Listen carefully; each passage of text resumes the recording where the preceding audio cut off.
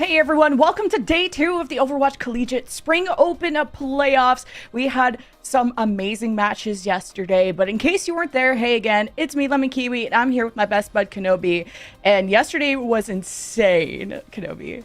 I know, and it was awesome because it was like, we talked about it before the broadcast yesterday. It was like the first time we were getting into really the nitty gritty of the 5 new heroes that we had that were released since the last time we cast together. And we saw a couple of them. We saw some Emra, saw a little bit of that Vendetta still really rising to prominence. Domina coming to the forefront, and a little bit of some memes with Jetpack Cat. Not sure if that one's real or if that was just a St. Clair thing, but we can get to that in a little bit. But it was a great day of Collegiate Overwatch, and now we're in that top 8 where it's double a limb, and really we can start getting into that meat and potatoes.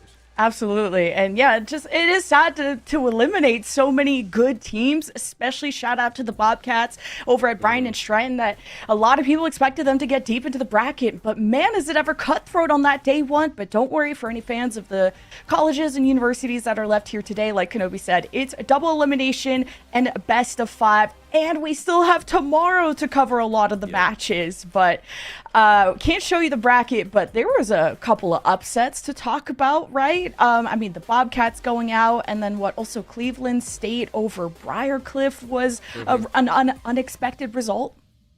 Yeah, and I think one of the things that's interesting about the kind of state of Overwatch, it was something that we talked to, or Collegiate Overwatch, something that we heard actually in the interview with Noxious at the very end of the broadcast, where it's like, there's no ISU anymore. And ISU was kind of this reigning cloud over the entirety of Collegiate Overwatch, where it's like, hey, ISU's in the bracket, they're probably going to win. Now there's no ISU, so now it's totally wide open and anything can happen. And we've seen teams, that we expected to maybe get to top 8, like the Bobcats, unfortunately not get in, but St. Clair, playing at such a high level right now. Can they beat Winthrop University in our first matchup? It's going to be really interesting to see who takes that mantle away from ISU because they had held it for so long. Well, the throne is open and we have 2 top teams facing off in our first match today, y'all. This is no joke. St. Clair versus Winthrop, 2 varsity teams that are also competing in the open bracket. In Kenobi, these 2 are stacked. Let's go over at least the one that we saw yesterday, St. Clair College, because we got to talk to Noxious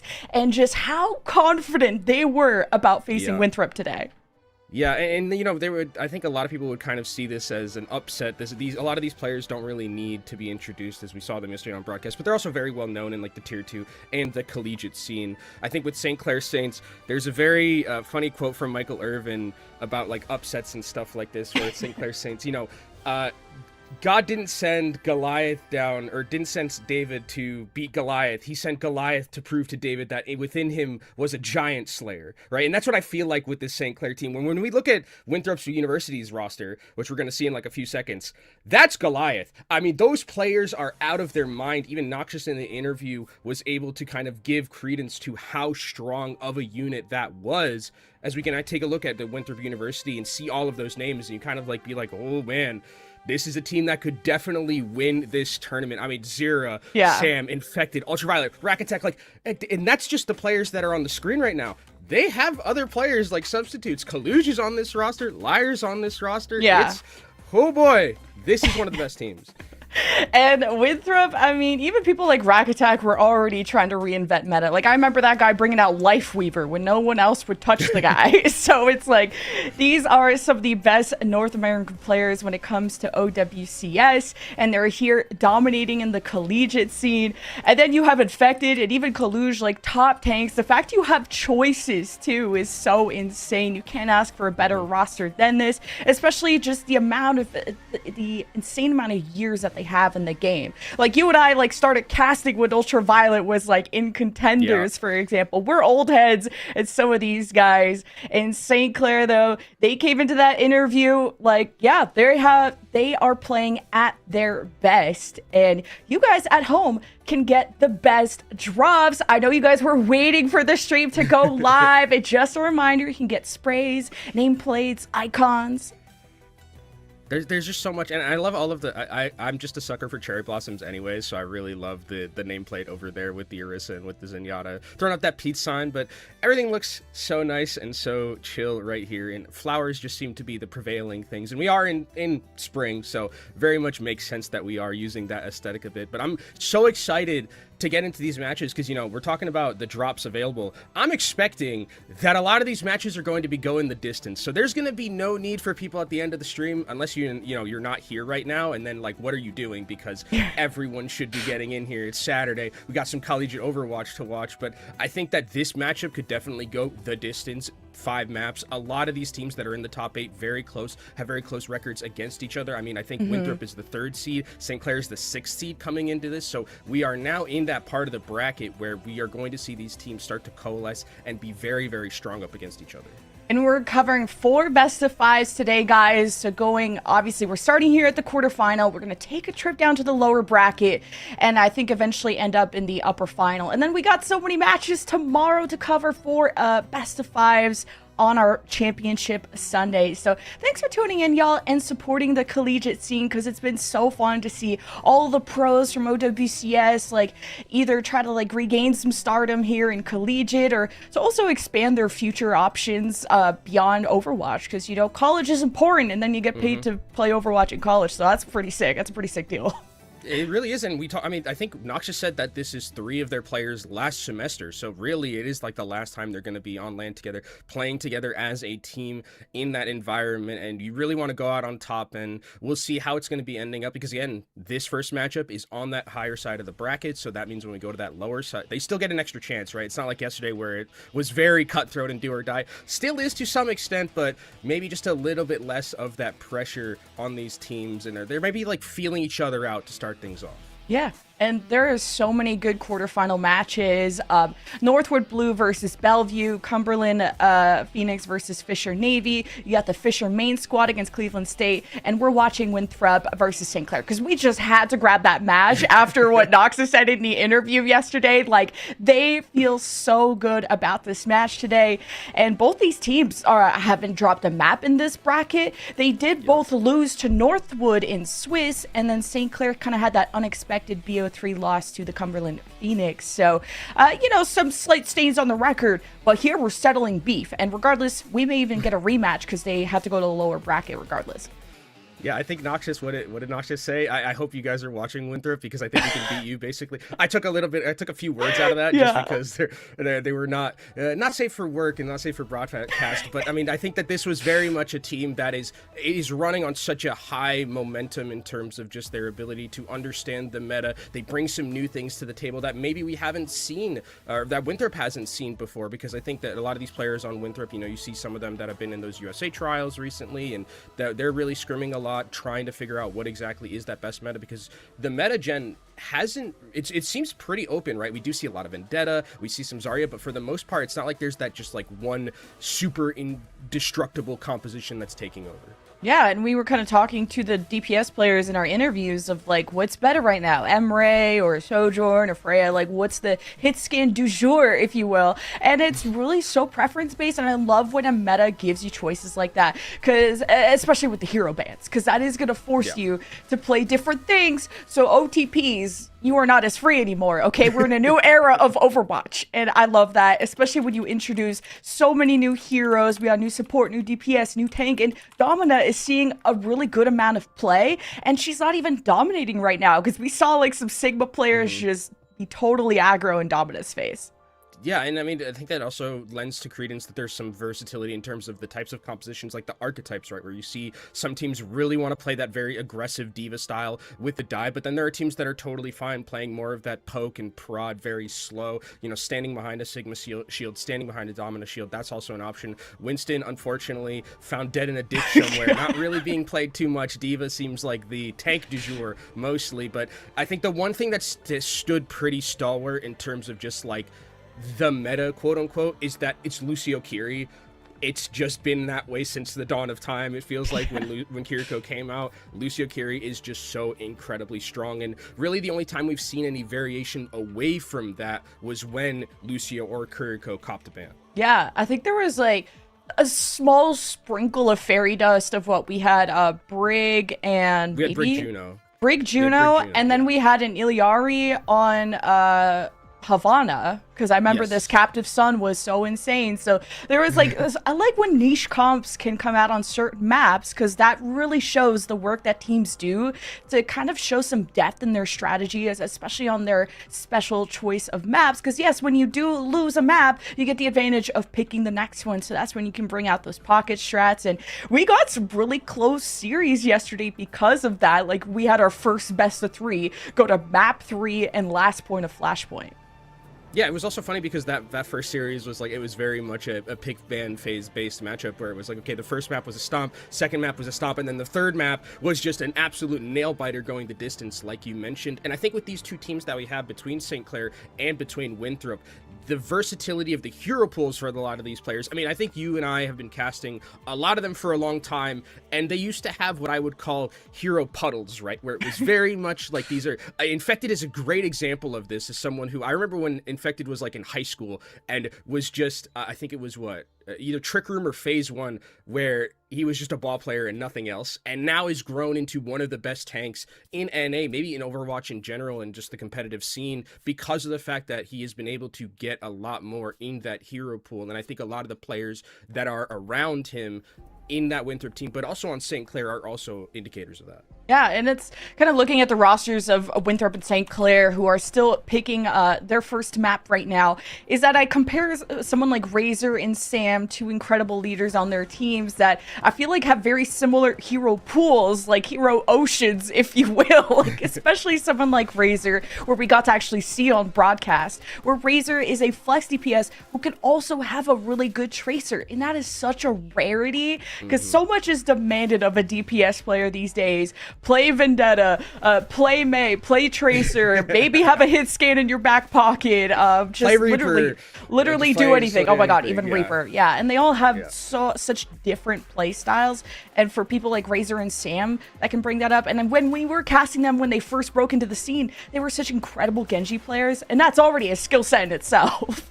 Yeah, I definitely cannot operate Genji nearly as well as any of these players. I mean, Razor is someone, and I think Sam as well, are both players that I really, you know, when I was seeing them come up in the scene, it was a lot of that Genji play. Genji's kind of taken a little bit of a backseat because Vendetta just seems like, it's like that meme of the guy in the photo book where it's like the guy, it's like Albert, and it's like the cooler Albert, and it's just the guy with the same person, but the other guy's sunglasses. That's what Vendetta feels like right now, where it's like, Vendetta seems to be the thing that really makes or breaks a lot of these compositions, and it also makes or breaks the tanks, I think, because we've seen sometimes Zarya being played, and Zarya is something that just like covers Vendetta really well, but then you have to adapt, and if they're breaking the bubbles too quickly, or if you're getting run down, you have to change and adapt how your playstyle is within the map, and that's also something to look out for.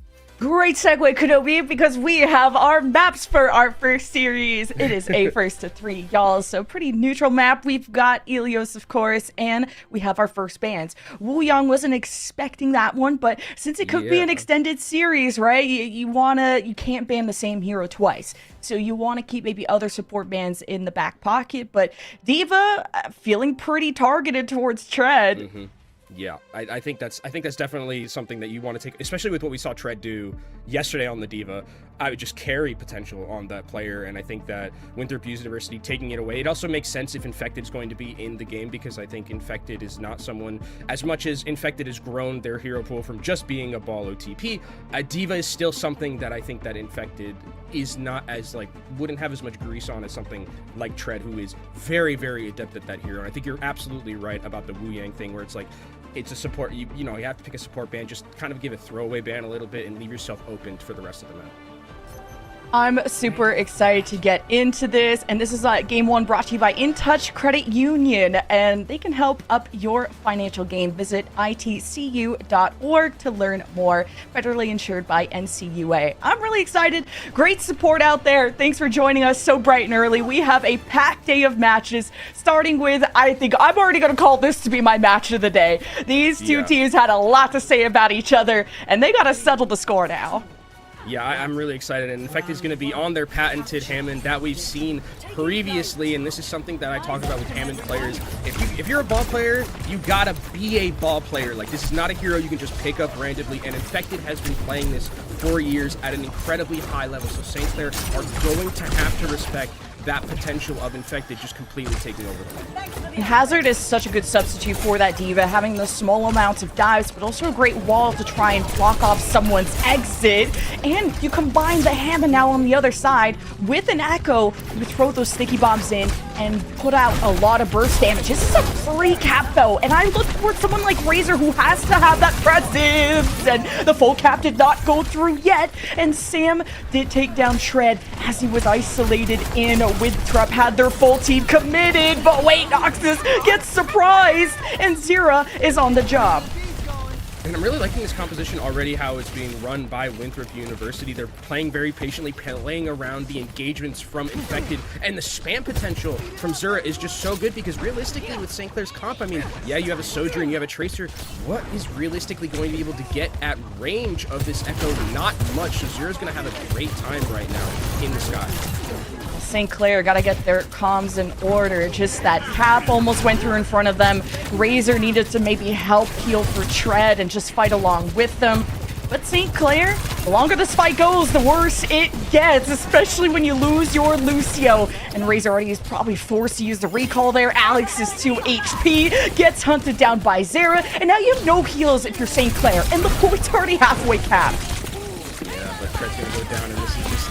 St. Clair, unfortunately, don't... I mean, the kill feed is trading back and forth right now, but I don't think it's going to be enough. And even if they do end up winning this fight, technically, as Red X gets taken out by Infected, if you have the tank and the other team doesn't have the tank, usually, I'm not very good at math, but that usually ends up as a win for that team. And Winthrop University, I think one of the things that we saw is Noxious.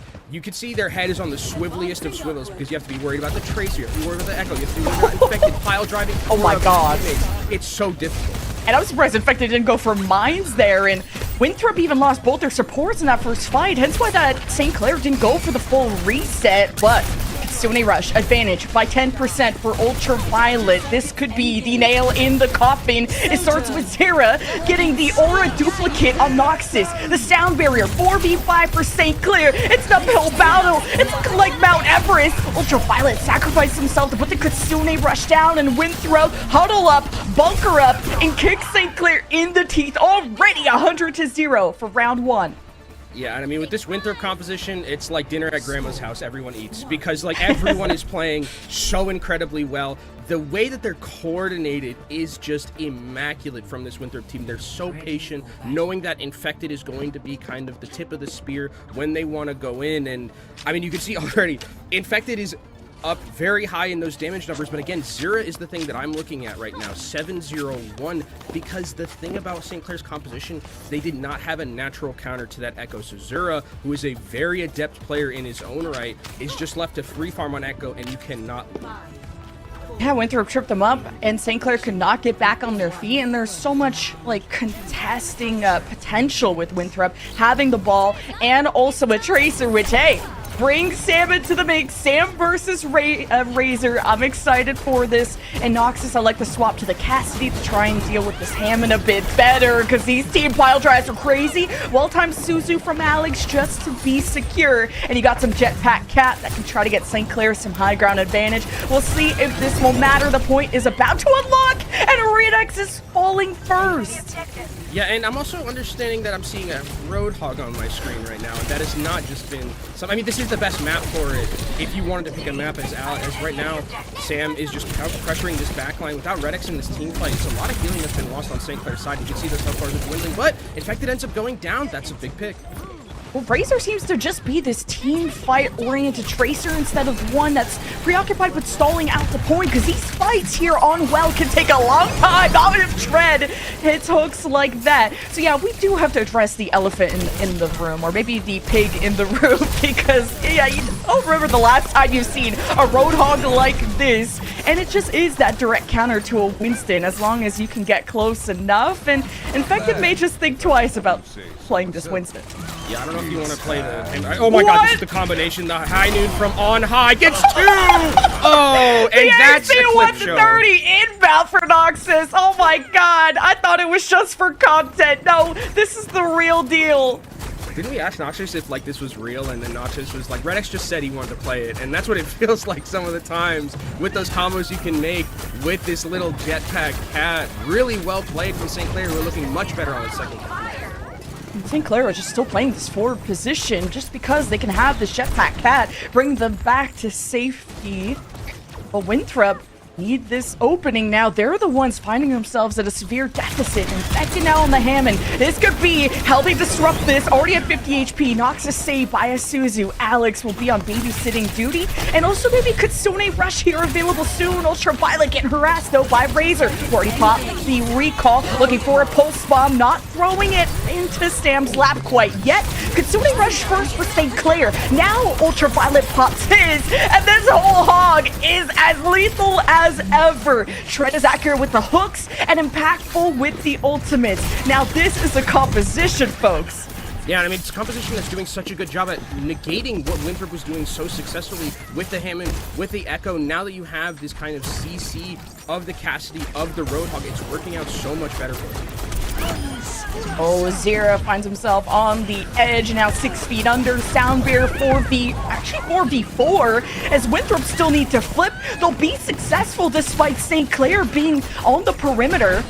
Now you need a full clean team wipe to try and get the objective back, but Tread is an absolute menace. He seems unkillable, especially with the Suzu after Sam threw his pulse bomb, so St. Clair just have to secure the fight, but they've lost their support and their Tracer, so a full reset from St. Clair is needed. But they do get it to that 95%, which is basically a last fight territory win for them. It was expensive for them to try and hold that, but they got a lot of the key ultimates out of Winthrop as well. But this is really where Winthrop's composition is going to shine. Having now Zera set up, having Infected set up, being able to continuously spam and bowl over those enemies. But here we have another AC-130 potential. You can see... Oh my god. Gonna happen. They're going to do it again, aren't they? This is the slowest helicopter ever. Who's gonna be a victim? Looking for the Hammond player, and the rest stay hidden. But this zoning did allow St. Clair to flip. Now Winthrop will be forced to fight in overtime with no ultimate. They gotta get Ultraviolet, as much Ultra as possible, and 150 HP in a dream. Shred will fall back, take a breather, take a seat. The supports are under fire. St. Clair can't handle the pressure. They can't handle the heat. They may just have to get out of the well. Winthrop have only lost one so far, and Infected, the easy MVP for me on Winthrop, will be cleaning things up for this fight and get Winthrop another chance. But they're actually like so lucky, St. Clair, that they were able to flip, because if they didn't flip, this map is already over right now, because they had gotten to that 95%, and with Winthrop's percentage, they would have easily taken. Walking into a Kitsune Rush right now, Infected, or potentially a Bull, seeing what he can find. Nothing just yet.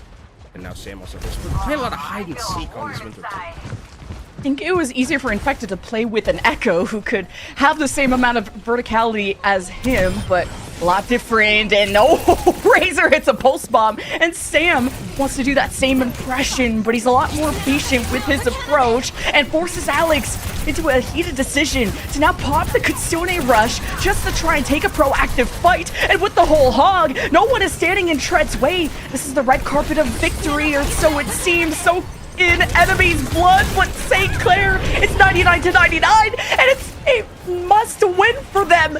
But Sam finally finds the pulse bomb that hits true, and St. Clair have no healers left. Winthrop are in the driver's seat, and they're heading for a map 1 win, and there's nothing Noxious or anyone else from St. Clair could say about it. Even Racer cannot contest for any longer. It's a 2-0 sweep on map 1 for Winthrop. Winthrop looked really good on that first map, being able to clutch out where it looked like that composition from St. Clair on the second map in particular was going to be working so well, but I love the decision-making of switching up their priority in terms of who they were focusing down, because when it got towards those last couple of fights, you can see as the IC-130 is going to be the play of the game, no doubt about it.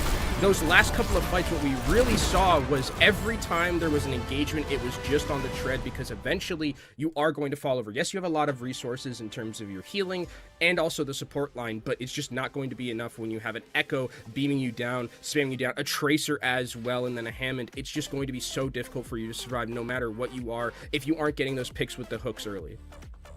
Man, the Sam versus Razor Tracer matchup, I could watch that all day.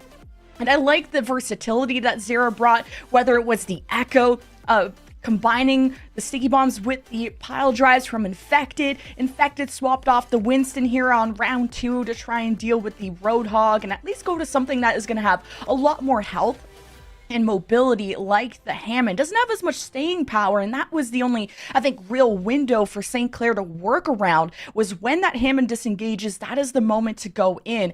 And Redux, although it really provided some fun utility to transport this Cassidy around, and that provided a win condition, I did notice that Redux was getting picked by the hit scans, the many of them that Winthrop had. So it was really tough for St. Clair's backline to live, and that's an important part when these fights go on for like 5 minutes on control. Yeah, I think the Jetpack Cat is fine on that map in particular because you have a lot of geometry to work around. I also like the fact that it is kind of like a pseudo, not counter, but the fact that you can actually dual echoes in the air if you are playing effectively and if the cooldowns are out from the echo. I think it's like, okay, if there was a team that I would be okay running, it was probably St. Clair right there, but I think a lot of it did come down to the fact that once the focusing changed from where they were going on Winthrop's team, the healing output of the Jetpack Cat maybe on release could have been able to keep Tread alive. Not anymore. It's just not going to be the same amount of healing output that you would have had from something like maybe, I think there was a Kiriko, but also like if you had a Lucio, Sound Barrier would have been really nice there, I think. So I think that if you're thinking about it from St. Clair's side, you had a lot to work with there that could have, I mean, first map, I think you just take it as a wash. And that map is also Ilios, which is going to be the best Hammond map that we're going to see probably throughout the entirety of the series so far. So you can kind of chalk that one up and now take yourself to somewhere that's not going to be available for Infected to just roll out that Hammond and take over a lobby. And you can only ban a hero once in a series, right? So when does that Hammond ban come out? It's really going to be map dependent, which speaking of that, it'll be St. Clair's choice of map, and we'll wait to see what their decision will be, because Tread got his Diva ban, and now that'll be back on the table. So, but we also saw Tread be so incredible with the Zarya, and combined with Razor's Vendetta, that was the, I think, part of the secret sauce of the recipe to success for St. Clair yesterday. Yeah, interesting that we didn't see the... I mean, I guess against Hammond, it's probably really not the most fun to run, I would say, the Vendetta. So now that we go over to some other things where maybe Hammond isn't going to be played in those compositions, Vendetta starts to see a little bit more prominence. I think that if, you know, is Nox just going to be playing a little bit more of that hit scan role? Do we want to go to some maps that have those longer sightlines, or are we just going to continue to maybe brawl it out a little bit more? Because now the dynamic of the map of the series kind of changes now that Hammond's best map has kind of been taken away, like I mentioned, and you can, you know, if you're picking that map on the other side for Winthrop now, you have to be worried about that Hammond band always going to be at the forefront. And I think as well, we do need to start seeing potentially Echo band if Zera's going to be playing it that well. And against something of those squishier tanks that we like to see, like if it's a Diva, like I don't want to see Zera's focusing beam as a Diva. I don't want to see Zera's focusing beam as a Zarya. That would be very scary for me. It's so hard to know what I don't think there is an answer for the ban phase, because these are the two most flexible teams that we probably have in the bracket, besides like a Northwood or some other team. Like, these players have been around for as long as Overwatch has been around themselves, so they just know every hero at like the back of their hand. And going up against Infected, one of the best Hammonds, if not the best Hammond in North America, that is no easy task for St. Clair. And I think the big answer could have been maybe Tread on the Diva, which got banned out. So this was just a good shout from Winthrop, but how much can you really abuse the Hammond going into the other maps? I think that is a big consideration for St. Clair going forward, and I'd love to see them fall back to, like we talked about, the Vendetta. But maybe there's so much more to St. Clair that meets the eye. Of course, the deeper into the bracket you go, maybe you want to start revealing some more cards, like the Jetpack Cat card got played. Yeah, we got to get some aces up the sleeve, especially when we're now like getting towards like, okay, it is the top of the bracket, so they get that one extra life, but they seemed very confident going into this series, and that first map didn't do, I think, justice in how confident they felt. But I think that as we go into this map in particular, I think I would like to see a little bit more like I would love to see them drop like a Watch Point Gibraltar right now, because that would force Infected probably has to play. You can play Diva because now it's like it's never going to be a problem because it's been banned already. But you also get Noxious on a very good map for long range hit scan. You also get to play Diva. Infected. Love Infected. I think I would take Tread in the Diva matchup, and Infected probably even just decides to play Winston, I would think, in that regard. So I think that's, if already you're looking at the pick ban, I think going there would be somewhere where I'd be looking to. I know. I'm like, I'll show my bias because we could do that in the Overwatch World Cup era, but like, you got a lot of the St. Clair people that are trying out for Team Canada. St. Clair also partnering with Team Canada, but then on Winthrop's side, you got a lot of that Team USA tryout players. So this could give you some flavors of what Overwatch World Cup will be like near the end of the year. I'm so excited for that time of year, and I like that this collegiate platform exists because it's just so much more time in Overwatch playing as a team and developing your hero puddle into a hero pool. And we're also developing our series as a map 2 has finally been chosen here by St. Clair. We're going to Shambali. Shambali's going to be the first match. So Domina's going to be taking the ban, which tells me that we're either looking at Sigma or Ramatra, because I feel like Ramatra has like lived on Shambali Monastery, I think, forever. I mean, in the lore, I think that's also accurate, but Ramatra loves this map because you have those corners to play around. The shielding is very good. Vortexes can kind of hit pay dirt no matter where you are, but Sigma rose to prominence very significantly yesterday, I think, Jen. We saw a lot of it come through, and I believe that second ban is going to be the ban from Winthrop. So I think taking that away from Noxious, very good idea. The Cassidy was doing a great job of mitigating the Hammond. If they want to bring out the Hammond, if there was someone who I would trust to do it, it's probably Infected on this map. But I think I would be very scared about like second. Third, I think in first you can like probably get away with it. Second, I'd be like, okay, probably got to switch off here to something like that. So I hate the dive on here, but you know, the Hammonds, they know where they could grapple on any map. But also, you don't want that weird AC-130 strat to ever come out again, because how do you counter that besides scream and cry and find a roof? Because I would be freaking out. Like, I did not log into Overwatch when I saw that clip because I just did not want to deal with jetpack cap. It seems like, well, Winthrop found the counter, not only on Ilios, but also through the bans. So we'll go to Shambali, I guess, in the midst of the day to see Winthrop on attack. I've never seen this map in the day. What? I've actually never seen this map in the daytime. That's didn't even know this was possible. That's awesome, though. I love it. It's so sunny and nice. It reminds me a little bit about Nepal, but looks like we are going to be seeing on the defensive end, at least to start things off. Razor is going to be back on that patented Vendetta, which is just the better Genji right now at the current moment. Noxious still gets to play the Sojourn, and interesting that we're going to be seeing Sam run the Emre. So we talked about to Noxious a little bit about this yesterday. It just seems like a preference thing between the Emre and the Sojourn, and it looks like Noxious, as we do get a pause just to... Oh my god, powering up. Did you see that screen? Going Super Saiyan over here, Razor. The hair's about to like start floating and stuff. But yeah, we saw St. Clair yesterday sport Razor on the Vendetta, and man, did they look good on Lijiang Tower, eliminating the Bobcats, which themselves were sporting some Emre. So maybe Sam taking a page out of Manuely's book. And Winthrop are gonna have to restart the lobby here, so we may have some differences in compositions, but really excited to see some Vendetta versus Emre. Yeah, Vendetta versus Emre, and I think Vendetta versus, or Emre versus Sojourn is also so interesting to me, because I think, again, that burst potential, it's very like, Sojourn feels like very much feast or famine as a hero, where it's like, you need to get the rail shots to get value, whereas Emre, you can kind of just spam for as long as you want. Yes, you're going to get value and damage output, but you just don't have that same one-shot potential. The pressure you're going to exude during like the neutral fight is a little bit stronger, and you have that ability to flank and a little bit more of the self-sustain. So I think that it's a great matchup to look out for and be aware of. I'm also wondering where, since we have the Zarya mirror now, I'm wondering where those bubblers are going to be. I'm assuming they're going to be on the Vendettas more so than anything else, just to get that value and get the charge up, make sure Vendetta gets to play a little bit more aggressively. But beyond I wonder, you know, we talk about Overwatch a lot in terms of taking turns, and those turns are going to be very, very important.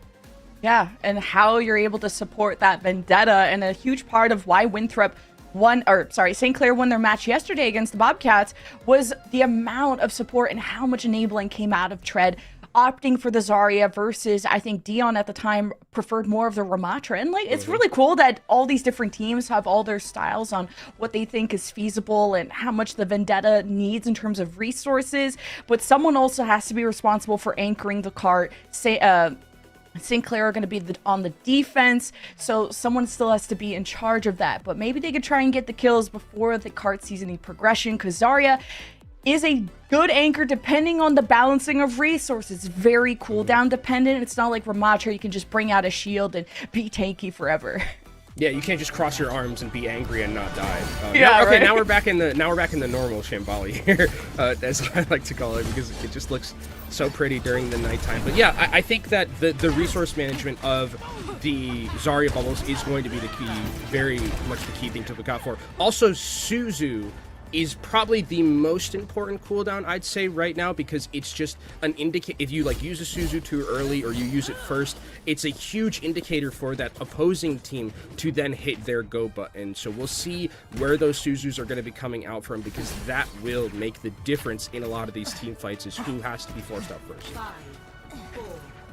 All right, we'll be Winthrop up in the series here in this first to 3. And they're going to see exactly what's up against them now. So this is very important to be, well, counting your bubbles. Really only on one hand. So the first one now already for Razor, trying to generate some initial charge. And the more you can kill the Zarya, the more you're forcing her energy to go back to 0. So a very momentum-based tank line as an engagement starts for Zira. As Sam finds an angle behind, already putting the pressure down, because the most vulnerable people on St. Clair have been these supports. And Winthrop know it, but Zira just gets abandoned. And now St. Clair have managed to stall the progress on the cart and get some serious kills going, including one onto the Zarya, resetting Infected back to 0. Yeah, really patiently played from St. Clair, and that flank from Sam just unfortunately didn't find Pater, but the really good target selection came in taking Zira down early, and that means that Razor can play pretty much with reckless abandon, not having to worry about another Vendetta in their face, and Zarya, great defense starting from off. A lot of posturing right now, but Winthrop need a decisive fight, but they also don't want to rush it, because you don't want to waste time, but you want to be productive. And now you got a clash of swords on the card. Razor going to take a back seat. Winthrop want to try and get some access to this high ground. They creep up towards the back alley, and Bubbles delivered to Zira, trying to slice through the final shot of Noxus, and does confirm that elimination. Winthrop even using the Suzu, or maybe that was St. Clair. Either way, they're really backing up. Without Ultraviolet, though, that was huge for Razor to stabilize this defense. Without Ultraviolet's healing, Winthrop have to slow down. Yeah, I think Trey got a little bit too antsy and self-bubble just for that charge potential, and that was really the go button for Winthrop to try and get aggressive, because they knew that they had a bubble advantage, especially throwing it down onto Zira to move forward. We're seeing Red X getting taken down extremely low, needs to be healed up, because these support ultimates are so important in this next fight. Sune Rush available pretty much for both teams, so who's going to be pulling the trigger first? St. Clair can even play this back second corner, but they're going to get active early. Katsune Rush's exchange at about the same time. Tread's got a good 10% advantage for the Graviton Surge. That may make the difference, especially when the sound barriers come out, but we may not even get an extended fight. The grab still comes out, and Winthrop are trapped with no support ultimates and no raft to bail them out. A big fight win for St. Clair. And that's just a 5% difference right there. You can see it Infected 96% towards that ultimate. Tread getting it just a little bit sooner, playing a little bit more greedy on the Zarya, but it ends up paying out in dividends for them, because they get that Graviton Surge. It's massive. It takes down all those members, and now you can see Noxus on the flank. Overclock at the ready. Here comes one. Oh my god! And then you got the Lucio escorting you with the fade away, the wave goodbye to Sam as Winthrop gets shut down on another fight. Less than 60 seconds.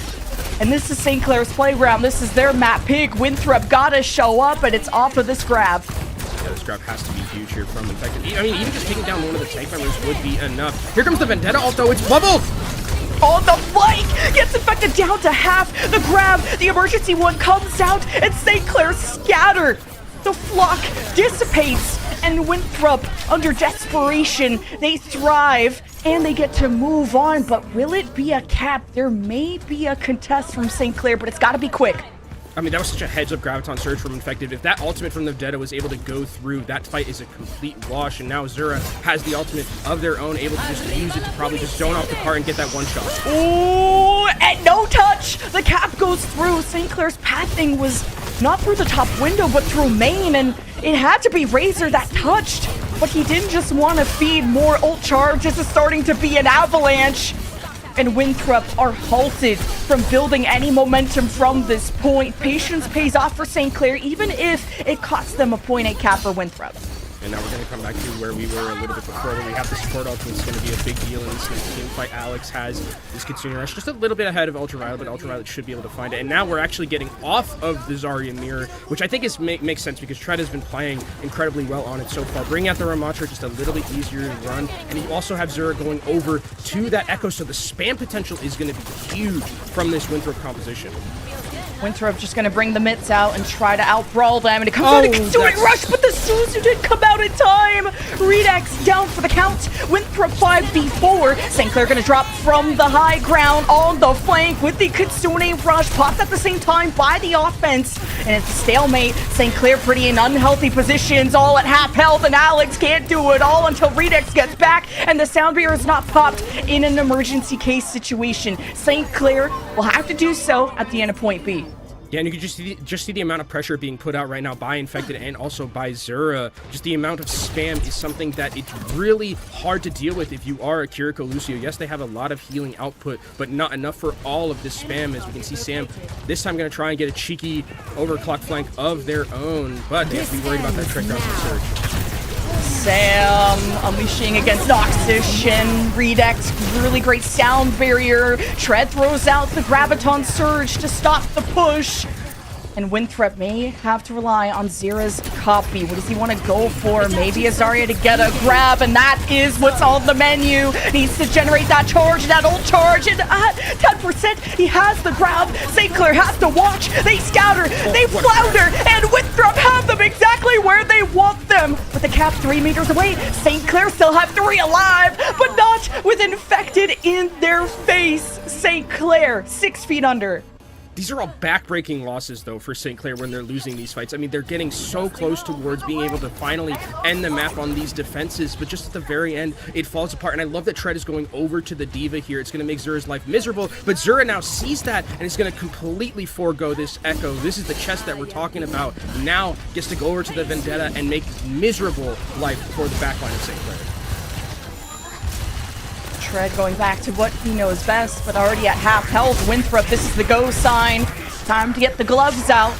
Infected just focusing on that progress, but St. Clair have a platform to play on. This is where Razor can drop down and even start charging up his ultimate here very soon and have some cover to play around. But Infected, does he wait for the sound barrier for the annihilation or just a good group up? Infected may have to pop it here soon. The Suzu was used here for St. Clair, and that is an indication for Winthrop to maybe take a favorable fight. They are being gifted some progress here, so Winthrop are going to accelerate with the Kitsune Rush. Alex doesn't have his yet. This is a big difference. Razor tried to slow down the momentum with his own ultimate, and now Alex with the late Kitsune Rush will stabilize St. Clair. The heads are above water, but for how long? Infected with the annihilation, waits for the sound barrier, and Redex gets denied from using his to maybe save the team, and he may not get to use it at all because Winthrop are going with a full cap here very soon, although Tread is going to touch here at the last second. Redex with the last second sound barrier to just shave off a few seconds,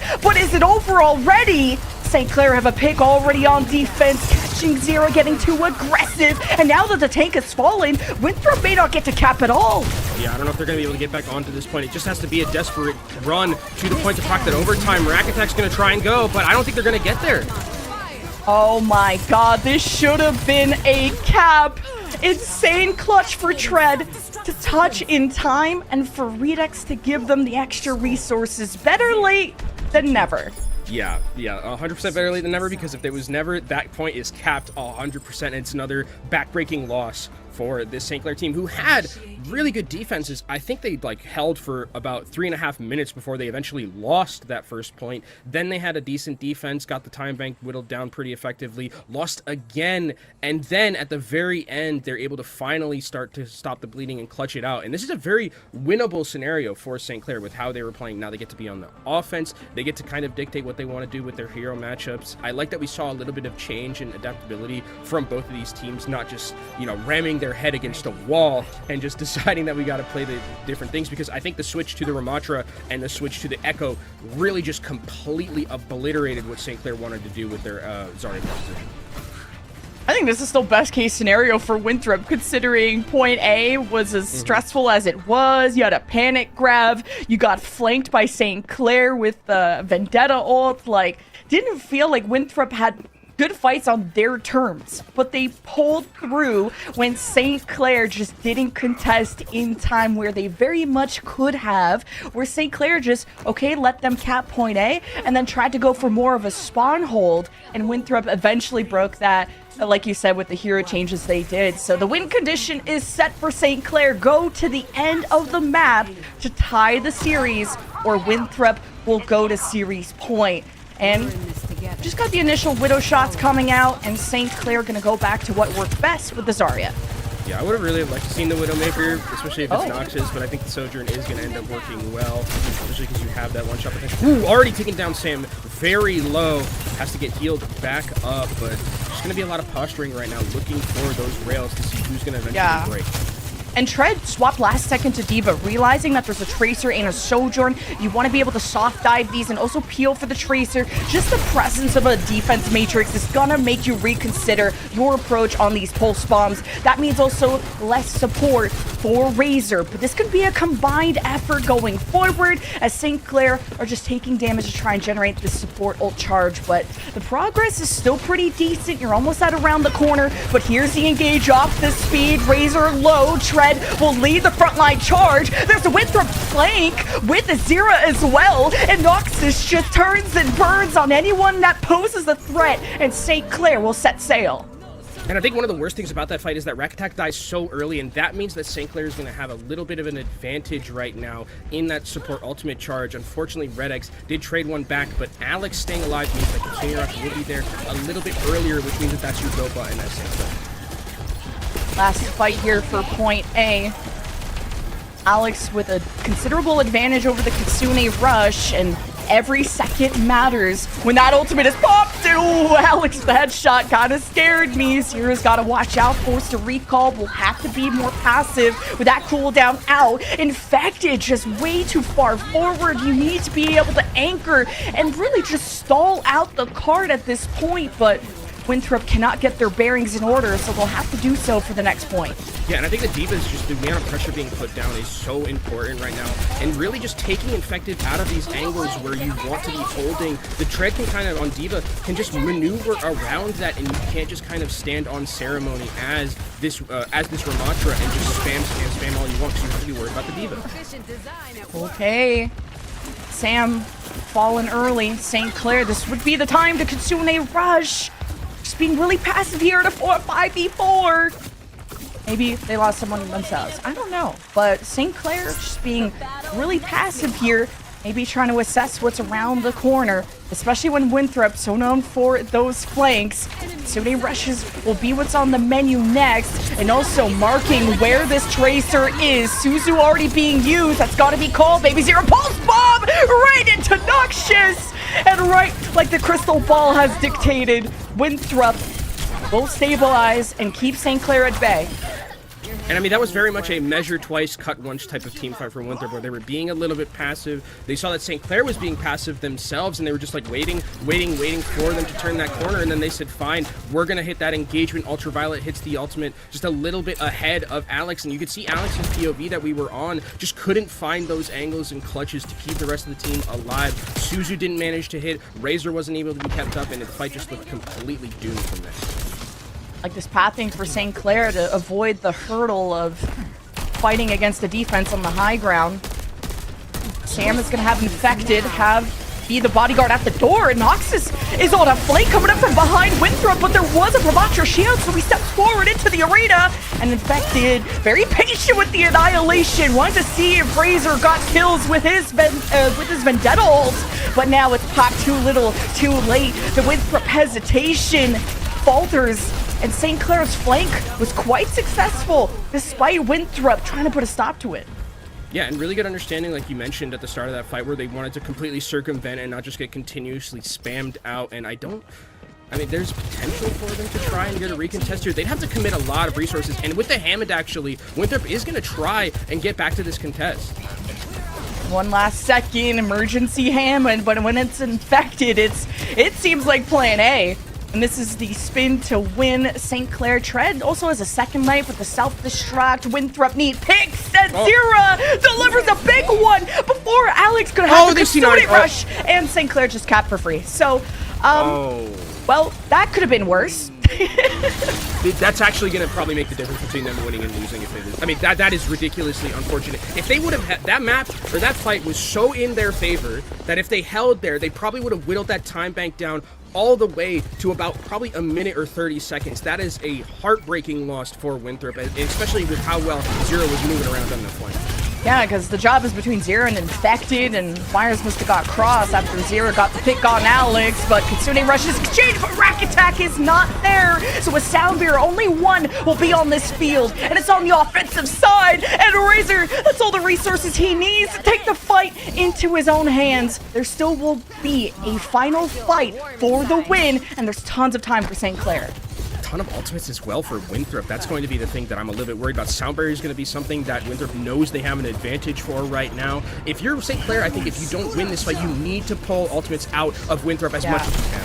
Sound barrier engage. Razor has to be priority number one. And he will fall back very low. Tread has now been discovered, separated from the team, and St. Clair will have to reset. And that's pretty fine to do considering you were facing a sound barrier team. So St. Clair, with 2 minutes left, will have time to think. But it's really good patience from Winthrop being able to hold on to a lot of key ultimates coming into this next fight, ones that St. Clair aren't going to be able to match. You can see Infected just waiting patiently. This minefield is going to get a lot of value, and that time bank that looked at 3 minutes looked so good, now it's been whittled down to only a minute 40. Yeah, good calling here for St. Clair. Let Tread do this discovering, but Sam is discovering some more bodies to turn them into cold, and Razor can only deflect so much. Tread is trying to peel against Emre, but he owns the skies. Sam finally take it down, but Zero, also the star of the show, by the way, getting a 3K off the screen. Winthrop can always rely on him to pull through for Winthrop. And that's a fact, and that's also a fight where Noxus unfortunately just didn't manage to find value. And now if you're St. Clair, you're a little bit worried here because if you look at just the macro, yes, Razor's going to have ultimate, which is the biggest thing in this next team fight because you have that ability to get that one-shot potential, but Zero has been so good on these flanks. Now as the Pulse Bomb, the combo along with it, definitely one of those players that can easily clutch this fight. From 2.5 minutes to now less than 60 seconds, St. Clair, we gotta get it together. Kitsune Rush gonna be the big one. We'll see if Razor can chunk down Infected if he's in an really stationary position.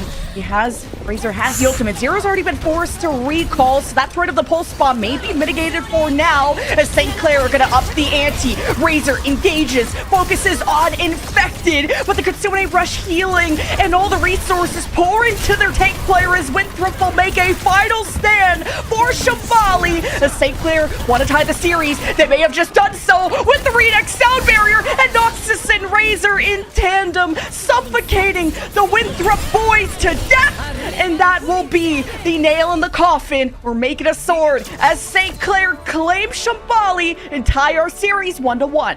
And how much time did they end with? 9.3 seconds, Jen? Imagine if they didn't see 9. Imagine if Winthrop didn't see 9 in that fight. This is easily a 2-0 right now. Really heartbreaking loss, I think, for Winthrop, especially because this is a map where you pulled out the Hammond, and now what you've done, I feel like, is you've given that momentum way back over to St. Clair. That was a map where they beat the Hammond composition, which is something they hadn't been able to do prior.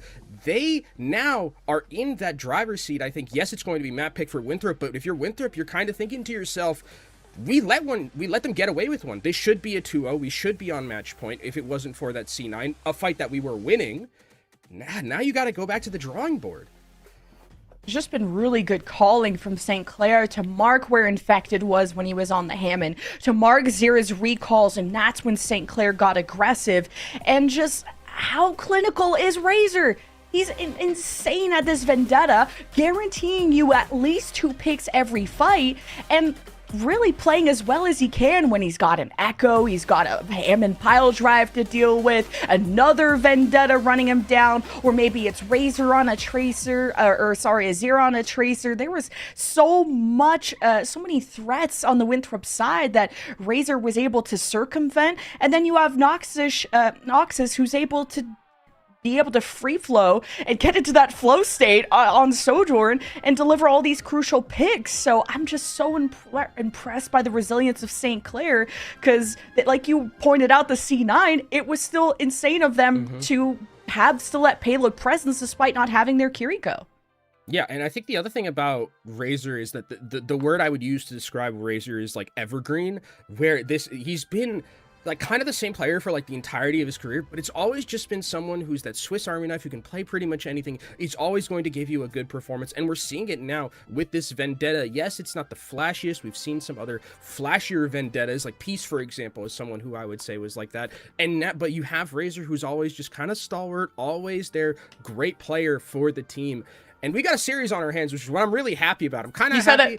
I don't want to upset the Winthrop fans. I'm kind of happy they C9 because we're going to get more Overwatch, and I bet some of the people that are watching are happy we're going to get more drops in that regard. So I'm pretty excited about what we have from this series so far, because now like the gloves are off because St. Clair has beaten that Hammond composition, and now they're thinking, okay, we got some momentum. We can hang with these guys. Yeah, and that was St. Clair winning on Winthrop's, or on their own map pick, right? Yeah, because Winthrop won map one, so St. Clair winning their map pick. And now the ball is in Winthrop's court, and they got a ball player too. So guess what? We may just go to a ball map. And I mean, my favorite ball map would probably be Blizzard World. But well, like if I had to just ponder the crystal orb, because I was kind of hitting that crystal ball, I don't know, during Shambali. I'm gonna say Blizzard World. I'm getting vibes of Blizzard World, but also I just want to go to a theme park. So we'll see what Winthrop's actual choice of map will be, because I'm not a coach.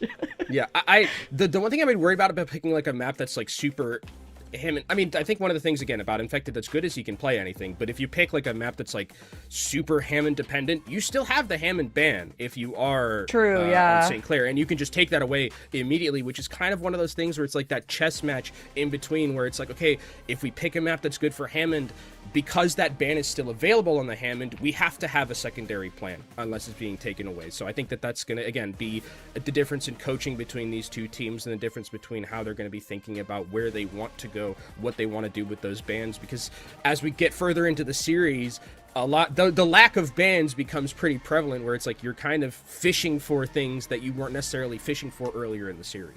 And speaking of, well, if I'm not a coach, someone's got to be on the Winthrop side, and they have none other than Coach Wheats, who very well known for Team USA and all the OWCS teams that he has coached. So Winthrop got the best brains that money can buy, or the best brains in the operation, to try and decide what their strengths are, because there's still a lot of Overwatch yet to play now that our series is tied 1-1, and you guys get to farm all the drops with us, which is so exciting. And that map couldn't have been any closer. I was worried when Ilios was 2-0, although it was like 100-99 on well. Maybe it gave you shades of this series could be close, but the 100-0 kind of scared me at the beginning. Yeah, I was also scared. I was like, oh. I was like, oh, please don't be a 3-0. St. Clair, you told me that you guys were so ready for this series. You wanted to win so bad, and then you come out and it's you get goose egged on the first point, and I was like, oh no, this is not ideal. But hey, strong mental fortitude from this team to continue to fight and continue to push forward.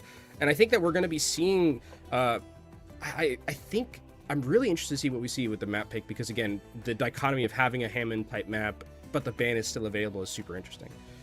It is, along with, man, there's so many maps to choose from, and Winthrop, they seem to got a lot of choices, because they're taking a hot second to pick, but that just kind of ups the tension for us and the excitement.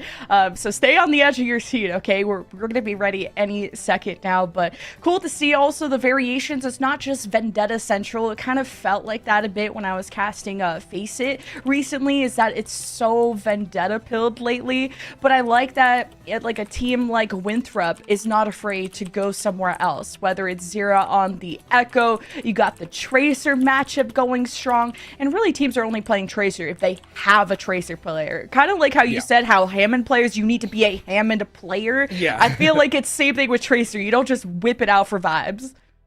Yeah, I think it's definitely one of those heroes where it's like, you can't just pick up, it's not like Reaper, where you can't just pick up, like Reaper you can just pick up and just be like, oh, I fade, I shadow step in, I shoot my shotguns, I love the Reaper guy. There were a lot of copy pastas in chat yesterday from Twitch. So I hope like maybe this time we're going to have the Reaper guy copy pasta going over right now. But I think that like it's interesting to see kind of where Tracer fits a little bit in this meta as well, because like flanking maps are so important, and I think that she's also worthy of bans a lot of the time.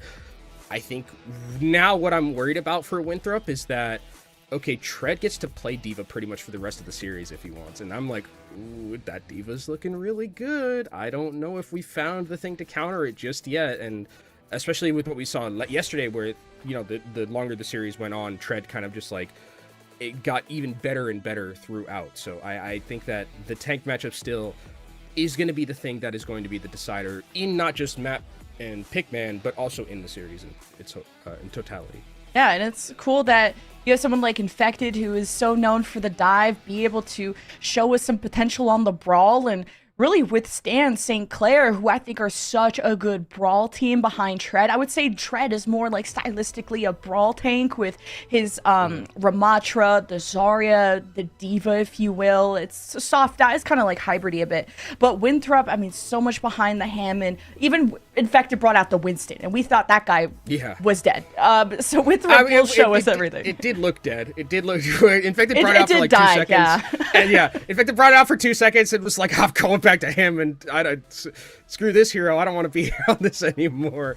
Ended up switching it up. But I think that, yeah, I think that as we continue to yap, because unfortunately one of the players had to, you know, run to the restroom. Hey, you know what? Get it all out now. Don't want to have that happen in the middle of the map and then it's a pause and then we like, you know, it's even worse in that regard. But I think that, again, this is a very close series between the two teams. It's understandable that this is the 3rd and 6th best team that we have going from, you know, if we were just to look on judging by seeding, it definitely makes sense. And I definitely think that you were right when you called it. This has potential to be the best map we have, or the best series we have all day. And certainly with those first 2 maps, it's shaping up that way. And we finally have our picks. We're going to New Junk City with no Ramatra, no Vendetta. But if there's one team that I think that can do really well without those, it's Winthrop. I mean, they were already showing us so much Tracer Echo or Emre, like whatever it was. Yeah, and I think the other thing about, you know, no Vendetta makes sense because I think Razor was having a great performance on it. Ramatra ban is interesting because that seems targeted specifically at Infected. So now I'm like, okay, what does Infected play here? The Zarya matchup is something that I'm thinking of. Maybe there's also the Domina that you can see because we've the Domina was banned in our last map. I also don't want to put this out into the universe. Junker Queen, I don't know if that hero is real anymore. Kind of like Winston, but this is the map where, you know, we could see it potentially happen. But this feels to me that maybe we're going to be going to something a little bit more brawly, or it's going to be a Zarya matchup.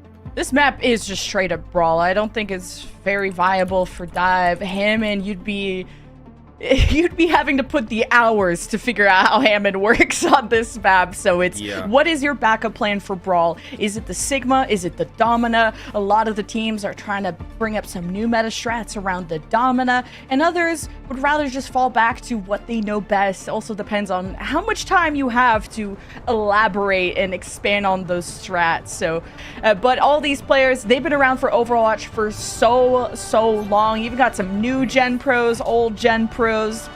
So Orisa would be hella hype for me, but I know Orisa's kind of also another dead brawl tank. Infected though, how often you get to see Infected on Sigma? This is going to be exciting. Yeah, this is going to be something interesting to look out for, and we'll see if it's going to stick, because I think one of the things about this map in particular, there are points where you can play the Hammond and it does end up working out, but it's like kind of playing Russian roulette. But it looks like we are going to be seeing more so of this change back towards the standard matchup of the off tank, where Infected is going to be on that Zarya, which makes sense because I think out of all the off tanks, this is probably the best one that Infected can. And also, you know, Tread loves D.Va, so it's out the Zarya is just a natural counter to that. We'll be able to matrix those right clicks, but not as much of the primary fire as Infected, trying to generate that charge while not exposing himself too much. Noxious, already at half health, has to fall back, and St. Clair trying to anchor their best while managing the resources of a defense matrix.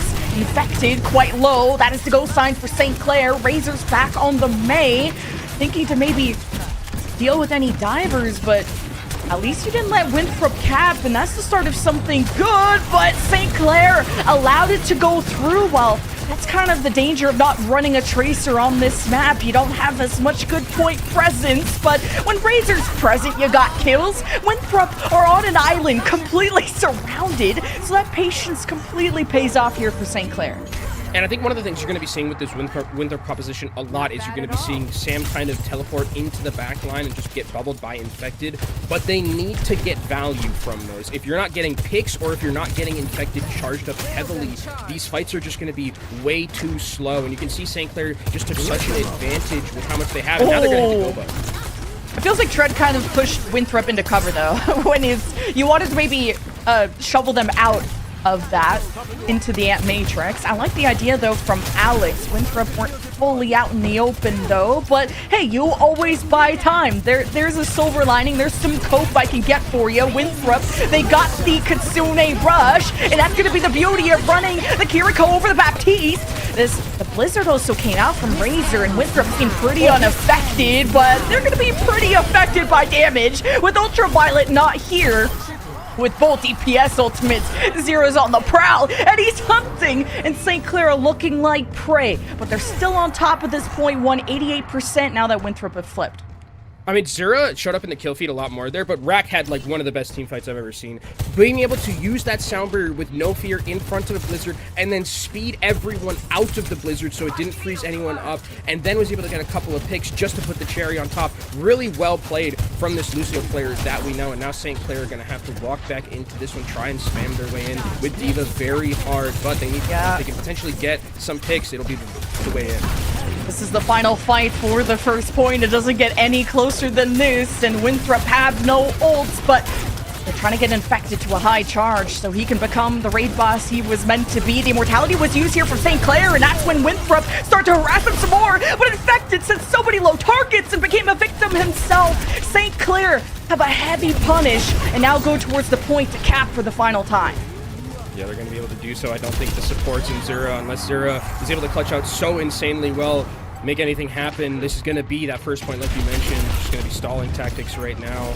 Infected is back on the Hammond, so they want to try and win this one, but Ultraviolet just gets absolutely assassinated. Yeah, D.Va's so good against isolated targets like this. The Reaper's going to force out a good amount of Matrix, but Tread has it all in tow. Now 99% for St. Clair, confirming these kills. I think it's also pretty important because it got Razor almost to another Blizzard. Yeah. Self-destruct is like a nice other life, but the sound barrier advantage is also what I'm looking forward to in point 2. Yeah, I'm looking at that stall and I'm thinking, like, you just gave like a bunch of alt charge over to St. Clair. Like, I don't know if that's worth it just to stall that much. I mean, a nice juicy tank target, you get Red X up towards the sound barrier, and now St. Clair are gonna know that they have such an advantage when it comes to that map. And St. Clair already had the advantageous position of actually still being on the point, but Noxus got caught. And Sam just was right in his face already. Like, St. Clair were just not paying attention. They were maybe trying to be aggressive, and wires got completely crossed when Winthrop snuck up from another angle. And you just have to be more aware when you're facing a Reaper team like this. Yeah, it's a bit of a comedy of errors right now, and that can't happen, especially when you have a D.Va who's able to just basically should be checking the Reaper at any point with that defense matrix. And now what you've done, if you're St. Clair, you've let them cap on Winthrop's side, but you've also let them get back up in terms of that support ultimate charge. So it's just a really disastrous start to this point for St. Clair.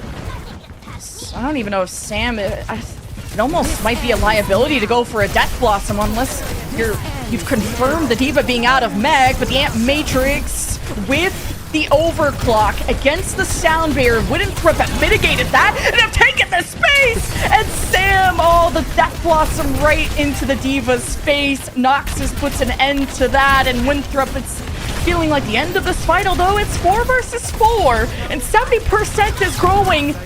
But without Ultraviolet, there's not going to be much left in the tank. The Blizzard comes out Infected as a bubble to get him out. He'll be cleansed, but not cleansed of this evil. St. Clair, they're looking like villains. But Zero just hit a 2-for-1 and 3. When his back was against the wall, Zero bit back. I mean, I don't know how Winthrop was able to clutch that. It was on the back of Infected being insanely charged after that entire team fight. Yes, Sam gave his life necessarily to not really do much, but what it did do, and what all Reapers should be doing in this situation, is give your Zarya 40 charge. That's what the Reapers are for. That's exactly what it was able to do, and now Winthrop are able to tie it up. And that's a nutty shot from Zura. Oh my god. And somehow Sam got the credit. I don't even know, but Winthrop... Oh, they have Sam teleporting in with bubbles. Vendetta who? This is like old guard Vendetta now. Like, yeah, Reaper's totally a dive hero. Well, Sam's gonna prove it. He just has to be more careful with the Death Blossom. That's like not even a real ultimate anymore. Yeah, I think, again, that Death Blossom is just there to give Zarya 40 charge. And that's about it at this point. I don't think there's anything else in Waste a Little Matrix. That's about how it's going to be going. But you can see always these bubbles going onto that Reaper, and Infected is so juiced right now. And Sam's okay. He's got the Wraith, even though he was walled off. Amp Matrix from Alex. Try and pressure back. A duel against Zera, who didn't manage to get too much value off of the overclock because of Alex. So... they're really matching blow for blow and band for band, but it's Sinclair trying to flip, and Shred can't do it against a 100 energy Zarya, by the way. Gotta be careful. Noxious will get the Sound Barrier. Winthrop will cast their second. Blizzard thrown from Razor. In fact, it has bubbles, and I'm not really seeing anyone frozen. Winthrop have all their ducks in order, and they're at 70%. This may just be another 100-0. And I'm really loving what the Reaper is kind of doing, even if I'm just like memeing about how it's just there to give 40 charge. It's being played almost like a pseudo off tank right now, where Sam can just literally sit in a corner, hold space, and because those bubbles are just always going on to him, you can't aggress if you're Sinclair. There's no way in, there's no way for them to get back onto this point, and now it's on flash point right now for this Winthrop side at 2-1, and they're going to be going to a much more open area here, but still, if you're St. Clair, how do you get past this Reaper? He tried to wall him off, but Sam has learned his lesson and keeps the Wraith for that emergency case, but oh, Zera was isolated here. St. Clair dove him, and the Death Blossom went crazy.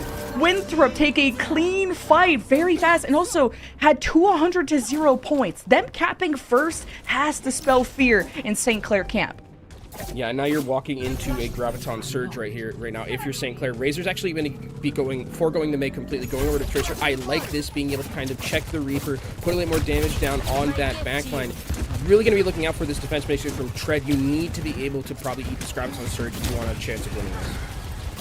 St. Clair don't have an easy of a win condition in terms of tank. Ultimates will do what they can, but Infected under fire. Winthrop with the advantage of Kitsune Rush, but it's a double kill with the overclock. Noxus is coming for the backline. The kids in the paycheck. There's no standing a chance when he's on Sojourn. And Winthrop did squeeze out 44%. So this is gonna go the distance. And I said Tread needed to really pop up, but there it was, I mean, just the fact that Noxious was able to clutch out really hard on this Sojourn. It feels like the first real pop-off potential moment we've seen from Noxious so far, but they do have to be worried about Winthrop coming back in. The Graviton Surge still in the back pocket. Zero also very nasty with these overclocks. Have to be worried about that. Tread's head needs to be on a swivel with this defense matrix. This ends. You gotta get value out of this Amp Matrix too, because you gotta justify the Diva, the Baptiste that isn't getting as much value, or it's mitigated against Winthrop, and the overclock is now expired here for Zera. Not able to get as many picks as they would hope for, and this has to be a retake for Winthrop, where we're going to a 0.5. And St. Clair hanging on to the nail, and now the Sound Barrier is used while their tank is missing. Right to the Graviton, right to the grasp of Infected. A bear hug will send 3 to the grave. Confirming that on now onto Alex after the immortality. We'll prevent that for a moment, but Winthrop back on the point. And I mean, I like the decision-making of using the Sound Barrier there just to force out the Graviton Surge from Winthrop, because you're saying at that point, maybe we'll get 2 extra fights, but this next fight, the Graviton Surge, or the Sound Barrier from Winthrop should just be able to overwhelm St. Clair in this next team fight, unless Razor can somehow find a miracle Pulse Bomb, because now it's match point and it's last fight. It's gonna be good that Alex back on the Kiriko. Sound Barrier tempo engage. Only 3 from Winthrop actually benefited from it, but it does not matter because St. Clair, they're losing profits. This Reaper is in your face, and St. Clair couldn't really set up a good fight. Now they're already down 2, and perhaps their most important person, no heals and no hope, as Winthrop will be taking New Junk City and going to Series Point. Winthrop with the Reaper make it work, kind of this pseudo off-tank playstyle, and there, that last fight perfectly played from them. The way that they saw that the flank was coming in from the Tracer, immediately after that Tracer is forced out of that team fight, hit the sound barrier, run at the rest of the team. There's nothing we have to be worried about. St. Clair, I think, gambled very heavily using that sound barrier and just didn't end up paying off. Oh, this feels like a gladiator match, though. Like any good ultimate that were to come out in the right decision, the right time, just gets countered by something else. Like whether it's Ant Matrix versus Overclock, you got the Death Blossom against a Diva Matrix. Both Sojourns popped off. This was a really hard match. I thought for sure we were going to 0.5 and Winthrop pull a rabbit out of their hat. Yeah, especially with how the start of this went. I think if I'm being like super nitpicky for St. Clair, maybe they stuck on the May just a little bit too long. I think it didn't really end up finding a lot of the value, especially with how well Racket was maneuvering the team in a lot of these team fights with the speed and being able to get out of Blizzard and not see value. But again, this team is just such a well-oiled machine. They know exactly what to do. They know the limits of their composition as well. And I think one of the things that we see a lot of with this is their aggression really paid off a lot of the time, where they would make just snap decisions. Like in one of those replays, you know, it's just like, hey, the Zarya and the Sojourn, we're just going to dive the Baptiste in the backline. There's no way he's going to be able to live. I think this is like worthy of being a grand final. I can't believe we're sending one of these teams to the lower bracket, but these colleges have invested into some of the best players that Overwatch have had, and we are treated with another banger of a first match, just like yesterday when we had like a map 3.5 on Flashpoint. Like, we're being treated with another good one today, and we're gonna have to take a quick break so our players can also catch their breath, because I'm sure that was more stressful for them. So we'll see you on the other side of this break.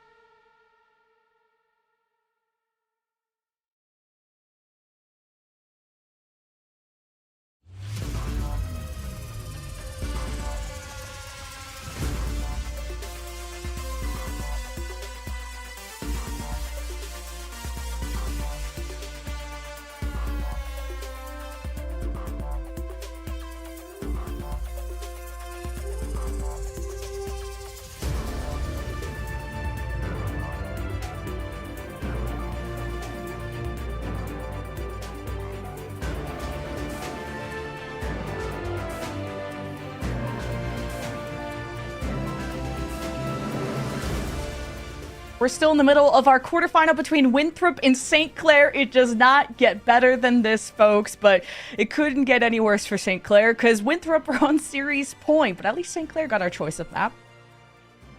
Yeah, and I think one of the things about this is, like, we talked about how it's a little bit reminiscent of yesterday where we went the distance, and I think this one, much like Hercules, can go the distance because of how well these two teams have been playing. That last map did feel like a little bit stompy after the first flashpoint that we saw and how well that they were maneuvering around that Reaper. I don't think the Reaper's, like, worth a ban or anything because I think that now we're going to start seeing Vendetta again. But Infected, to his credit, I mean, played the Zarya extremely well, even though a lot of it was just kind of, hey, throw bubble on Sam, get 40 energy, then just, like, really, really take it to the defensive end. But we do see some different bans. It's the Brigitte ban and a Tracer ban, which makes sense. I mean, the Tracer ban definitely makes sense on Esperanca because of the fact that it's so good for flankers. Tracer's probably one of her best maps on this. I imagine this Brigitte ban is specifically to negate a support ban on the other side. I think it's and it's Winthrop that decided to do the ban on Tracer because I just immediately had to zoom in on who banned the Tracer because that means you don't want a Tracer mirror. So who's scared of the Tracer mirror, huh? Because, man, I couldn't tell you who was better than Zera and Razor when they went at it on Ilios and some parts of Shambali, but it's Winthrop that wanted to avoid the Tracer mirror. So maybe Zera and Sam are going to have to do something else where, you know, Zera can flex literally everything, and he was incredible on the Echo to try and ban or try to counter out any Vendetta. Yeah, this is also a very good Echo map, so I think it's definitely something we have to keep an eye on here. The Brigitte ban, again, just feels a little bit more throwaway. I think this is a map where we probably see, you know, D.Va's definitely very good on a map like this. It's a little bit more enclosed. Zarya can still be very, very prominent. And Hammond? I absolutely think Hammond could be solid here. Hammond, 100%. It's in. If Infected is in, I think Hammond is viable on pretty much any map, unless like they will find a way. Is there a map? Is there a map that I would really hate to play Hammond on, even if it's Infected? King's Row. Yeah, probably. Finally answer Steve. I don't know. Well, actually, wrong game show, but like, yeah, I would probably Coliseum. I would never want to see a Hammond on Coliseum. Never want to see which one I hate more, King's Row or that. But I don't hate it on here. Just that central pillar. It's very Dorado-esque where you can kind of swing around that central pillar and be super annoying. But Winthrop did work well around the Reaper, but that was only because Vendetta was banned. So are we cooking? Sam is like, let me do it again. We won, let me do it again. And you can't really, if it ain't broke, don't fix it. Yeah. I mean, they can always change at some point, but I think that, like, I mean, I think the way that they were playing around this, it did scare St. Clair a little bit because the Reaper does offer a lot of that damage and is extremely safe and basically guarantees you, again, that positioning where you can play a little bit more like an offense. Well, somehow Sam was already booped off and out of this fight.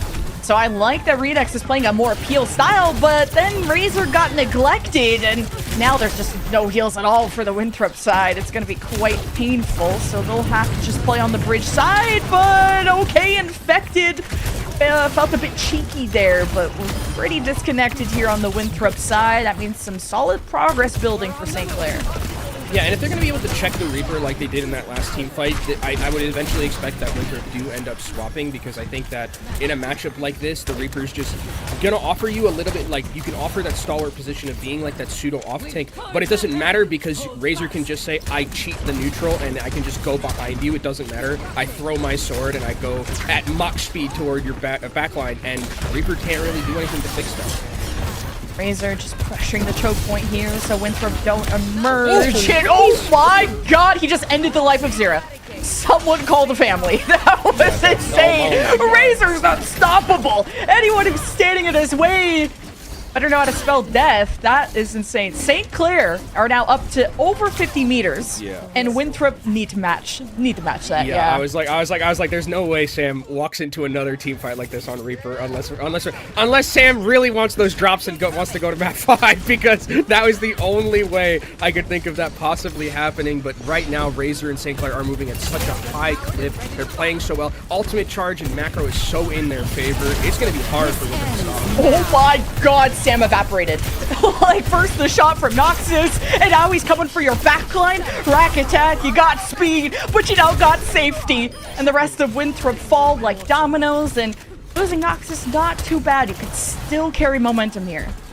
And now it's like, it's one of those things where it's like, okay, like I would say no map is uncomebackable, especially on this, but like you have to work so hard now if you're Winthrop, and you still have 7.5 minutes to play with, and St. Clair looks like they're moving and grooving so well. Here comes the overclock. It's nothing. And it's so cheap for St. Clair. They won that last fight off of just a single overclock, and now it's a Kitsune rush versus nothing. Winthrop, I mean, maybe attempted to overclock. Zera's dead, so in the blink of an eye, the win conditions are gone for Winthrop. 125. This is an avalanche, and this is a hemorrhage. St. Clair are throwing more Hail Marys at them. A Graviton Surge, a Sound Barrier, just to play mental warfare against Sam, who is the sole survivor, it feels like, on the Winthrop side. Kitsune Rush from Ultraviolet was still into effect, so still have a stronger advantage on Winthrop, even while the spawns are just that close. Razor got grabbed. He does not care.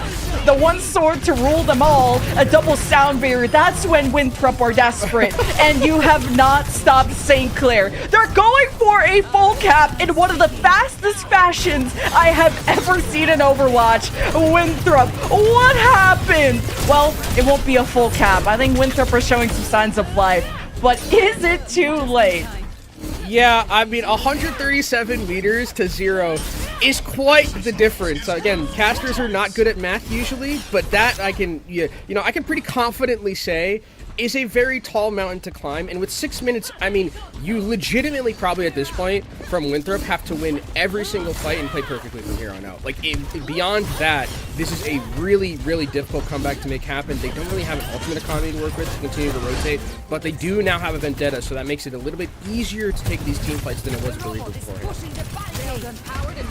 Well, Winthrop have to climb through Mount Everest, and Sam couldn't disengage in time. Tread's tracking is next level.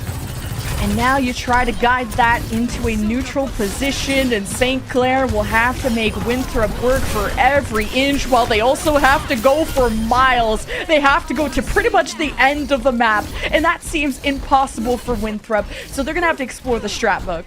Oh my god, Zera and Sam actually just swapped because it's just not working. They're trying to find any foothold, any way back into this to see if they can win, but stop the bleeding, but it just doesn't seem to be working. And Noxus with the overclock, it's well, Sam just started playing Soldier, guys.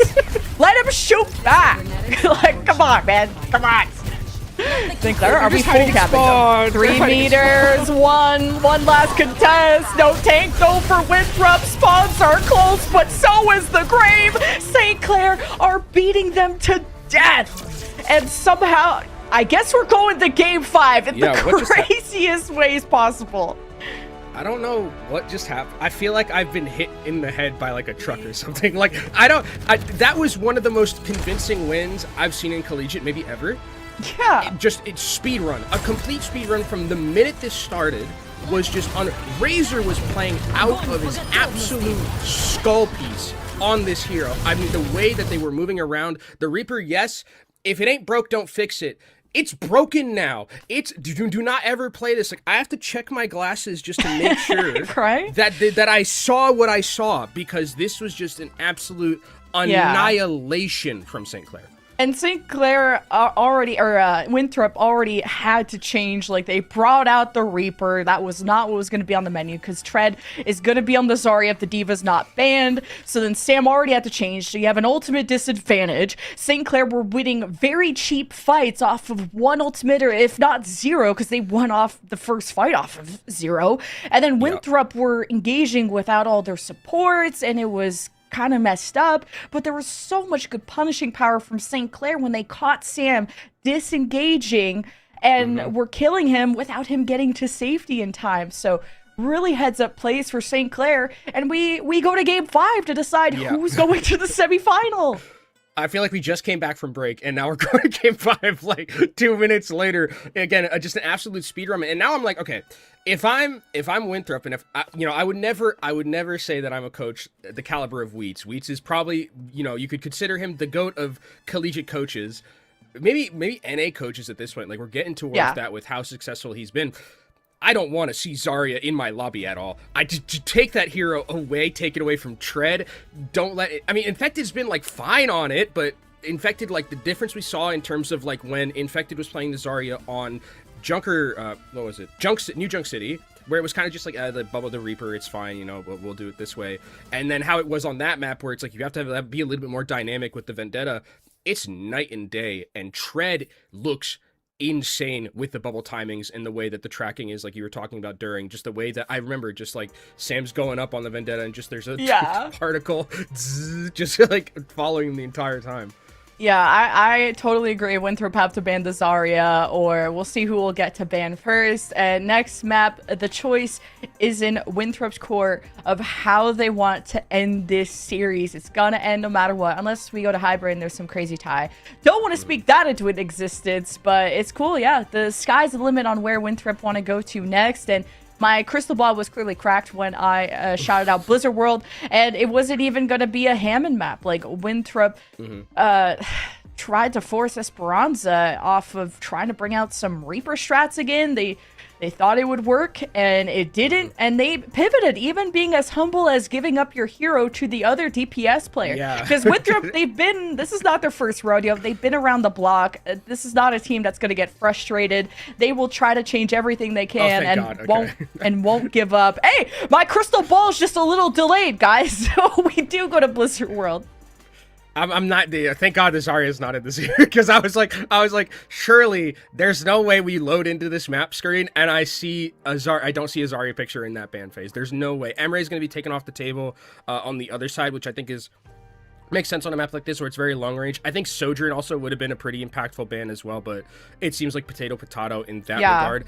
I am a little bit worried now. This is a very good Hammond map, which is what your crystal ball was talking about earlier. And now the thing that Winthrop gets in their advantage is that they could ban first, which means that the Zarya just isn't going to be on the table at all, and that means you can't ban the tank on the other side. So I think that was really smart. Yeah, you protect the Hammond because of that Zarya ban. I really like that. Also, Sam was the one playing Emery on Shambali, so we saw a little bit of it, although it ended up being a Sojourn duel towards the end. But guys, this is to decide who is going to the semi-final. Was Noxus cooking in his interview?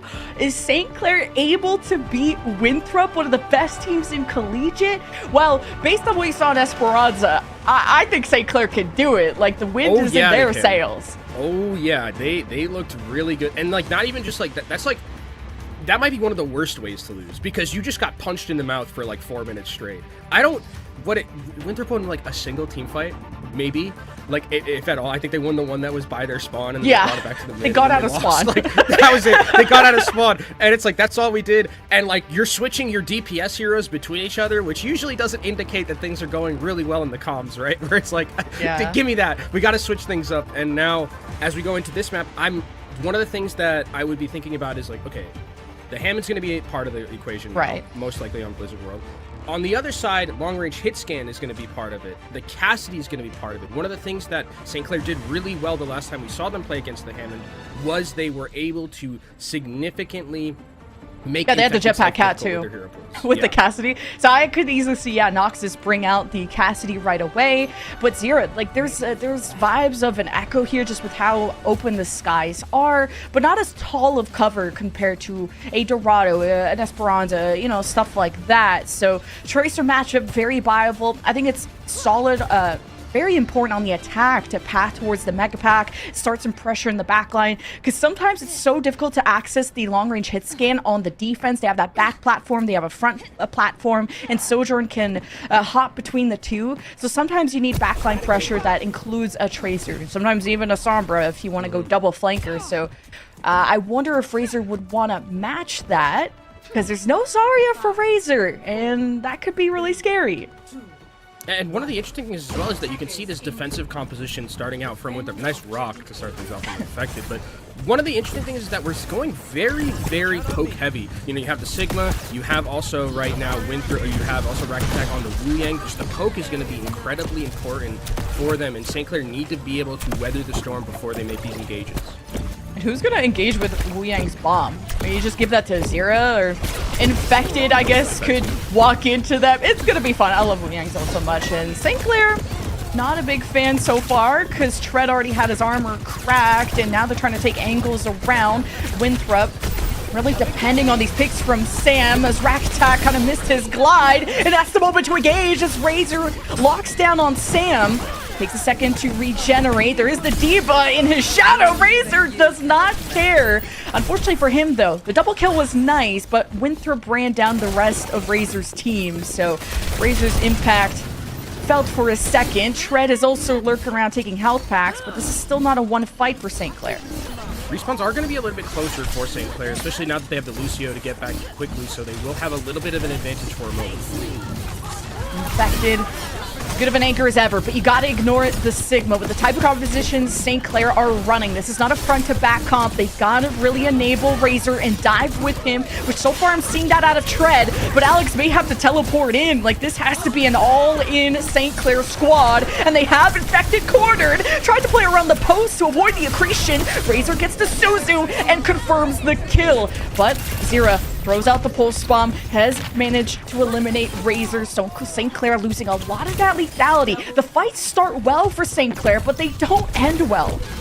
Yeah, it just feels like they're really the mental RAM, and just the chaos is favoring really Winthrop in these compositions. I like what St. Clair is trying to doing, bouncing around between who they want to target, like trying to take down Infected really low, but the healing output from Winthrop supports is really good, especially with the Wu Yang and the Kiriko, and look at their ultimate economy looking very strong coming into this next fight. Gravitic Flux relatively soon. Red X not at that soundburner just yet. Sune Rush.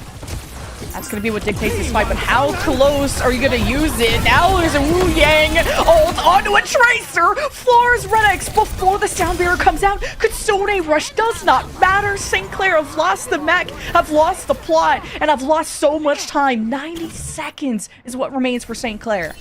They are very lucky, though, that it was an expensive fight from Winthrop, because now you have a sound barrier of your own to kind of just go in and be aggressive. Unless Zira can somehow find something in the backline, or Sam finds something with an overclock, this should be a very winnable fight for St. Clair, and they should be able to take first point.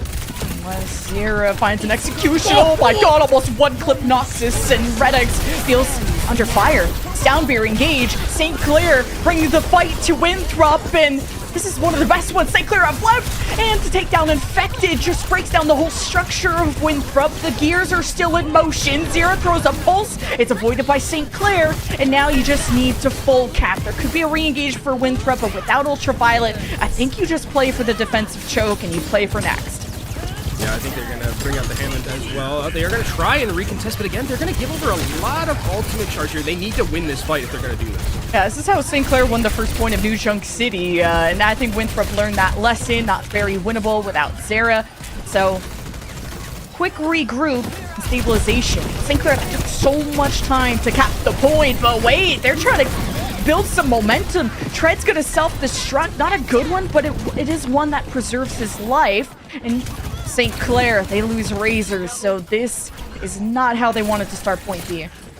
Yeah, I mean, a lot of the cart barely has moved at all at this point right now, and this is going to be a great position for Winthrop to be in, especially because you could be so dynamic with the Hammond in this area of the map in particular, and this is exactly what we wanted to see from Winthrop. Now that we've gone to this map, the Crystal Ball is what called it, and Infected is moving right now.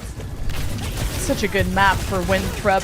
Sky's the limit for someone like Infected. You got the lethality of a Wu Yang ult on a Tracer. I just love how the meta has been. And St. Clair, they're liking being about 25% ahead on the Kitsune Rush charge. Okay, a bomb to be wary of. And Zira floors the backline. St. Clair in trouble. They just can't have a safe backbone to this team. And Razor was trying to peel, and he finds himself dead too. So this is going to be a great point of the map for Winthrop to keep defending on.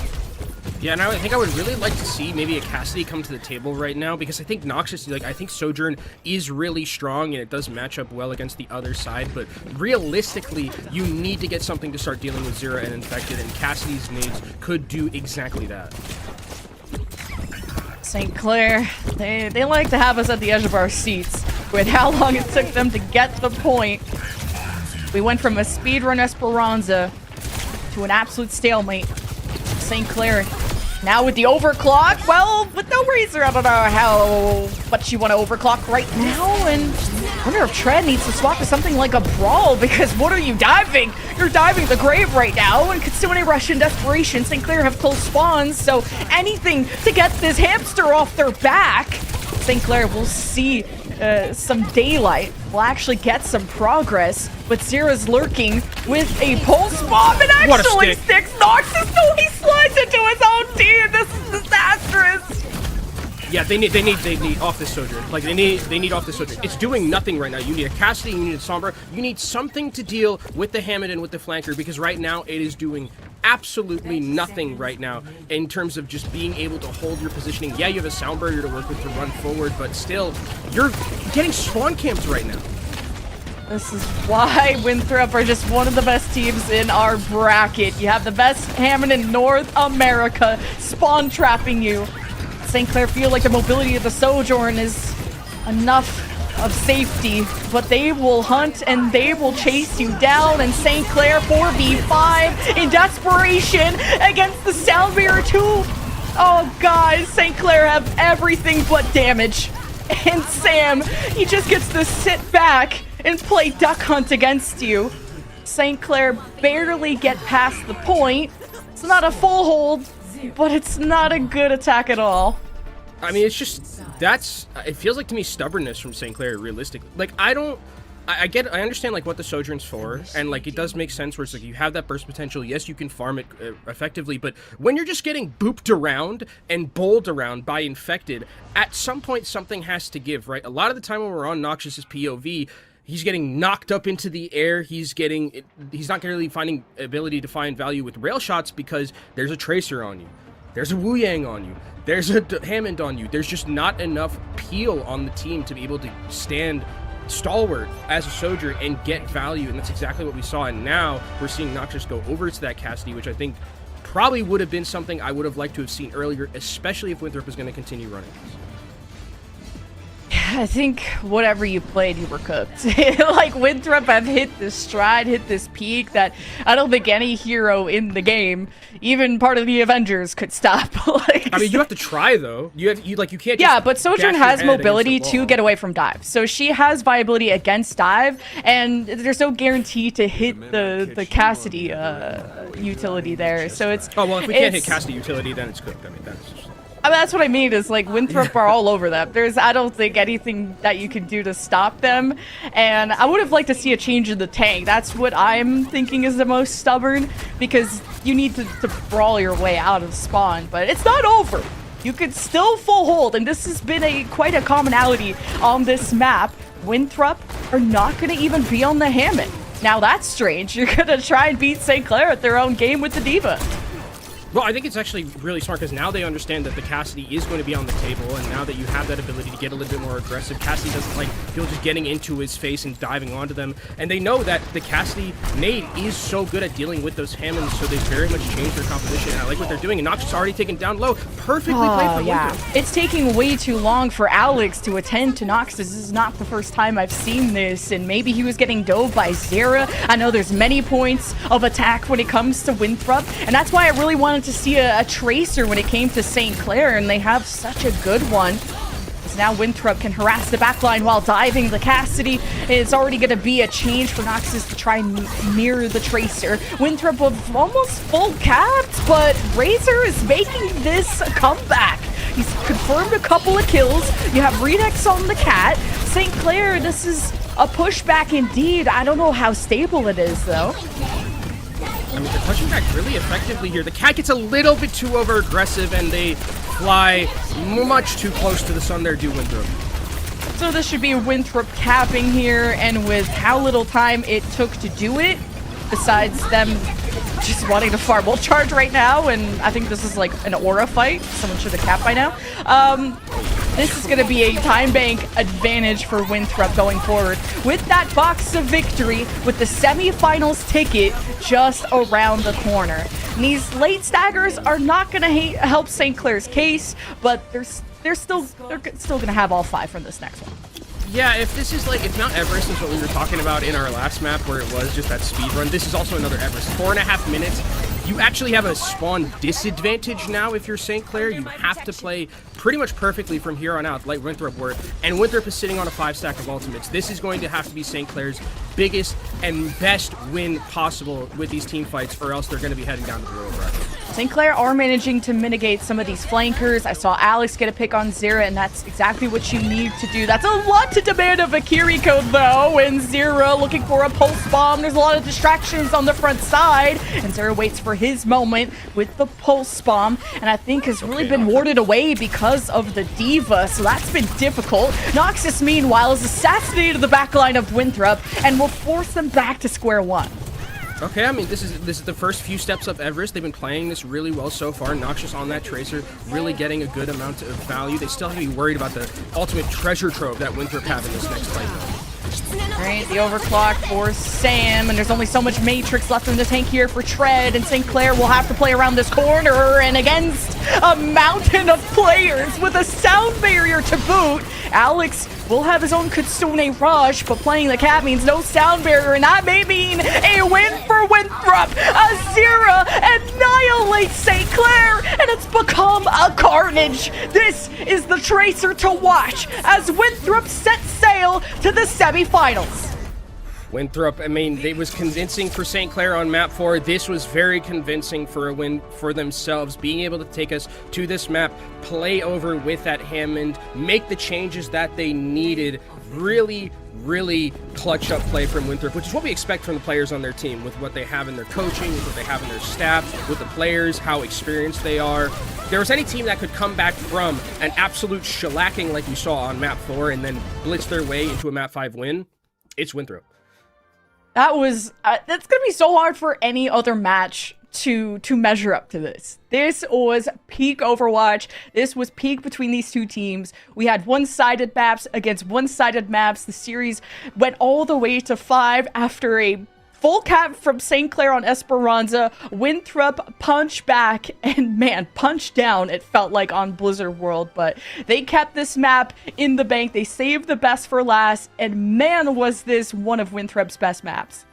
Yeah, I mean, the ban phase as well, getting rid of the Zarya, knowing that it saves the Hammond pick is just, I mean, understandably, really good job from the staff and from the coaching of this Winthrop side, where it looked like it was obvious that teams are now going to have to be worried about this Hammond going through the bracket, which makes sense with how good Infected has been playing and how good Infected has been as a ball player. There's not really anyone like him, I'd say, in Collegiate right now, maybe in NA in terms of a tank player who can play Hammond that well. So all the other teams that have been watching this one, you got to be ready to play against some Hammond. Yeah, I hope Winthrop are ready to play against Fisher, because that is their next challenger in the semifinals. And Northwood Blue just swept Bellevue, and Cumberland swept Fisher Navy. So our semifinals are set. We have Northwood Blue versus Cumberland and Fisher versus Winthrop. But our next match will actually be taking a trip down to the lower bracket, where it'll be Cleveland versus St. Clair. But the one we're going to watch is we want to give some airtime to Bellevue and Fisher Navy to see who will survive in this collegiate bracket. So before we actually get to that match, we'll also have an interview with someone from Winthrop, so that's going to be really exciting. You won't want to miss it.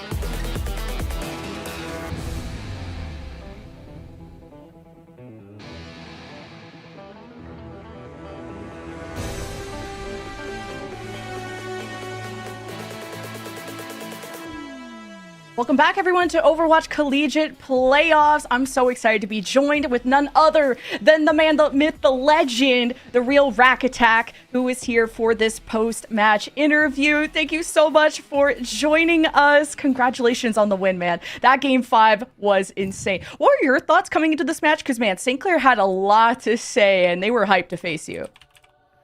I mean, it was fun. I didn't see until last night. I was flying all yesterday, and I saw that we did get seated up against them, and I knew they were a good team, so I was prepared. But I actually moved. I'm in my girlfriend's house right now, so I switched like time zones and stuff, and it was like, I'm not gonna lie, the lobby was opening, and nobody else on my team was in the lobby. I'm just happy we made it into the game. Okay, well, we're happy too, because it was a great series. And talk to me a little bit about what it's like, because it feels like your team, just because of the players that you have, feel a little bit different than a lot of the others, especially with Infected and being able to play that him. And talk to me a little bit about what it's like for you as a support player to play with a Hammond as opposed to some of those other tanks that you sometimes see. It's definitely like interesting.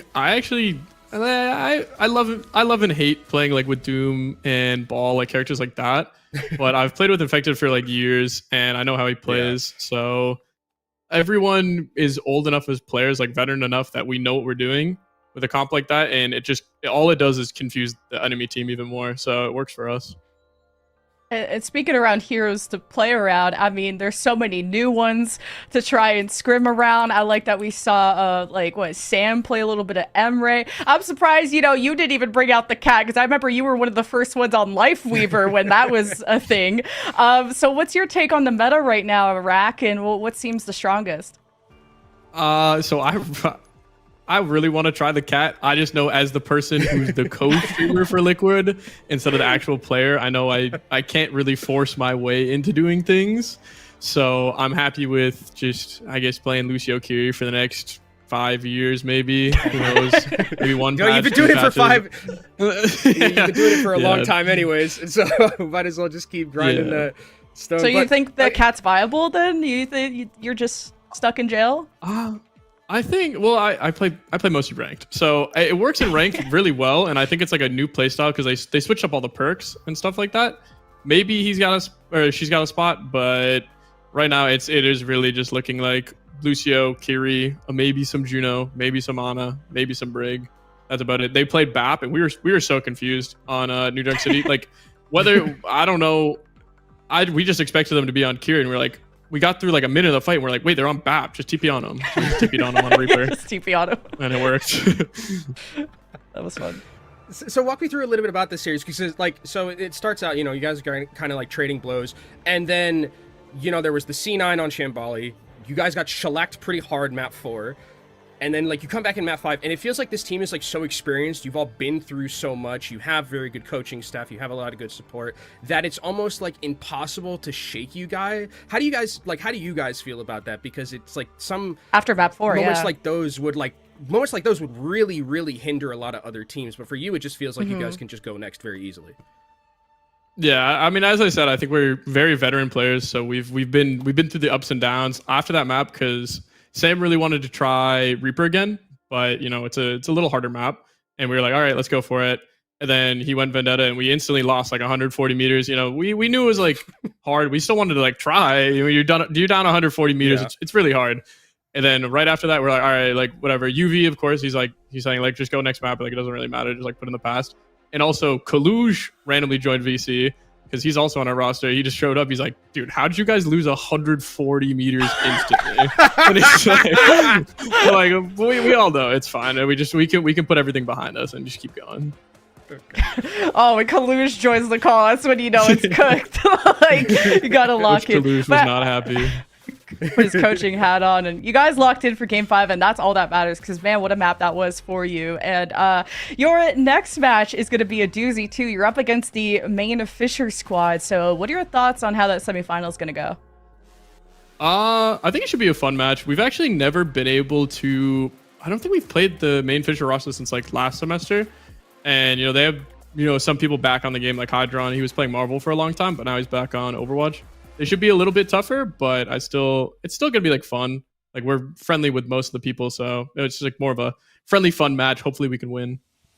Yeah, hopefully, you know, we could be biased because we're here with you. Hopefully you guys win. Congratulations on the win right now, right? So thank you so much for the interview and best of luck. Thank you. Thank you, Rack. That was I love talking to Rack Attack. Love talking to Rack Attack anytime. I hope his mom's here too. Hi, Rack's mom. Mama Rack. Mama Rack. Hey, she's trying to be a Team USA team mom, so I'm on board with that, and I'm looking forward to the Team USA tryouts after what I saw today, and Team Canada's tryouts too, because St. Clair are a beast to push Winthrop all the way to Map 5, and it's not over for St. Clair yet. They're going up against Cleveland State in the lower bracket, but we're going to jump to the other lower bracket match next, Bellevue versus Fisher Navy, the alternate squad for Fisher, and see if they will survive along with their brethren of the main Fisher College squad against Winthrop soon. But don't go anywhere, folks. We gotta hit a break, and we'll see you for the next match.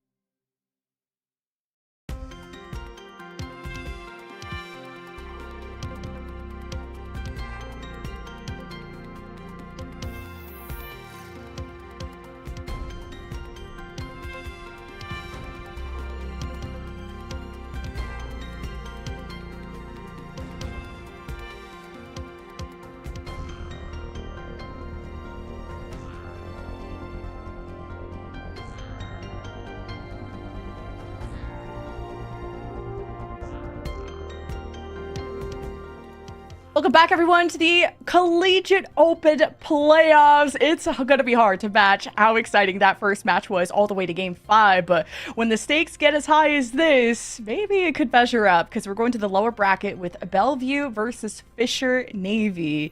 And Kenobi, when we have a school that has many teams, oh, you know they're investing.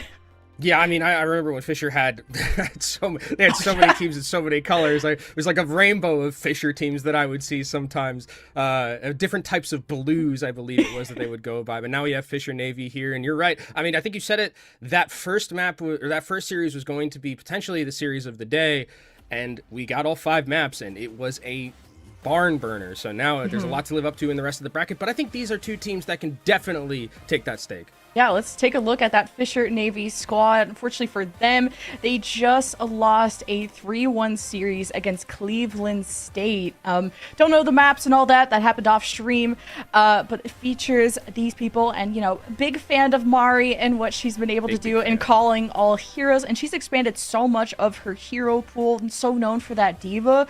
And has now become like a superstar starter, being able to play all these other tanks too.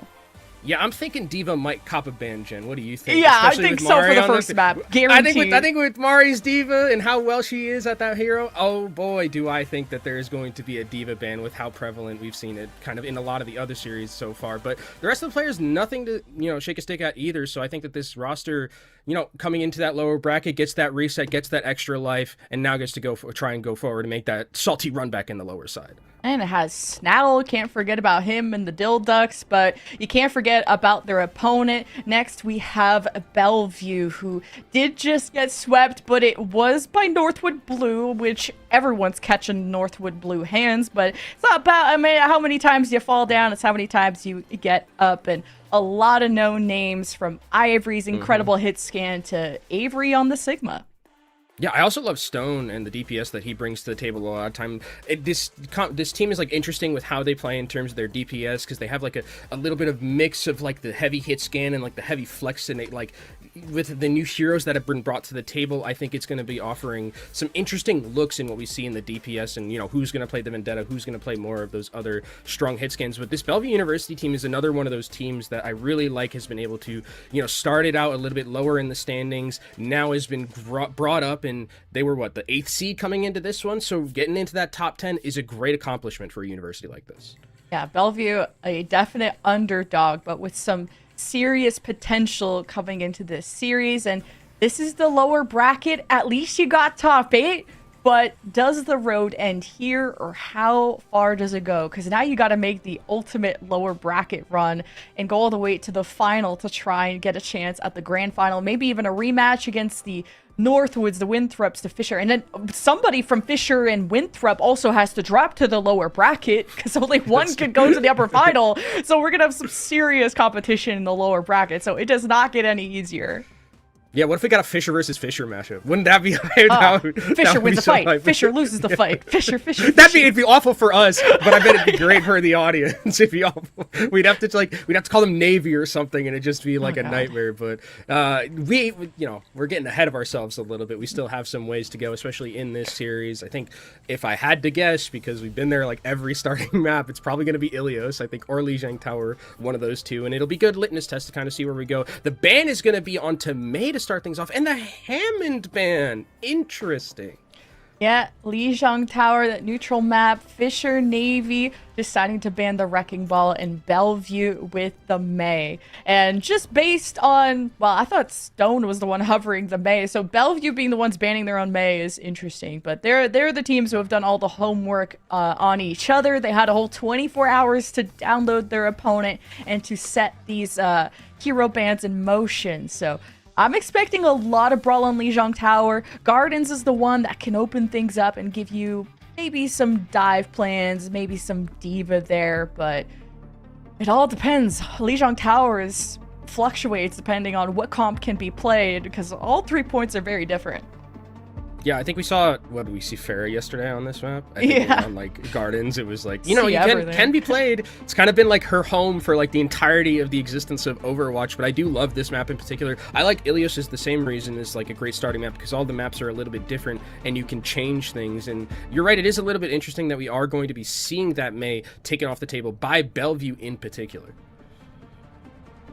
Excited for this match, and all brought to you by InTouch Credit Union. Can't boost your KD, but they can help you level up your financial game, so you can visit itcu.org to learn more. So thank you for that support, and everyone in the chat showing up for their colleges, showing up for their friends and family.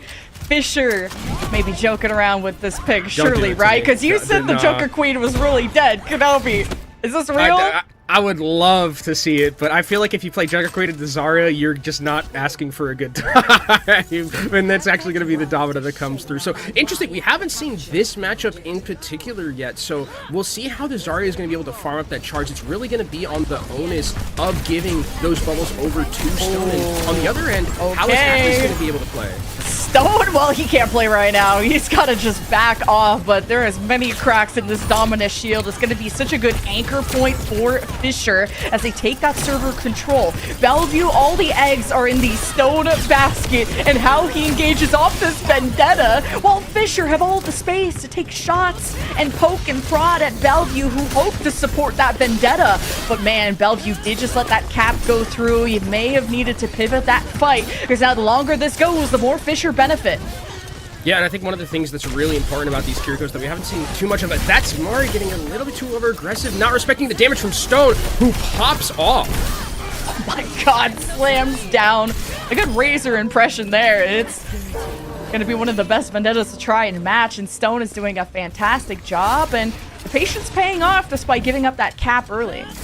Maybe they don't need the Mei. That's what I'm thinking right now. Maybe Stone is just totally fine playing this Vendetta as, you know, just doing some skating right now, as we're going to be seeing soon relatively that ultimate, which is one of those, just use it and you're going to be able to get that one-shot potential, which is really good. Man, they are just disrespecting this Dominus shield, though. I respect the guts out of Bellevue, but wait, an isolated target. Great awareness from Stone. Snell has been removed, and Fisher don't have a good leg up, because now there's a sword in their face, and no shield will protect you against the blade of Stone. And now a serious lead is starting to form here for Bellevue. And now I'm kind of understanding why the Mei is taken off the table, because with how aggressive Stone has been playing, especially with the Zarya. One of the best things about this is that if you have a Mei in this map, you can just throw up the wall, and it negates a lot of the value that we're getting from a Vendetta. Okay, good boop. Stone, I'm trying to find some good cover to try and charge up that ultimate with, and that is an aggressive Domina barrier, and Ivory shoots right through it. Gets a collat onto Fisher Navy, I think. I don't know how that happened, but back to square one. Yeah, this is not looking great now for Fisher Navy, who looked so good at the start, but it seems like they've just lost a lot of their momentum. And Bellevue coming up on 5 ultimates. It is sometimes a curse, but maybe not here. Oh, good proactive fight for Bellevue as Ivory shows face.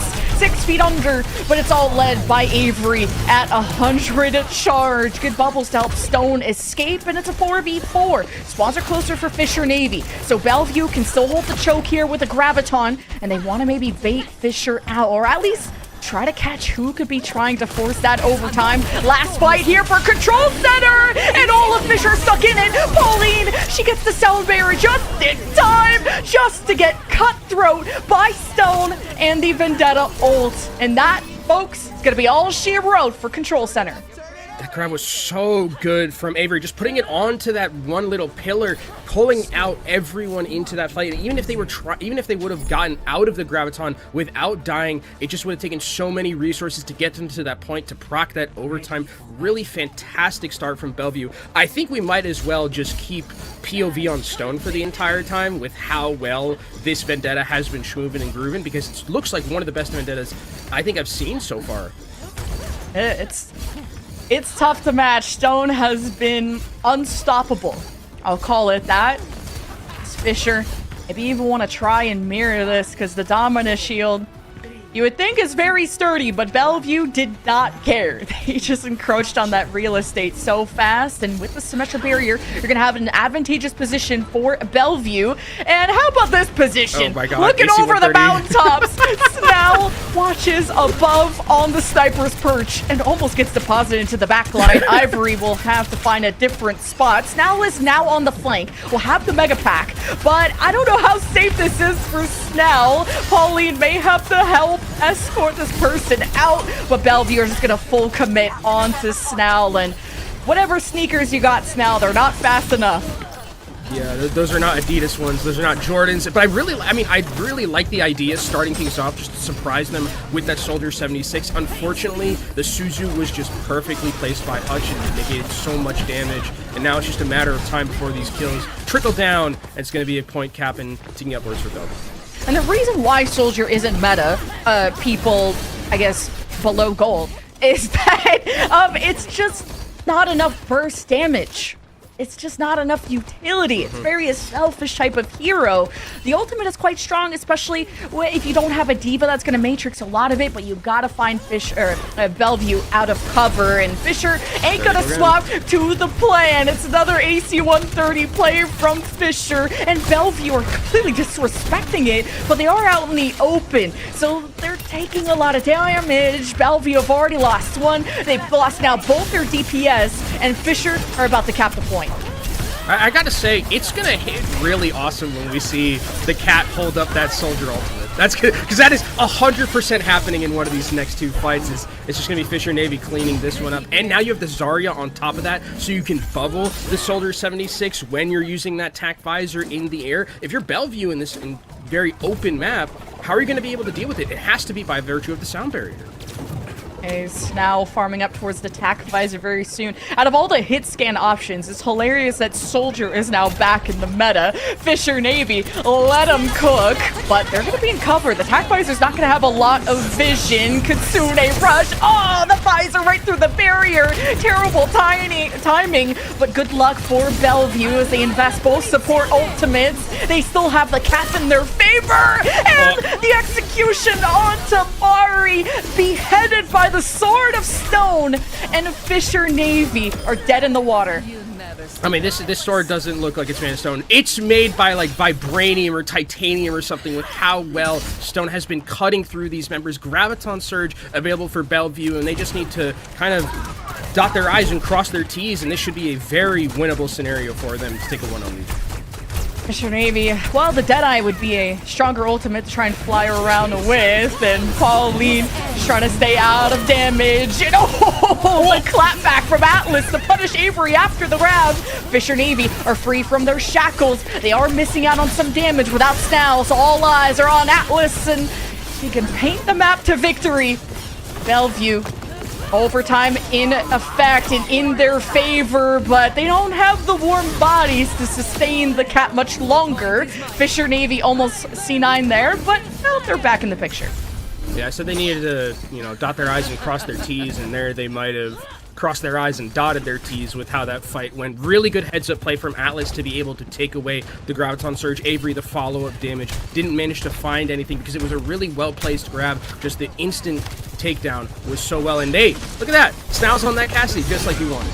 Oh my god, Stone, though, is already cooked, full engaged, bubble popped, physically and metaphorically.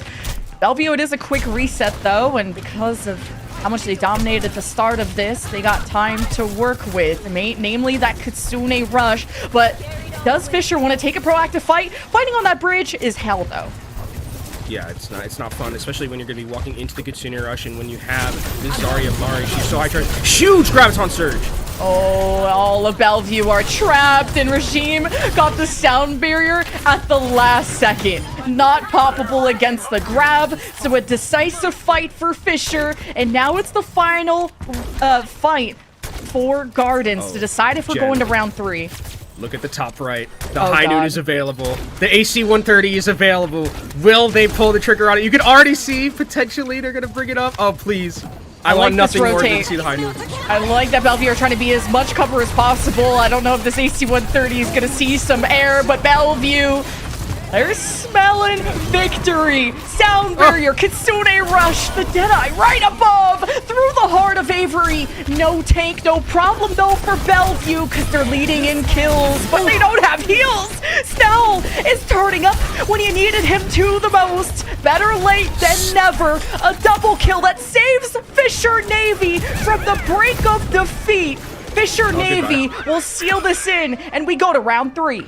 That was absurd from Snell. So clutch. The AC-130, perfect patience. They made that rotation. It was great, like you talked about, from Bellevue. But the patience on the other side to hold and wait for that perfect moment, to use that High Noon in the air, and then Snell cleaned up with the rest of it on this Cassidy. It feels like both of these maps so far that we've had, Jen, have just been who can clutch out the hardest. One time it was Stone, this time it was Snell, and now on this this map 3, I guess we're going to continue seeing Fisher Navy run this. If it ain't broke, and if it won you that round, don't fix it.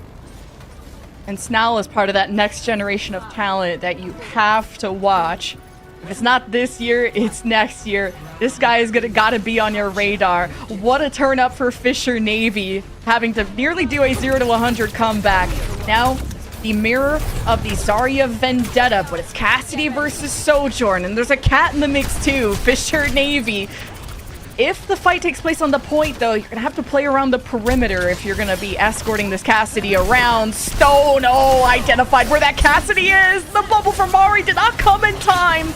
That was delivered to Atlas, who wants to trade and just can't seem to be able to. The supportive play from Bellevue is so good. Really, really good heads-up play, like you mentioned, where Stone identified that there was that Cassidy in the lower area, gets that dive, no bubble like you mentioned, and it's a complete wrap. And now all of the positioning here is available for Bellevue. That's going to be great for Ivory and great for Avery to be able to continuously spam down, potentially find that pressure. Stone doing their best, trying to 1v5. Does generate a lot of energy, though, for Avery. They fall back towards the point. There's some safety. Fisher Navy can maybe try to control the perimeter and create many points of attack, but Stone will be the bodyguard, the main door to get through, and Fisher Navy, they're testing the waters. They're looking quite murky, though, as Mari's already half health, and Fisher Navy don't have strong ults to work with quite yet, unless the Kitsune Rush comes up soon. Snell has the Deadeye, though, and it gets immediately popped. Walks in like an alpha, and Bellevue just allow it to happen. That's how Fisher Navy are going to claim the point back. And I'm really loving the pressure that they're starting to put down on Stone from Fisher Navy's perspective, where you see every time that they're making these aggressive pushes, they're trying to force out those bubbles, put them onto Stone, and then you're left without resources. If you're Bellevue, yes, you're going to have a sound barrier, which is going to be great because you can kind of just overwhelm Fisher Navy. They don't have one of their own, and that's really going to be your option to get into this team play. The lead gonna change very soon. Bellevue, Kitsune Rush, Pirate uses his second, but it didn't go fast enough. Mari gets chunked out immediately, and Stone is lightning fast and as sharp as ever. Fisher don't even have time to think before a Vendetta's in their face. And that's going to be disastrous because it's just a single ultimate win from Bellevue. Very good understanding of the macro. They're the one who are the initiators, and Fisher Navy play on the back foot a little bit with that ultimate from Pirate. Doesn't manage to bring them back in. And now look at that. The sound barrier is available for Regime with whatever Fisher Navy wants to bring to the table, and most likely that Graviton Surge from Mari.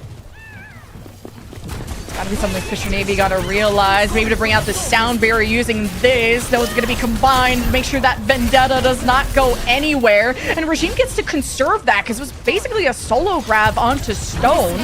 Or didn't seem too impact. Now the grab comes out. Now the sound barrier counters. And Bellevue are at a loss on what is next. And it's Ivory that'll tell you who's next.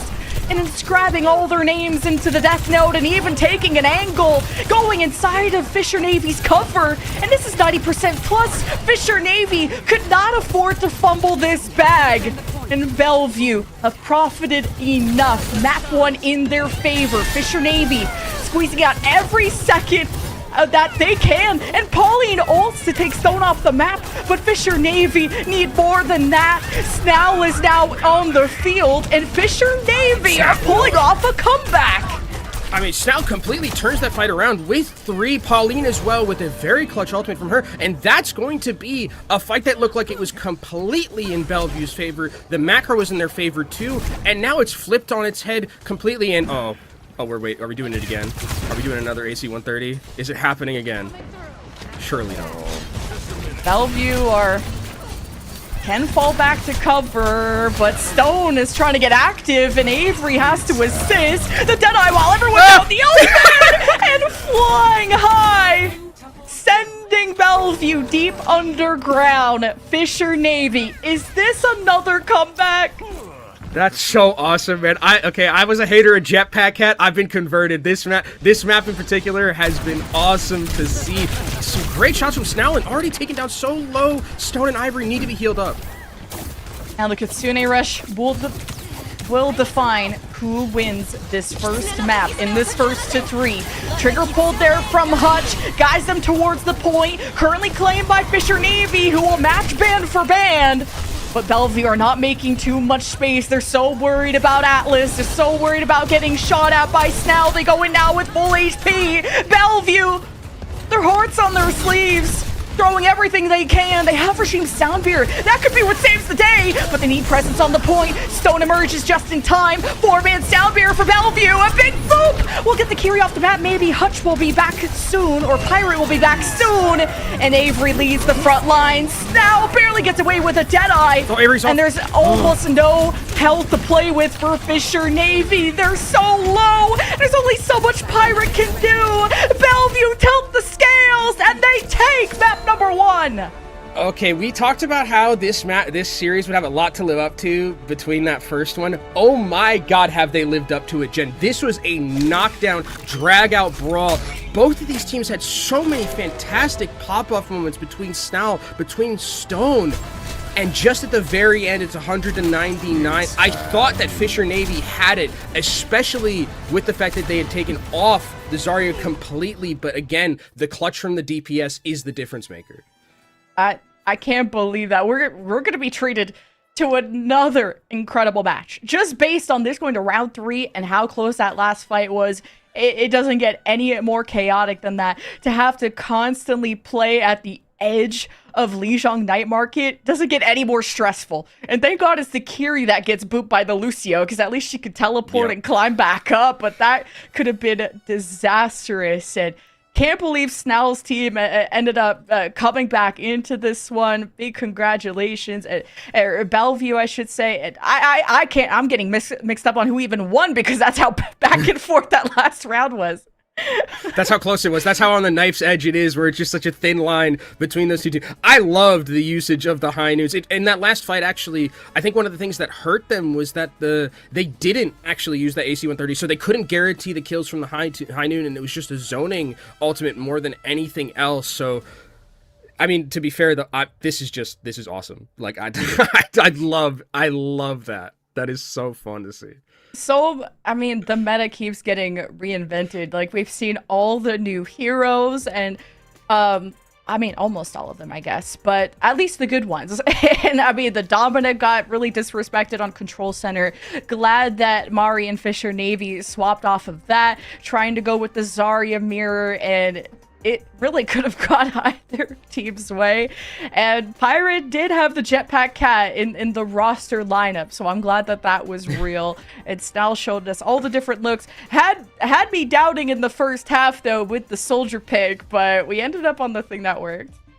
Yeah, I mean, you said, like, oh, I would have loved the Cassidy, and I guess they heard you through the ether, and they got the Cassidy, and it was working really, really well, especially with how good Snell had been playing on it. Just one or two more of those headshots hit, and I think that map looks completely different. But like I said, these two teams definitely very close in terms of their power level, and it's such a pressure situation as well, because they are in that lower bracket, and they don't have an extra life anymore. I just love the meta that we're in right now, because sometimes when a new hero comes out, it's like you have to pick this. You are in jail of X hero, and now there's so many different hit scans to play. The fact I even witness Soldier in the Year of Our Lord is insane to me. So I guess we'll have to play more mystery heroes coming up on the next map. Yeah, and I think it's interesting to me now, because I'm like, okay, where do the ban phases go? Because we saw so much, and I'm like worried. I'm like, man, like, where do you even target? Do you like take out the Jetpack Cat? Are we starting to take out Cassidy's? Like, the tank matchup was very different between how we saw the Zaryas play. Stone, I think, is probably definitely worth banning Vendetta at least at some point during this series. So, I mean, we have a long series yet to go, and with how close these teams are, I definitely think it could go the distance again. And all of you at home get to be happy because you get drops, and that's really awesome. You guys could farm drops, because I smell another Game 5 in the air. What is it? Yeah, it's giving Game 5, so I don't know if I'm caster blessing or caster cursing it.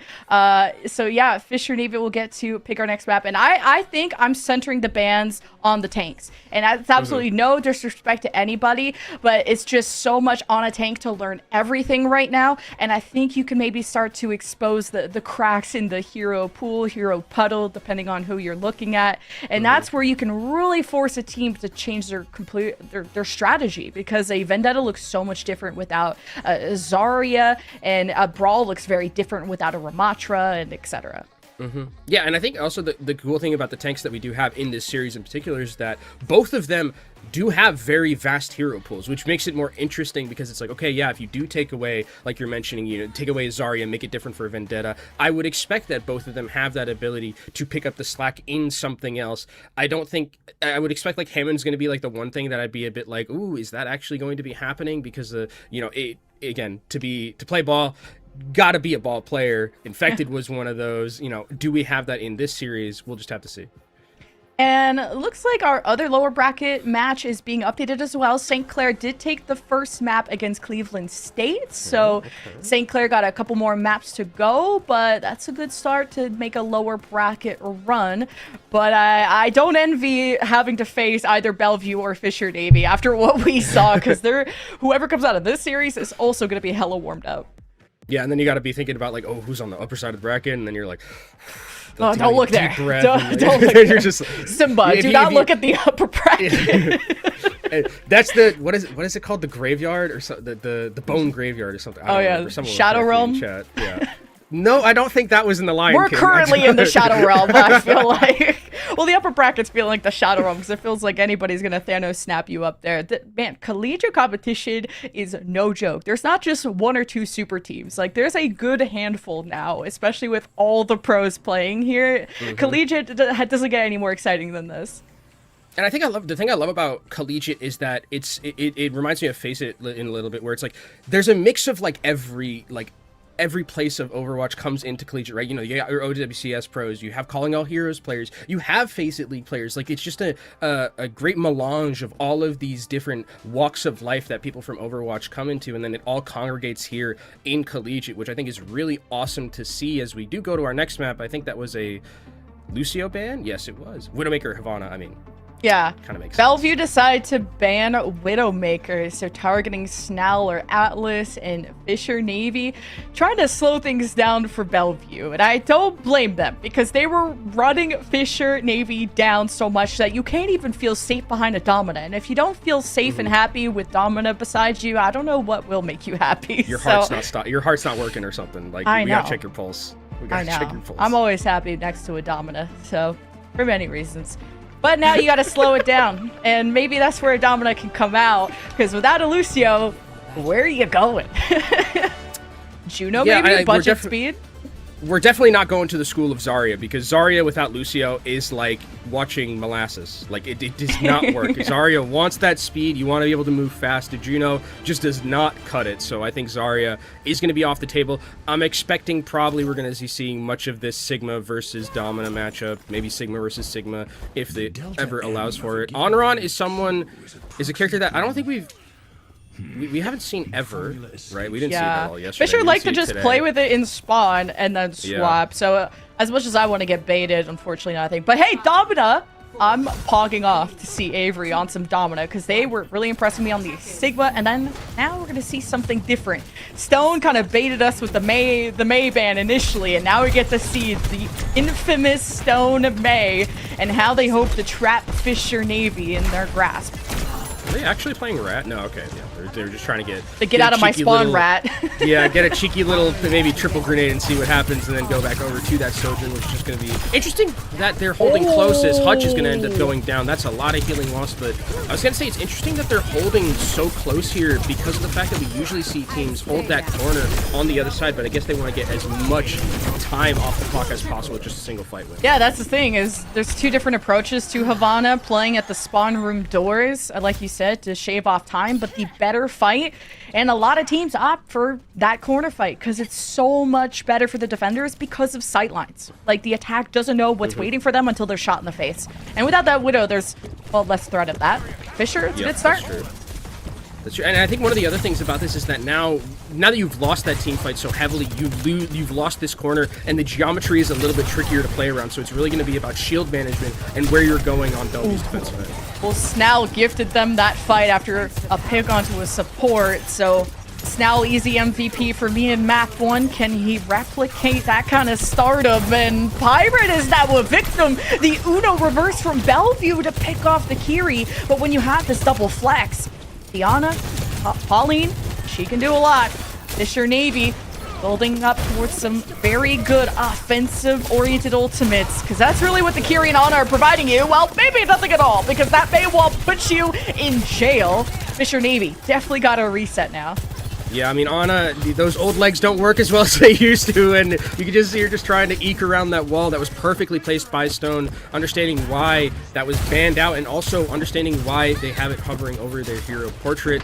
I'm interested to see where Regime is going to be going with this Wu Yang ultimate, because sometimes you usually throw it onto Tracers, but potentially could just use it defensively is what I'm assuming is going to happen here. You just throw it on a Mei, have them walk it down, nice block. Okay, well, she's gonna, Stone's gonna walk Atlas down. Very dark path that of no return. Fisher Navy are so stuck. Atlas blinked and then just immediately blinked into a headshot from an icicle and fell over. That was a great POV from the producers. Thank you. But now I'm a little bit worried with how Fisher Navy is going to aggress into this point. I mean, I think the Nano Overclocker and the Nano Tracer is going to be good. I'm liking the kill maker strat here of having a Mei instead of a Widow, and it's getting a ton of picks. Snow not doing that, but hey, this Sigma delivering the Wu Yang bomb is pretty nice. Got the solo flux onto a Sigma, and that is kind of how all the dominoes fall behind Fisher Navy. Without that Sigma, your DPS can't take really aggressive sightlines, and Atlas definitely can't tempo up as the Tracer. Fisher Navy are once again halted. Yeah, and Fisher Navy had to use all of their ultimates in that team fight and got nada for it, and you're walking into a Blizzard from Stone. Realistically, the thing that's going to help you get out of this team fight is going to be either the speedering from Pauline, a Suzu, or it has to be Ian from Mari. There is no other option here, or else this fight's going to look disastrous for Fisher Navy, and it's the last fight that they got. 30 seconds, it's do or die, or this could be Bellevue having a solid chance to go to series point. Blizzard available for Stone. You're gonna have to focus this into the Sigma. You gotta be careful of the flux. It does not care. Mari frozen, walled off from support. Fisher Navy can only stand and watch in awe as Bellevue pull off a perfect defense here on Havana and humble Fisher Navy. Jen, I need you to walk with me here a little bit, okay? I'm gonna put my coaching hat on. Okay. Walk with me here. Do you think Bellevue self-banned the Mei so they could have it for the rest of the series? Yeah, sure. It's like a protective DPS because I ban. think that's what. Because I think they're just like, okay, well, if we win, we can just, as long as we ban Mei first, we don't have to worry about it ever being in the ban phase again, because Stone is playing it to an insane level right now. And I think Bellevue is just thinking, you know, self-ban the Mei. If we win control, that's great. If we don't, that's fine. We still have Mei for the rest of the series. And it's paying dividends completely for them right now. Well, the box of victory sits around the corner. It's not over for Fisher Navy. This is going to be the best chance you have. Now you definitely can't go for a spawn hold like Bellevue did. It's got to be a corner play or nothing, because the respawns would just be way too far.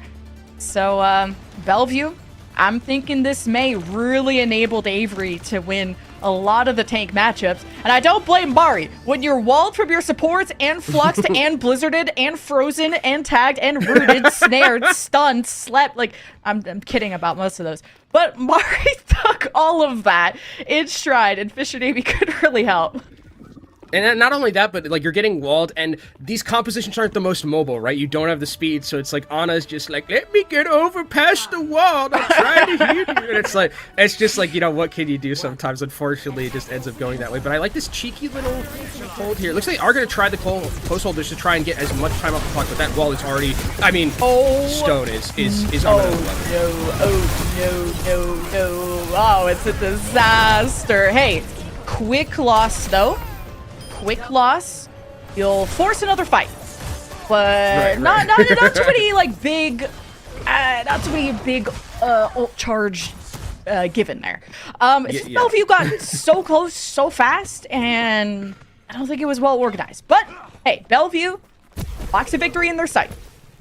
I think the idea was good. It's just like, you know, plans only work so well as soon as a Mei wall comes and hits you in the face, and then everything just falls apart. That's true. And it feels like that's really been the story of this map so far. And able to force another fight. 3 minutes left for Bellevue. You're gonna see ults if this doesn't work out. So can Bellevue do it without it? Got the ice block already from Stone. That's something Mari's trying to block on. And oh, the aggression right to the face.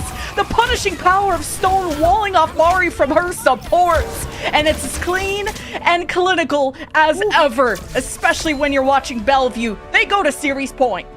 Yeah, it's simple and clean. They're on their Kingdom Hearts era right now for this Bellevue side, especially after that map. And I mean, the Stone was just fantastic. I really like the Mei play has just been so good, and you're right that it was just making it so difficult for that tank matchup for Mari, who is an incredibly gifted tank player. But, you know, Wall just kind of gets to cheat the neutral a little bit because you can just throw it up and everything changes. So, I mean, really heads-up play from Bellevue University, heads-up play for them banning it from themselves in their first map, so now they get to have it for the rest of the series. And I know Rack was like making fun of BAP and all that in the interview, and like really surprised to see that. I think a BAP would have been nice to try and get a jump up over the Mei wall. I mean, also it's Mei tends to falter in pro play because you usually have speed to get away with it. You have Zarya bubbles to cleanse you through it, Akiri that could have cleansed you through it, but also you need to be coordinated on taking down the Mei wall as soon as possible, or getting around it or over it. Hence why I mentioned the BAP and an immortality, which I think would have helped Mari get out. But I feel crazy just mentioning the BAP, but since we saw so much double flex, I thought maybe BAP would have been in that picture. But either way, that wasn't a pretty picture that we saw, but it's pretty for Bellevue. They're up 2-0. Yeah, I was going to say, if it's Bellevue, it looks great. If it's on the other side, it just looks like, you know, a 5-year-old crayon drawing. That's something, you know, unfortunately doesn't end up holding up there. But I think, I mean, again, the way that they played around the Mei in particular, just the wall usage was fantastic. Maybe, I think, you know, kind of thinking about your other, when you were talking about like things that could have been able to deal with it, maybe a Mei of your own, you know, throw up a wall to get over the other wall, and then just like you have fire with fire. You have your way. Fire with fire. Yeah. Just like the you know, the devil can only be beaten by the devil, and that's it. That's how it is. That's how it could have been there. But I mean, really, it felt like just that was a map where they had full control on Bellevue University's end, and now looking at the down the barrel of a 2-0, looking down the barrel of elimination, Fisher Navy really need to come up with something here on their next map. You know, it should have been Snell, because is it Snell or Snow L? And then Snow gives Mei, and like, I'm trying to cook here, but Missionary Navy better be cooking on this map pig before I run out of bad jokes, okay? Because the ball is in their court on where the series could go or where the series could end, because this is the lower bracket, folks. This is last life for Fisher Navy. And it's so weird because also like that, if you're looking at like, what did the last map tell us? Well, the last map told us that Stone is really good at Mei. But you can't ban the Mei anymore. So now it's like, okay, where do you go in that regard? Like, where do you know, do we really have to be map dependent? It feels like a map like that is unfortunate, not only because of the loss, but because of the fact that you didn't really gain a ton of information that's helpful going into the next ban phase. So maybe you just kind of throw it into a map where it's like completely different. You go to something a vertical, like a Gibraltar or something, you know, change completely the style and archetype of the game. It's definitely not a Sigma map, because you gotta throw a Mei into the mix or ban the Mei, or I don't know. Definitely not a Sigma matchup. Call. Yeah. I like the Baptiste call. Sweet. Okay, I know ball, maybe a little bit. But I'm not top 500, so don't listen to my gospel. But yeah, there's gotta be, you gotta address the elephant in the room, the icicle in the room, and it's the Mei. Bring your own or counter it, or just don't go to a map that would be very brawl heavy. So no King's Row. I can only name one map. No King's Row. No Coliseo. I think it's another one that you can't go to Mei with. I mean, Mei would be really good on Coliseo. I think you're completely right though that there's a lot of those maps where it's like you would probably want a longer ranged map or something like that, more vertical, where the Mei can't get a lot of value. I mean, yes, Mei doesn't have, you know, icicles don't have fall off, but there's still, you know, heroes that are better at longer ranges, and you don't really want to be in the teeth. You know, Mei compositions, I usually say they have like little T-Rex arms. You know, they have like little and you don't want to be in the T-Rex arms. You want to get away as fast as possible from them, because once they get you, you're going to get chomped down and you're going to end up going out. I don't even know ball, because King's Row I don't even think is in the map pool, so never mind. So no, well, I don't even think you can go to Escort again, because I was going to say no Shambali. That would suck. Gibraltar is okay for D.Va, but it's not great for D.Va. It's more of a longer range dive map.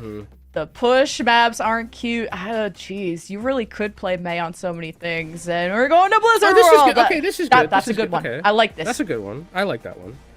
I think it's very long, so the May gets, you know, loses a ton of the value. The Jetpack Cat ban is interesting for me. I mean, okay. It's like the first given ban, what happened, so yeah. Given what happened at Lijiang Tower, though, I would be also scared a little bit of the AC-130 High Noons hitting me in the back like that on a map like this, where you have a lot of skybox to play around. You're like, oh, it's like a hot air balloon. It's a balloon. No, it's a guy with a gun. And he flies now. With a cat. It's a bird, it's a plane, it's a cowboy. It's a cat. A cowboy. You know what?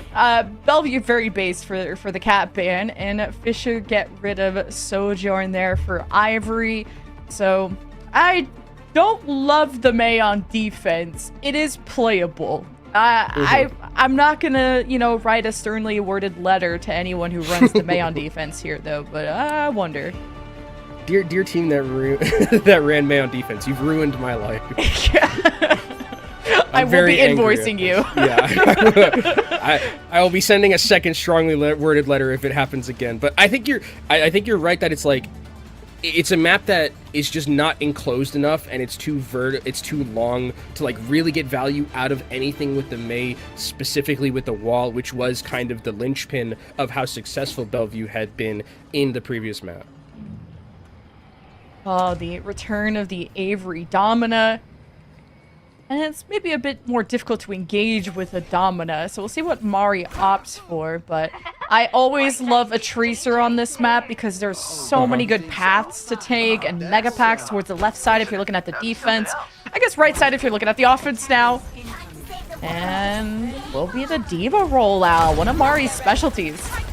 Yeah, so one of the things that Diva's going to have is going to be over something like Dominoes. You have that ability with verticality to control these high grounds, so they're going to have to play it a little bit slow, but really they're going to try and swarm around and really pigeon in the entirety of Bellevue. We'll get to see the duel between Stone and Atlas on the Tracer. So far, Fisher are really following up with each other. Pauline! The Tony Hawk impression not working out. Great shots, though, for Bellevue.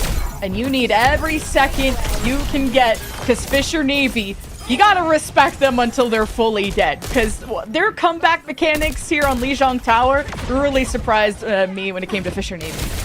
Yeah, I mean, the Diva and Tracer are still around in the back here, so they can find a way to maybe secure some takes or get out in time, but Avery is taking down Snell, and now it's still some more damage lost, and already a minute taken off the clock, and we haven't really had a team fight. It's just been the spam and pick potential coming in from Bellevue that's changed the dynamic. I'd like to see Fisher Navy like follow up with Mari, who seems to have started pathing towards that right side and was the most forward one. Gets that initial platform going. Ooh, Snell though up to no good. Ivory down. The defense starting to see cracks in that armor. Avery's very aggressively forward, wanting to take that fight against Mari, who's also dangerously low. And it ends in favor of Fisher Navy. Will now start to pressure the point. Hutch already at a quarter health, and all these eliminations are confirmed along with the point cap. Yeah, and I mean, that's just, I think, a little bit of over-aggression there. Just a one pick that completely turns things around, and then, like you mentioned, you like to have seen the team go with Mari, and that time they did. They did. When Mari made that space, they followed up, they had spam of their own, and they were able to break that defense, and now again, with the verticality that they're going to be able to have an ability to control the flanks with the Tracer, this should be a really good moment for Fisher Navy to start to get some progress.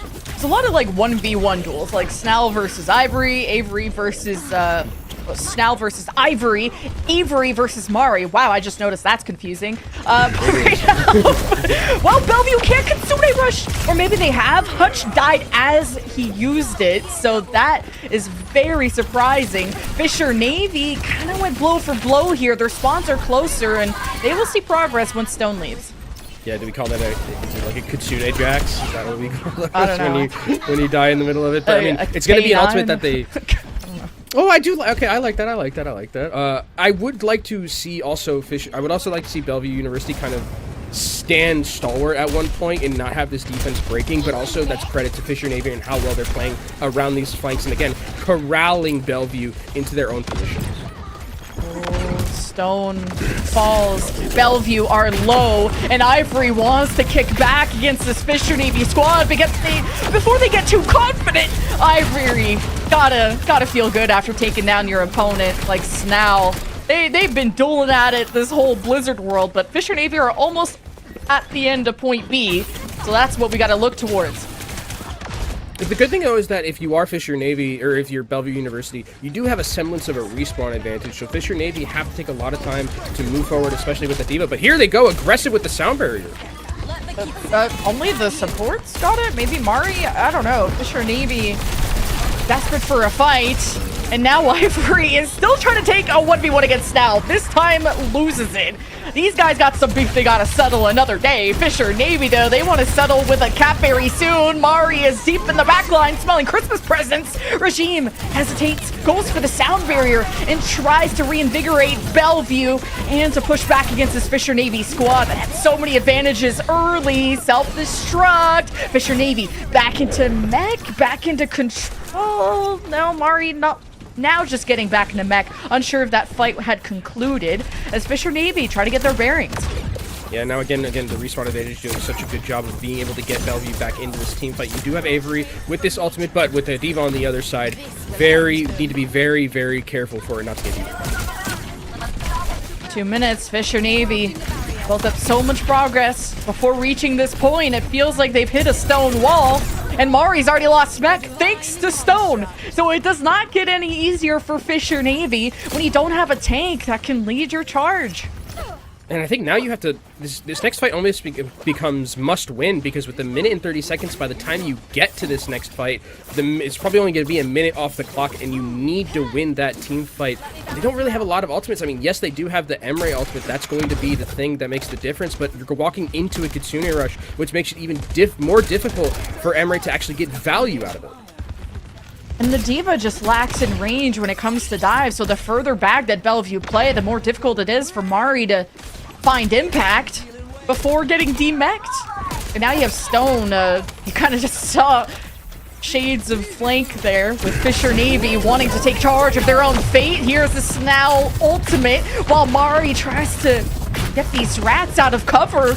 And Bellevue are perfectly safe. And Snell has no warm bodies to get after. Bellevue emerge, now back in control of the payload. And they've got a Kitsune Rush if stuff hits the fan. Fisher Navy now just have to avoid the Uno reverse card here from Ivory. But Fisher Navy are not as safe in cover as Snell got dangerously low. But Fisher Navy survived. I mean, they forced out some key ultimates, but Ivory taking down Snell, that's a disastrous pick for this offense. That means that you're losing so much damage. Pauline goes down too, and it seems like it's just falling apart for him right now, Jen. Fisher Navy are getting demolished on the approach, and this stagger is not gonna help. That helps. I mean, 20 seconds, you do have Kitsune Rush, you do have a Tracer to get back there and probably proc that overtime, but it's going to be very, very difficult. They need to win this fight crisp and clean, and they need Pauline to get this sound barrier.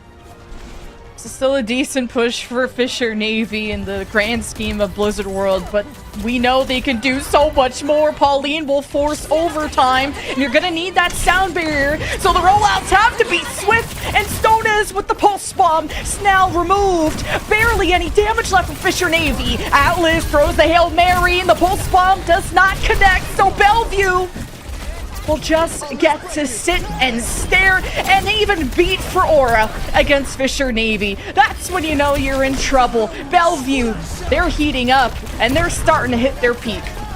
Yeah, just desperation here, just using all their ultimates to try and stall it. It would take a miracle, and miracles don't really happen here on Blizzard World anymore. It's Bellevue University. I mean, you talked about it from Fisher Navy, still a pretty decent push for them.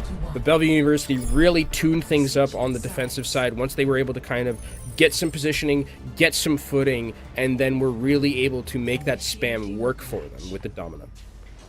Yeah, Blizzard World B kind of reminds me of Gibraltar, where you need to attack with so much momentum and keep the ball rolling always, because then it just turns to molasses. It's just so impossible to keep retaking into point B. Blizzard World, the same way as Gibraltar, the defenders have such good positions, but the difference is that Blizzard World is more based on spacing. Like, the defense can play basically on Mars and you're still on Earth. And you need kind of the right hero compositions that can path around it, or that can dive that far, or that can just stay alive long enough so that you could actually close the gap against a defense that plays that far back. So Fisher Navy tried their best, but the box of victory is at the end of point B.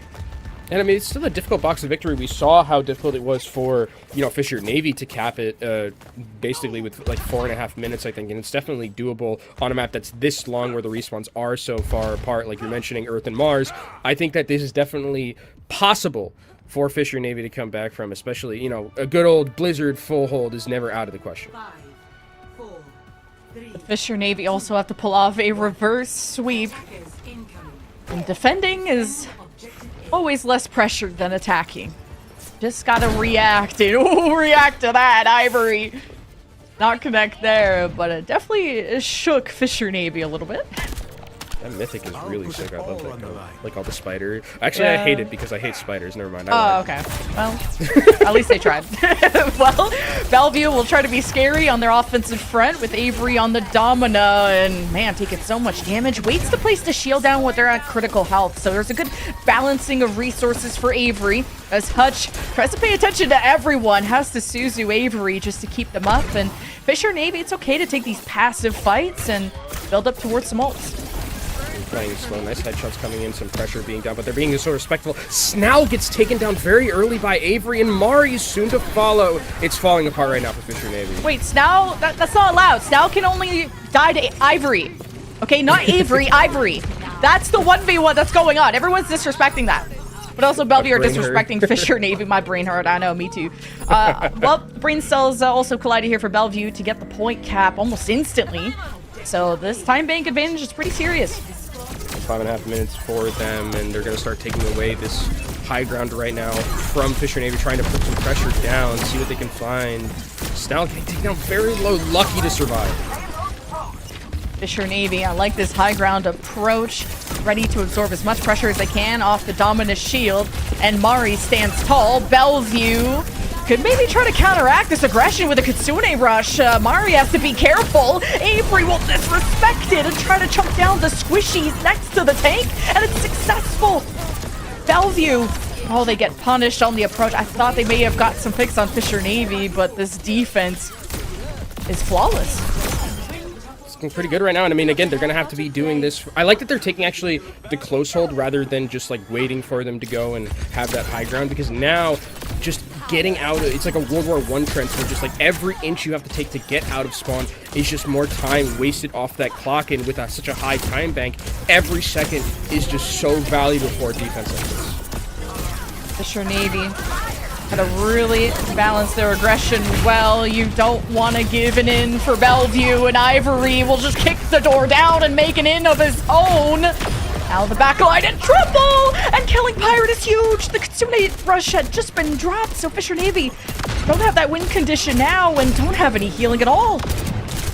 And now it's going to be, all that space is going to be created for Bellevue, which is the biggest thing. They're also going to have control of this high ground because Mari is not in this team fight, but you have a sound barrier to try and get back in there and recontest on that high ground, which you might need to do because the spam from Bellevue is just too much. Oh god, Snao wants their revenge, and Hutch caught out in the open with nowhere to go. Regime still believes. The sound barrier popped. Pauline pulls hers out second, and that's all Fisher needs to tilt the scales. Yeah, a lot of ultimates used in this fight, but it ends up being a complete win for Fisher Navy, who, again, we keep talking about that time bank. Started at 5.5 minutes, now has been dwindled down to about 3, and there's no semblance of a respawn advantage. If anything, the respawn advantage is for Fisher Navy on the defense with where their card is right now, so they're looking pretty decent. It feels like we're a little bit of deja vu with where the positions are, but that big difference right now are those Kitsune rushes. Hutch just a little bit ahead, and that might be the go button. Big hero plays are coming out of Snao and Ivory, just like that. Snao pulls ahead for Fisher Navy, but the pathing continues for Bellevue, trying to lead their way to the right side to safety, but now trying to progress the cart towards the box of victory and staying behind the Avery shield. Fisher Navy will try to challenge the tank, and Mari put fear into the eyes of Bellevue, who will take a step back to gain control back as Ivory steps into the arena, and now Stone creates another offensive front, almost one-clips Pirate, confirms the kill. Fisher Navy don't have a tank, don't have heals, and Bellevue are right at the finish line. This could be the end of the Fisher Navy squad in this lower bracket, and Bellevue have created a nightmare and advanced deeper into the lower bracket.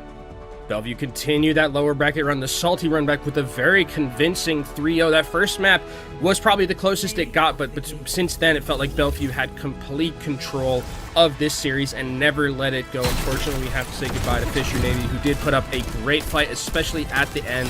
Just too many resources for Bellevue. Made it impossible for them to keep it that game. So sad to say goodbye to this team. This was a really good series. I think Blizzard World is such a doozy to get through because of the strong defenders advantage, but we got to see kind of the most hype Emery mirror between Ivory and Snell, where it honestly went back and forth. I'd have to actually see the stats. I don't want to throw out a clear winner until the numbers tell that story, but who did you think won that 1v1? I think it was really close, actually. I don't know if there was like distinct winner, because it felt like it was like a heavyweight boxing match where, you know, Snell would sometime have the upper hand. Then it was on the other side with Ivory. I do like a lot that what I saw from Fisher, Navy, and why I'm sad to see them go. The Jetpack Cat Cassidy stuff was really fun. Really, really fun. But unfortunately, at the very end, that was just not enough to bring them past a very, very good Bellevue side. So yeah, big congratulations to Bellevue with this sweep. They move on to the lower bracket quarterfinals, and we're still waiting to hear updates from the other matches that maybe took a bit longer than this one. But hey, that's where we throw to a commercial break, because after this, we're going to have an interview with Bellevue before we jump up to the upper bracket semifinals. So that's going to be really fun. Hope to see you there. Don't go anywhere.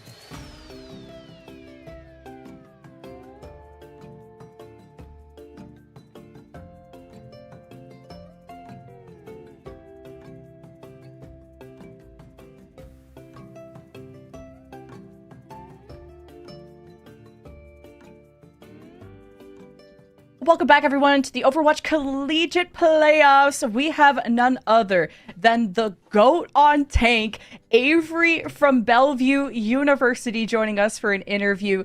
Congratulations, bud. What a series and in a sweep. How was it for you, though? Oh my god, you were so aggressive out the gates on Control Center against that Domina. I love that. I mean, it was great.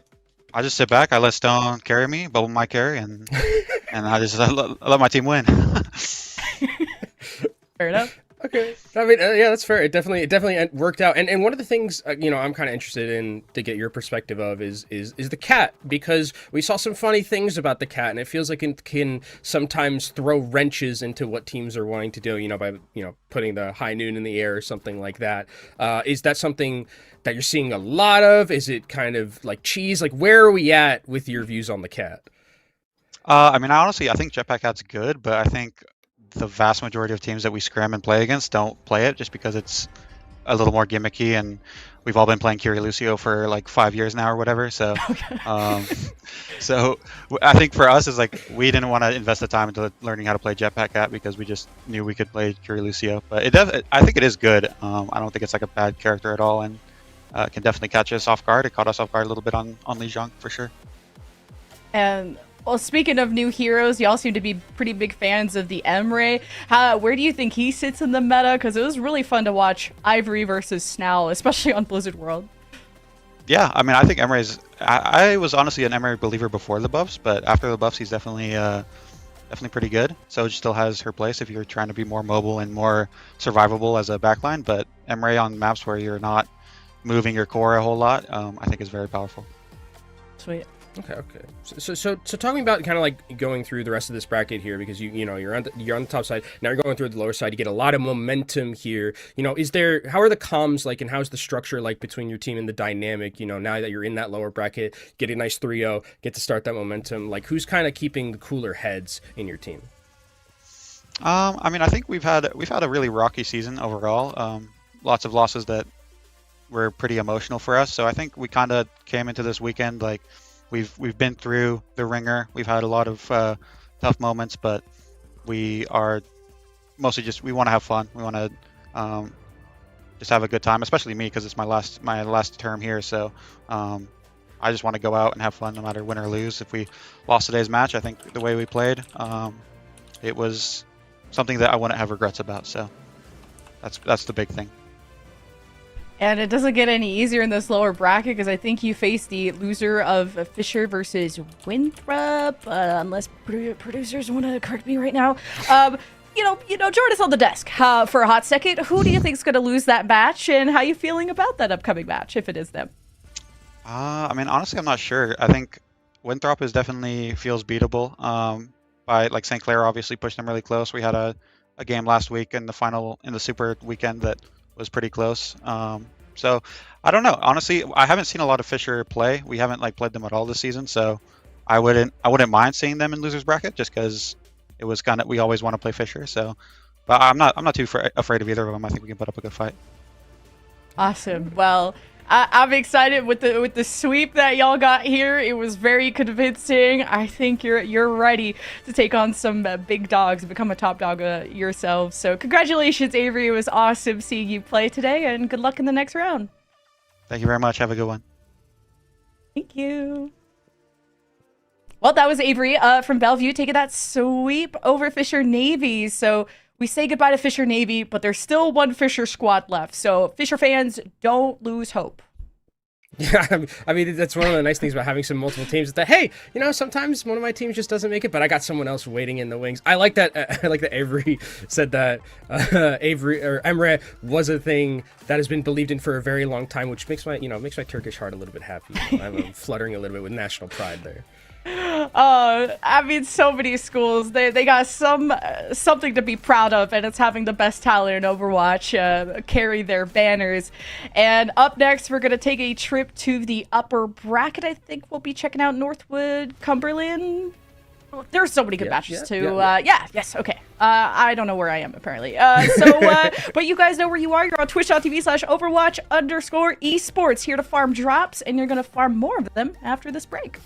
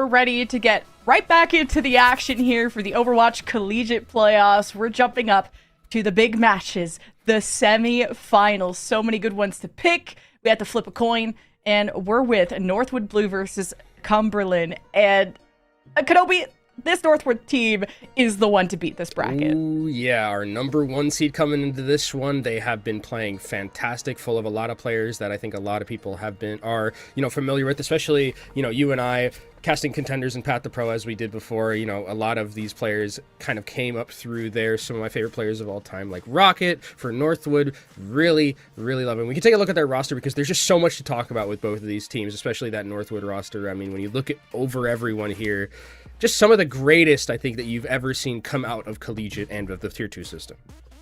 Yeah, I get shades of Infected when I see Painkiller, that next generation of tanks coming in, taking over the scene. And then you got kind of this I want to say old guard, but Rocket was so young when we first started casting him. He's probably just like normal age now. But this guy could do it all. And I remember his Tracer just exploded onto the scene, and he just became like the player to sign. And then he ends up in the number 1 school when it comes to Collegiate Overwatch. So they got some of the best talent here.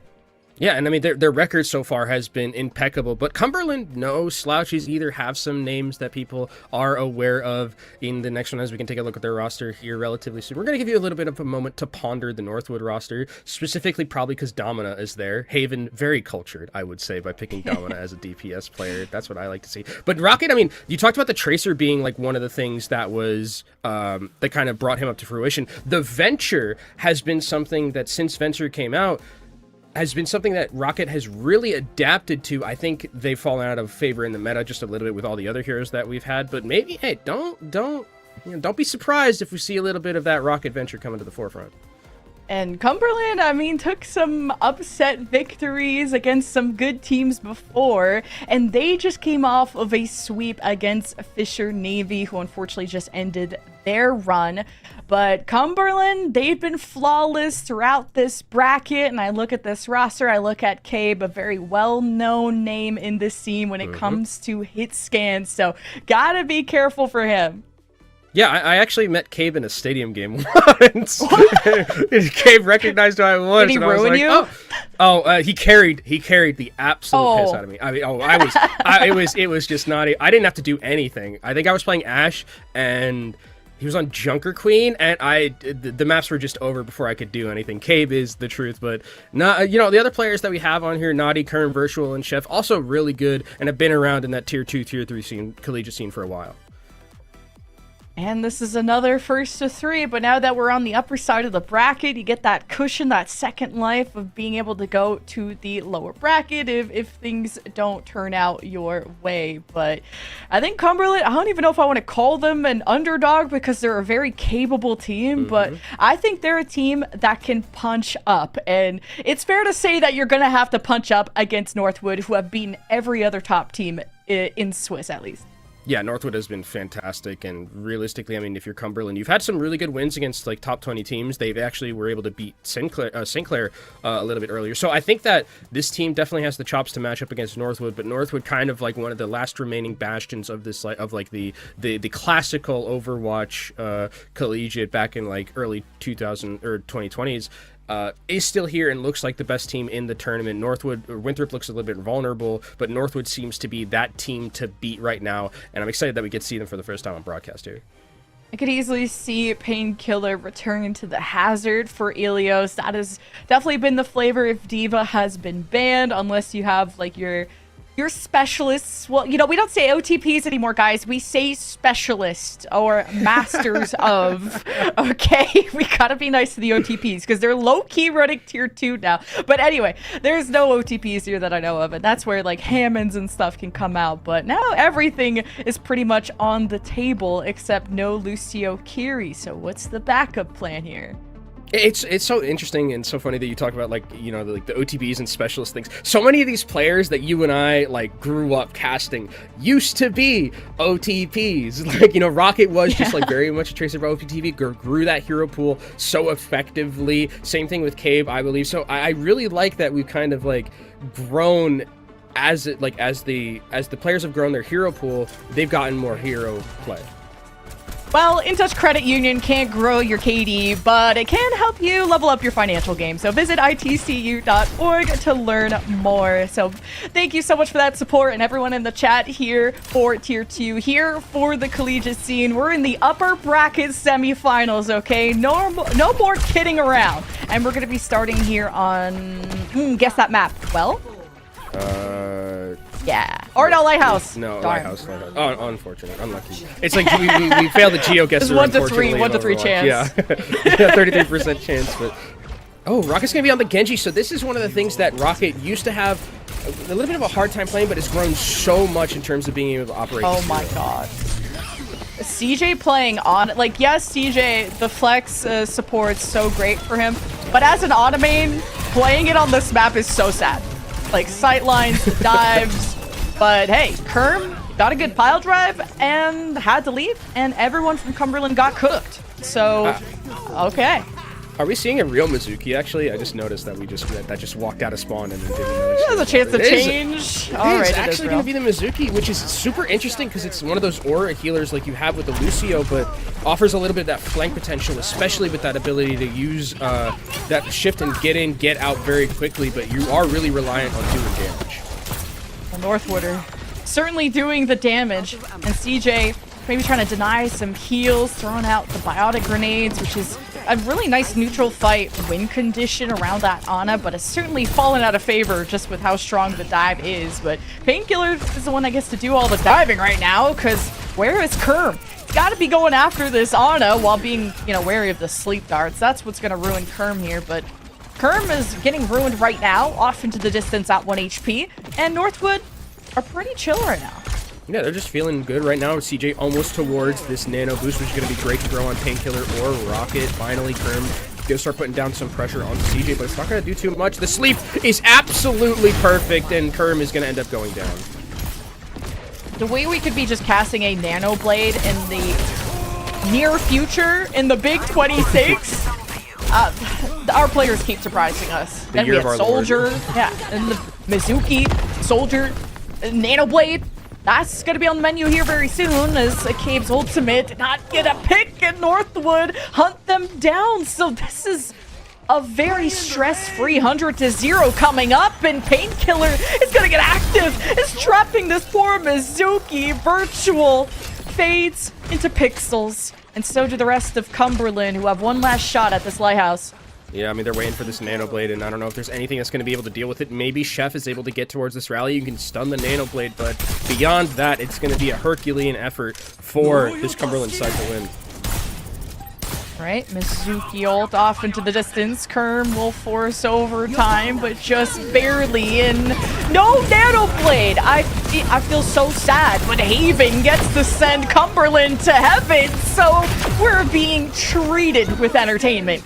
And it's gonna end quite swiftly though, because it's 100-0 for Northwood. I'm pretty mad that CJ didn't nano Rocket there. I don't think the Emery ult needs any help. The Genji ult definitely needs help. Genji ult needs all the help it can get, because if you're not nanoed, you're just swinging around a broomstick pretty much in the year of our Lord 2026. Well, Northwood actually aren't even flawless in this bracket. They technically lost a game, but who's counting? If you're still in the upper bracket, it doesn't matter how you get it done. But is this throne going to be up for grabs by Northwood? Who will be their biggest challenger, and who will be Northwood's final opponent? Well, Cumberland better wake up and smell victory, okay? Because that 100-0 was ugly.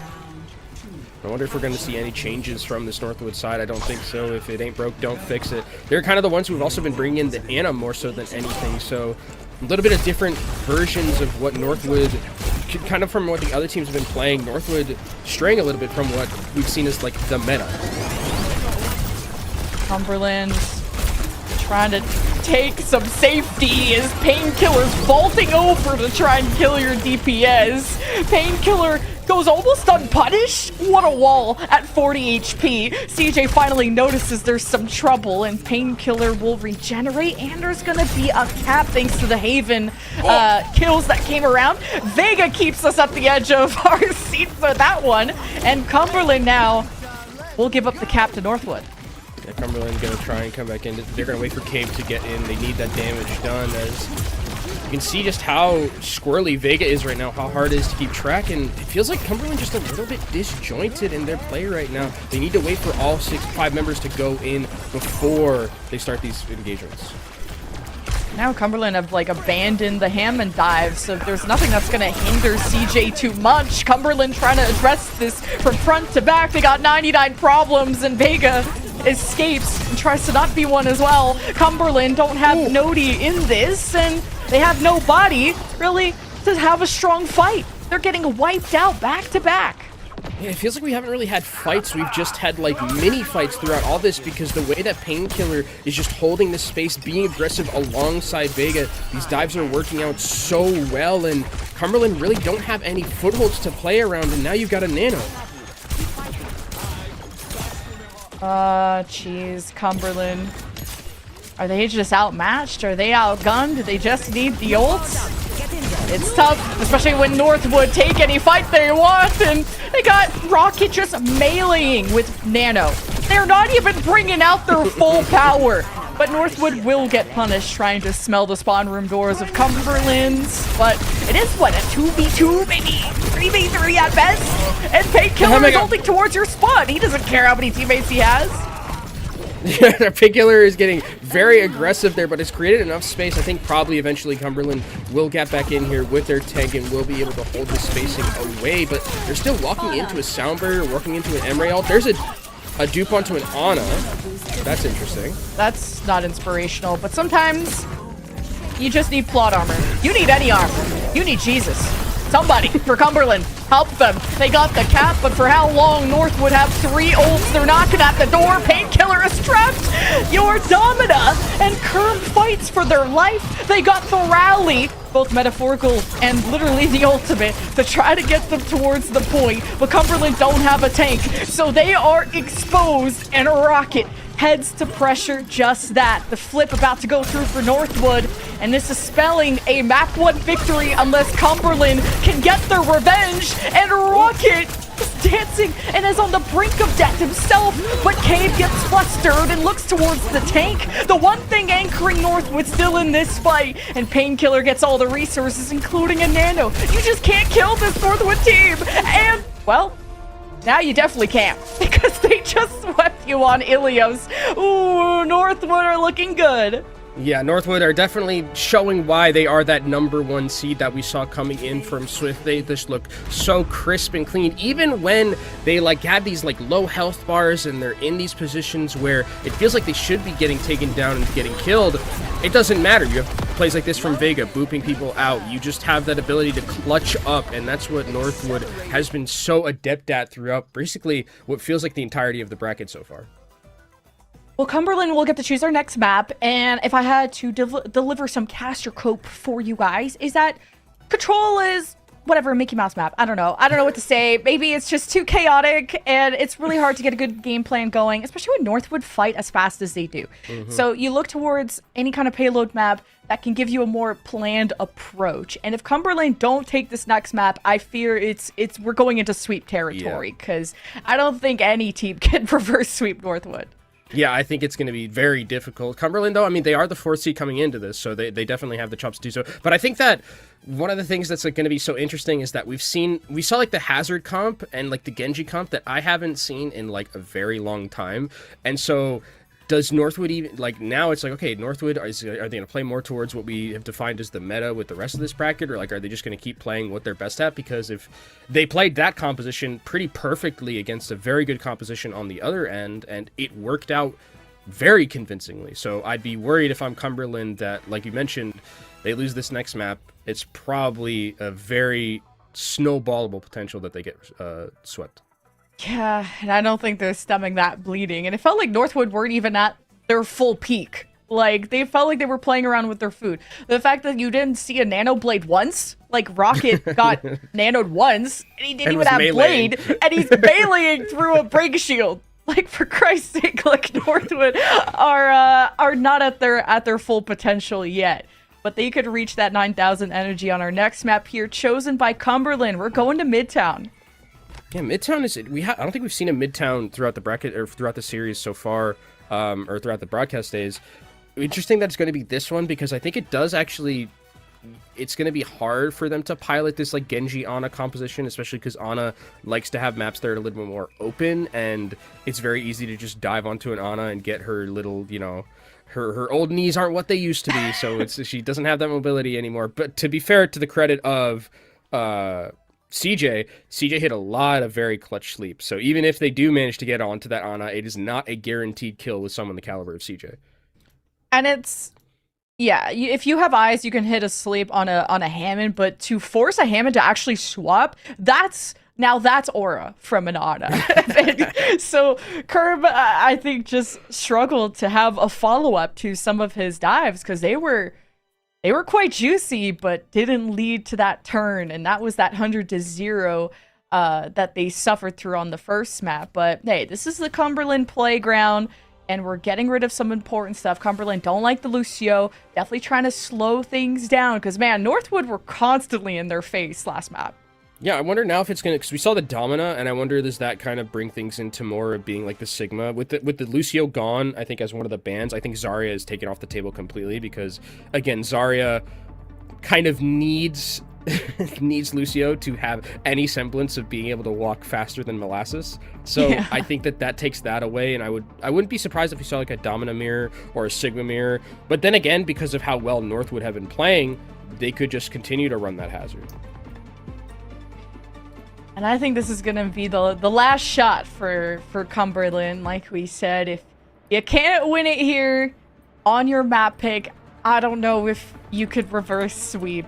And now it's about the mentals, how experience comes into play, how you're able to bounce back from a loss like that, and how Northwood amplify what they've already shown us. Because what I loved about Northwood is that they don't really let you come up with a backup plan or to go to plan B or plan C. We didn't really get to see any plans at all from Cumberland because Northwood started to push Spawn. Yeah, I mean, they just push the pedal to the metal and they don't really let go, and I think that's one of the high-octane play of Northwood is something that I've really been enjoying. Also interesting, they're going to be continuing to stick on to this Ana, this double flex support look from Northwood, which is interesting because it's CJ Vega. I mean, CJ, it makes sense that there is going to be this play of the Ana, but Vega being on the Wu Yang is interesting to me to start things off because it is going to offer a little bit of help for Rocket when Rocket is in the air on these flanks. Yeah, these two, Vega and CJ, have really liked the double flex, so Cumberland gonna use the Symmetra. This can be scary to try and teleport to the top left window. They're gonna choose the bottom side, and what a Bionin from CJ right at the lap of Cumberland. This is not good, and they lost the break on entry, and Juno's solo heals. Doable, but not going to be pretty. Maybe set a teleport of the Symmetra to get Chef back in, because the Chef needs to cook, and Cumberland will still try to set up a point cap, start the pressure on. Northwood are surrounding them, and CJ's walled off from the rest of the team, but it does not matter, because Haven hasn't lost any HP, and if anything, he's subtracting the HP of Cumberland, who have lost all hope for this first tick. That was one of the dirtiest nades I think I've ever seen from CJ there. That was absurd. Already 65% towards that nano boost, and you're really fraught for options here. You can throw it onto the Diva. Cave ends up going down. That's going to be more time wasted off the clock. They got to reset here if you're Cumberland, because again, we talked about how high octane Northwood wants to be and how much pressure they put down. You got to get these resets out and get them clean. Oh my god, we're bombing spawn with Wu Yang? Northwood are doing mental warfare. We're diving. Okay, Painkiller. Can't keep getting away with this. Cumberland, do something. Shoot back. At least the spawn is there, so that's always a safety net, but this is scary. Very scary in there. I mean, they're even going to be able to get Painkiller out of here. Nano is still available. Painkiller's got to use the self-destruct. Should be able to stay alive. Manages to find. No, that's not possible. The most mobile character in the game. That's so sad. How does he hit that sleep? CJ. You're that guy. It is CJ. That's also a big character, but I guess you get the style on them if your name is Northwood. Virtual also used that, but that's not something that I like. Painkiller, oh my god, is getting nanoed. He is delivering pain. He is tossing a Juno into the firing squad. Someone do something. Cumberland, Phoenix, you have to rise from the ashes. And Cumberland Oh has my about God, 90 Painkiller. seconds. And the denial of the Domino ult. Northwood. Oh, they just deny any comeback from the Cumberland Phoenix. Now with less than 90 seconds, there's some presence on the point, but it's a bit disjointed with Northwood flanking, attacking from the front, the sides, from the sky. I don't blame Cumberland for being lost here. Yeah, Wing's gonna end up going down. There's a lot of healing that's lost. What CJ's trying to be a little bit of a DPS player right now. Can they wait in time? That was an ambitious nade. Can they wait in time to proc that overtime? I mean, there's only one person that's on the point right now. It's not ticking up that fast. Yeah. And CJ was just looking for that moment to set up the team for a re-engage, and now it's looking cooked, and Wu Yang bomb in. Okay, Northwood haven't given up yet. It's not fully capped, and it's already one down for Cumberland, but it's a 4 versus 4, and the attack has been warded away. Rocket is on the prowl, and that's when you gotta worry. Self-destruct out, and it causes Cumberland to scatter. And there's really no stable spot to play at if you're Cumberland. I like Nodi trying to cut off some of the heals, and that nade is nasty. Confirms the kill, but unfortunately for Northwood, the point has already been capped. Yeah, but damn does it look nice, though, right there. And really heads up to Cumberland because it looked like it was very scary on that re-engage from Rocket, but really heads up play from Cumberland to kind of keep their head on a swivel, knowing that was a possibility, not letting CJ get any picks, as CJ is behind enemy lines at 2 health and surely dies here, thank goodness. Well, Cumberland, they're still trying to punch up, and Northwood aren't, I think, showing us their best. And at what point does Cumberland make you want to lock in? Because right now, this is some serious momentum building for this attack.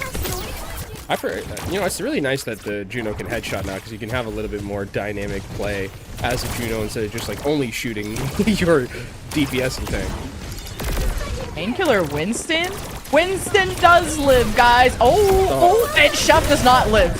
Getting that pulse bomb behind the break shield, that is not an easy thing to do. And pulling off a Winston dive, neither is that. But CJ's got the nano, so you know exactly who's gonna get it. Probably not Painkiller, because CJ just kind of gives it to whoever he wants. I hope it's Painkiller, though, because I would love some nano. I would love some nano Winston. Maybe like Haven or Rocket too, or like the other options. But let's you know, if we were just poo-pooing how Winston just isn't really, you know, a hero anymore, let's give him a nano. You know.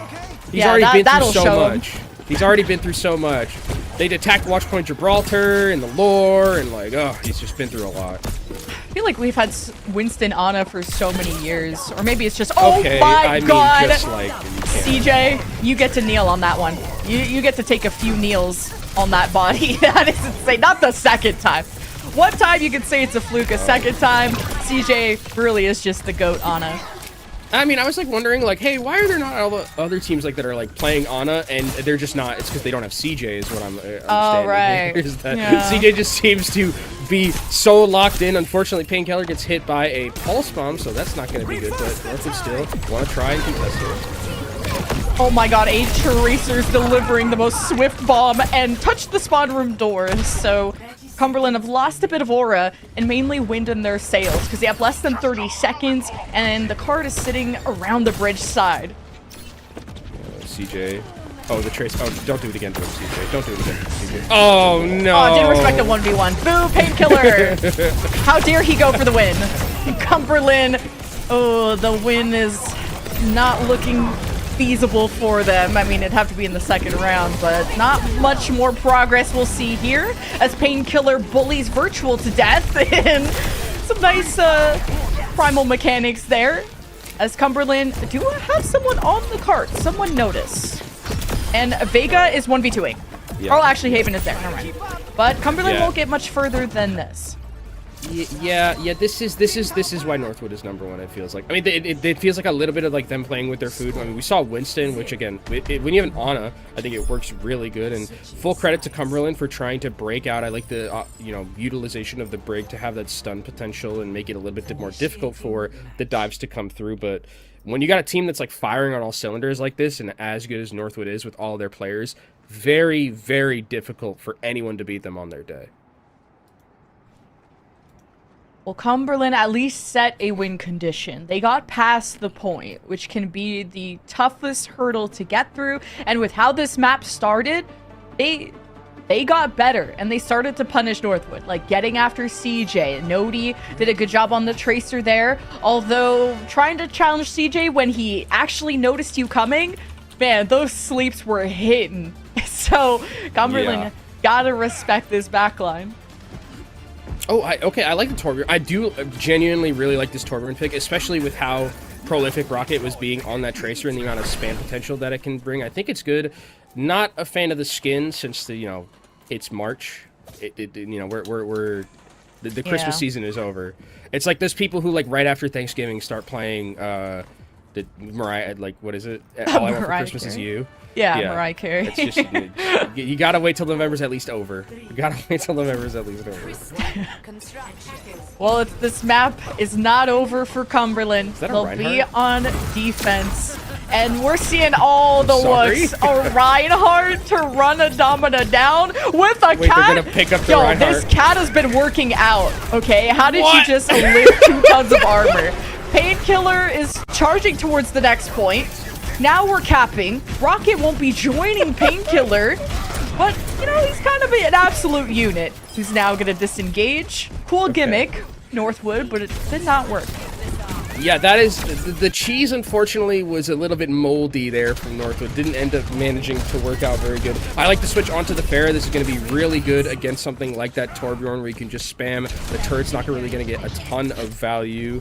Painkiller's now going to go over to the more honorable and more useful hero, I would say, is going to be Ramadra.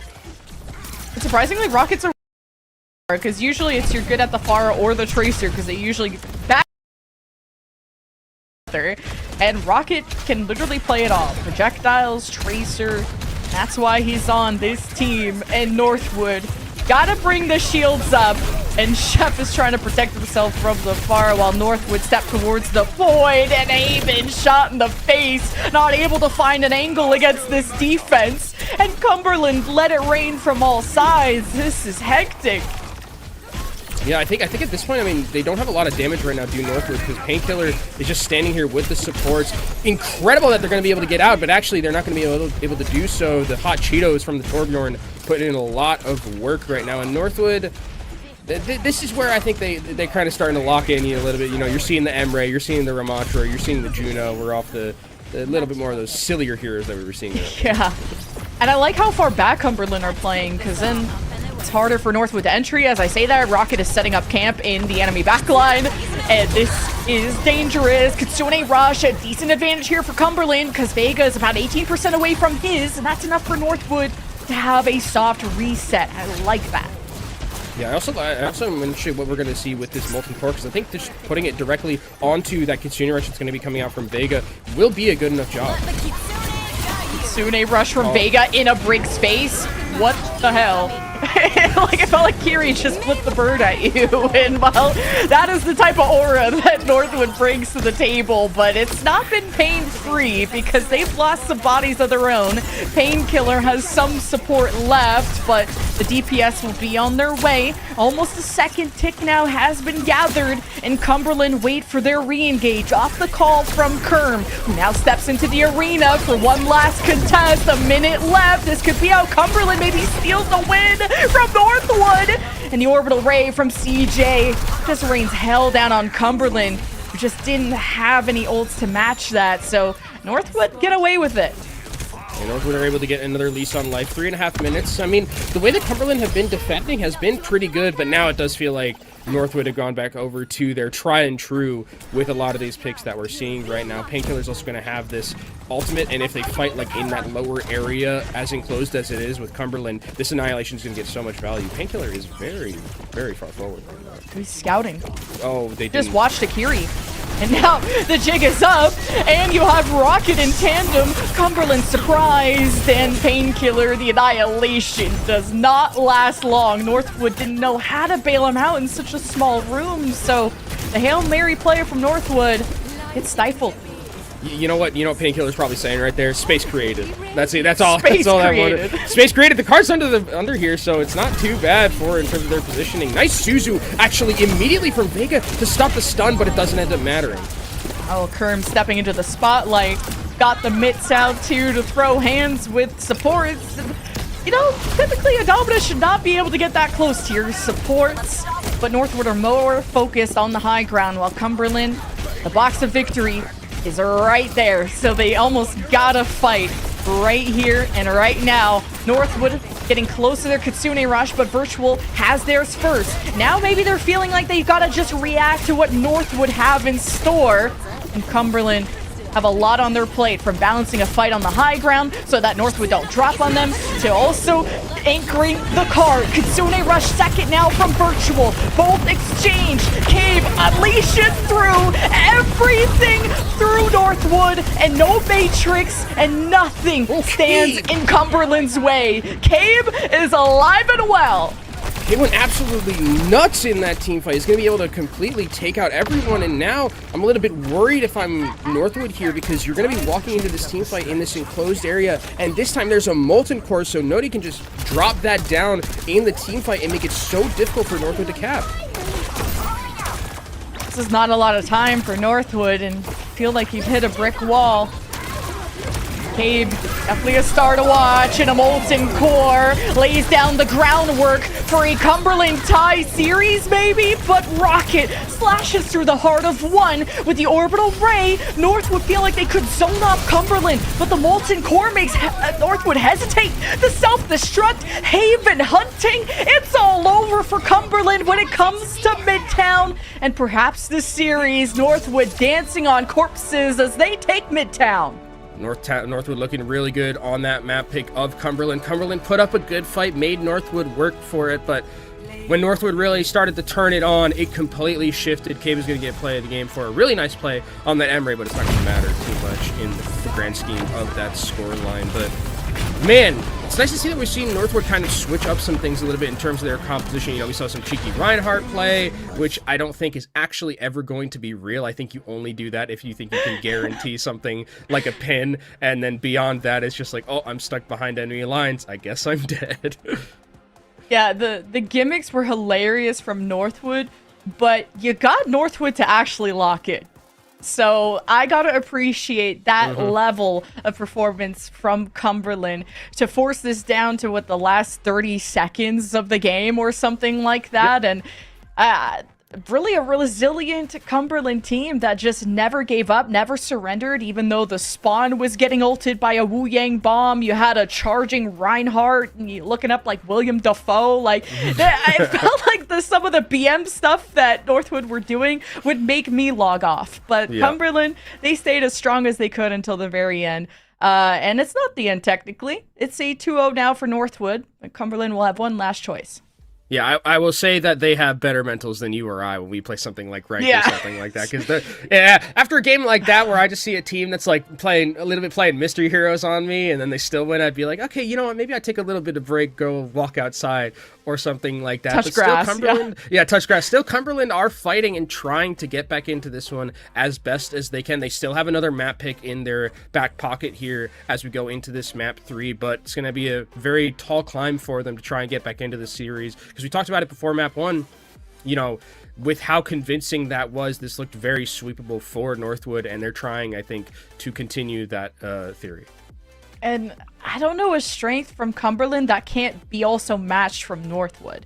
Because I think a lot of the map choices that you go to on a team are really centered around the comfortability of your tank and what is the style that you're building around your tank. Because there's the brawl specialist, there's the dive specialist, there's the jack of all trades. And Kerm has showed us some Hammond, some really different stuff, the Domina. So I'm feeling like the Domina was the best look, unless they want to go to a Hammond map where Blizzard World we just saw was amazing for Hammond. Yeah, but true. I feel like Cumberland looked the most stable when they had some kind of a shield like a Domina. Yeah, I think the interesting word that you use there is stable, because I think one of the things that Northwood is doing so well is even when you are stable, they're just completely ruining you with like the way that they're playing in terms of just the difference in their compositions, their ability to swap. Like we talked about how I think you said it perfectly, where it's like, I don't know if there's an advantage that can be matched on the other side. And it's because Northwood have all of these very adept players, very experienced players, and very skillful players. So where exactly is that advantage going to come from? It comes from sometimes where they have these clutch plays from like Cabe, for instance. And I think if you can enable Cabe a little bit more, that is what can make this series a little bit closer. And I guess we can report on the rest of the bracket. So St. Clair did sweep Cleveland State. They move on in the bracket. And Bellevue is already waiting to face the loser of Fisher-Winthrop, while the loser of this match faces St. Clair. So you better be ready to bounce back regardless of how this series goes, because if you thought this was the final boss, wait for one of the other final bosses that's in the lower bracket. That's always the great things about Double Elim, where it's like, oh, okay, we get an extra life and we get to play, we get to go down to the lower bracket and play someone, and then you're like up against a giant and you're like, oh no, what has happened? Like this is a bit spooky for us, and we just got beat down by someone who is also a giant in the upper side of the bracket.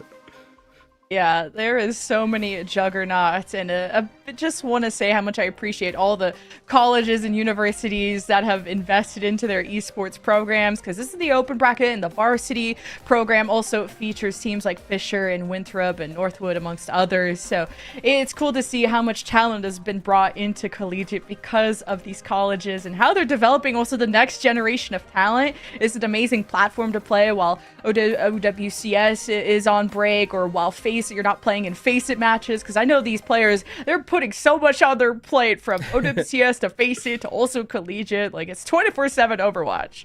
Yeah, and I mean, I think we talked about it a little bit earlier, where it's like, I love the amalgamation that you have of the players, from different walks of life in Overwatch, where it's like you have a touch of OWCS pros, you have some Calling All Heroes pros, you have some players from Face-It League, like all just like kind of coming in to Collegiate and making it as interesting as a product, I think, for Overwatch Esports as we do have our next map. It is going to be Esperanca, Kiriko taken off the field, and Domina taken away. So that means that we aren't going to be seeing that like little advantage of a wrinkle, you said, from this side of Cumberland.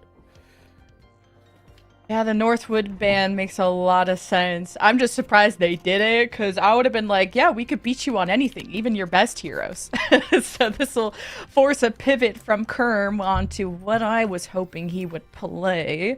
And no Kiri, a lot of support bans, by the way. Like, no Lucio Kiri. It's been a lot of double flex, where I feel like that's CJ and Vega's wheelhouse. Bread and butter. Oh, I love bread and butter, but how very French of you to love bread and butter. I know, right? Hey, you too, man. You too. We. Wait, we told St. Clair if we get another interview, we'll ask them their real thoughts, but only in French. But oh yeah, so only the French people, only the French-speaking people in chat would. I think there would be people who would be very unhappy with us to do that. But then, maybe we could. I'm getting the truth out, okay? Yeah, we could just get a few words in French, and they don't have to know. But I think I think when I think of Northwood and I think of like pick ban phase, I'm like, where do you really go with like pick ban? Like, can you ban this team out? Because I've seen them play like a bunch of different things. Like, I've seen them play like, I mean, even from Painkiller alone, it's been like, what, 5 different heroes? Yeah, way too many. That's why I said, like, we'll reiterate that Cumberland, unless they have some hidden jujutsu up their sleeve, I don't know what they could surprise Northwood with that they're not going to be capable to mirror or match. And it's cool to just see more double flex support, because like Rack was saying in his interview, feels like we've been playing like 5 years of Lucio Kiri, and now we get to see different backlines. But on Esperanca, if you lack that speed, it's kind of tough to lead that race to the end of the road. And we've seen Juno and even some Mizukis, so there's some other options of utility. I think that, like, again, we did see a Mizuki, that's right. I feel like this has been the map where we've seen the most like different things, like the most variety and breadth of like hero selection compared to like all the other maps, because like we haven't even seen Vendetta yet, I don't think, right? Oh yeah, that's weird. Right? Like, I feel like I've seen Vendetta every series. In this series, it's just been like, no. Like, not even the hero. That says a lot about Northwood, though. For them to be this good and not overly reliant on Vendetta. Because sometimes you could be like, oh, meta slaves, whatever, like winning off of Vendetta, whatever. But Northwood are able to beat you on some really old school stuff, like Genji, like double flex support. Reinhardt for 5 seconds? I don't know. It would be so funny to me if Northwood brought out this composition. I remember casting this comp in Contenders way back in the day with a bunch of these players that were on this. The Junker Queen, the Sojourn, and the Genji. We are going back in time a little bit with this meta. Lucio, Juno, the Orbital Ray is always a good substitution. It's like a budget Kitsune Rush, kind of, if you squint hard enough. But I'm liking what Cumberland brings to the table. But how about an axe to the face? Who cares what your plan is? Cumberland have their backs against the wall and seem pretty healthy from the first encounter, as Nodi's already forced to recall. And you gotta be as conservative as you can with it, because Rocket's gonna be ready to dive you at the moment you seem weak. He is in a bad position right now. The axe comes in, and it's an annihilation already. So much healing has been lost. Oh, Nodi with that kills both supports? Wait a minute, I'm underestimating Nodi. He knows ball when it comes to Tracer. That is an insane pick. And Cumberland will get some progress going, although Northwood stole some initially. Yeah, Haven's actually going to go over to the M-Ray, and I think Northwood's going to stick with this composition. I actually think this composition is really interesting because of the fact that Junker Queen doesn't really have an ultimate when Kiriko is on the board. But now there is no Kiriko, so Suzu isn't there, Cleanse isn't there, and Rampage actually is an ultimate that has value in some of these team fights. Cumberland stuck at the choke, stalled out Rocket. And his Lucio Vega there on the bridge, trying to bring a fast fight to Cumberland. Though losing your Tracer doesn't inspire you to want to face that Genji head on. So Kerm takes shelter and barely stays alive. The Orbital Ray is forced for Virtual to bring the tank back up to snuff. And Northwood just completely back away from it. And maybe not completely. Northwood was still hanging around, but Cumberland don't have the picks off of that Orbital Ray. And I wonder what they're going to do with this Dragon Blade, maybe as a zoning tool or comboed along with something like that Orbital Ray, trying to just be patient and continue this juggle along the point. Nodi has to have the recall force, so that means that there's not going to be a very aggressive Tracer in this team fight. I like that Cumberland aren't overly antsy. Like, if you don't have a good fight, don't take it. Don't rush into things. But now, the ball is in Northwood's court. And we know what they can do. They could hit this for an absolute home run, and CJ's got the Orbital Ray. You got Rocket with the blade heading to the back line, and Cabe is mid-flight and cut down by the wings. And Cumberland, a pulse bomb hits into Haven, but Cumberland don't have anyone left to pull through. So Northwood get in the lead. And I mean, that was really aggressive from Northwood, and also extremely patient. Like, I love the way that this team can just flip a switch and just understand, like, now it's our turn, now we can go. Chef, unfortunately, is not able to pull out that Brigitte rally to get any of the overhealing done. And now Northwood gonna just pull back. Once they've gotten this cap, they're just gonna go back to that high ground, continue to poke down as best as they can, and make Cumberland be the aggressors this time. 57 meters. Cumberland playing around the corner. Northwood taking the power position of the high ground to see what picks Haven can generate, but Rocket was not saved in time. Kerm with a big punish, but oh, the Rampage right through the tank. Kerm will float like a butterfly, sting like a bee, but the sound barrier is still into effect, and now you gotta scramble. You gotta squabble up against it, and the teamwork from Northwood is simply too strong. And Cumberland stole the bot, so Northwood have some leg room to make up for it. Yeah, I mean, if there is one, ray of sunshine in this eternal storm, it's that Cabe is able to get CJ right there and win that one. But also, it was they were able to take the bot, because that would have been so much more progress right here for Northwood. Would have made the lead almost insurmountable, I feel like, at that time. But Haven still has the ability to get this ultimate off right here in this next team fight, and there's nothing to deal with it on Cumberland's side.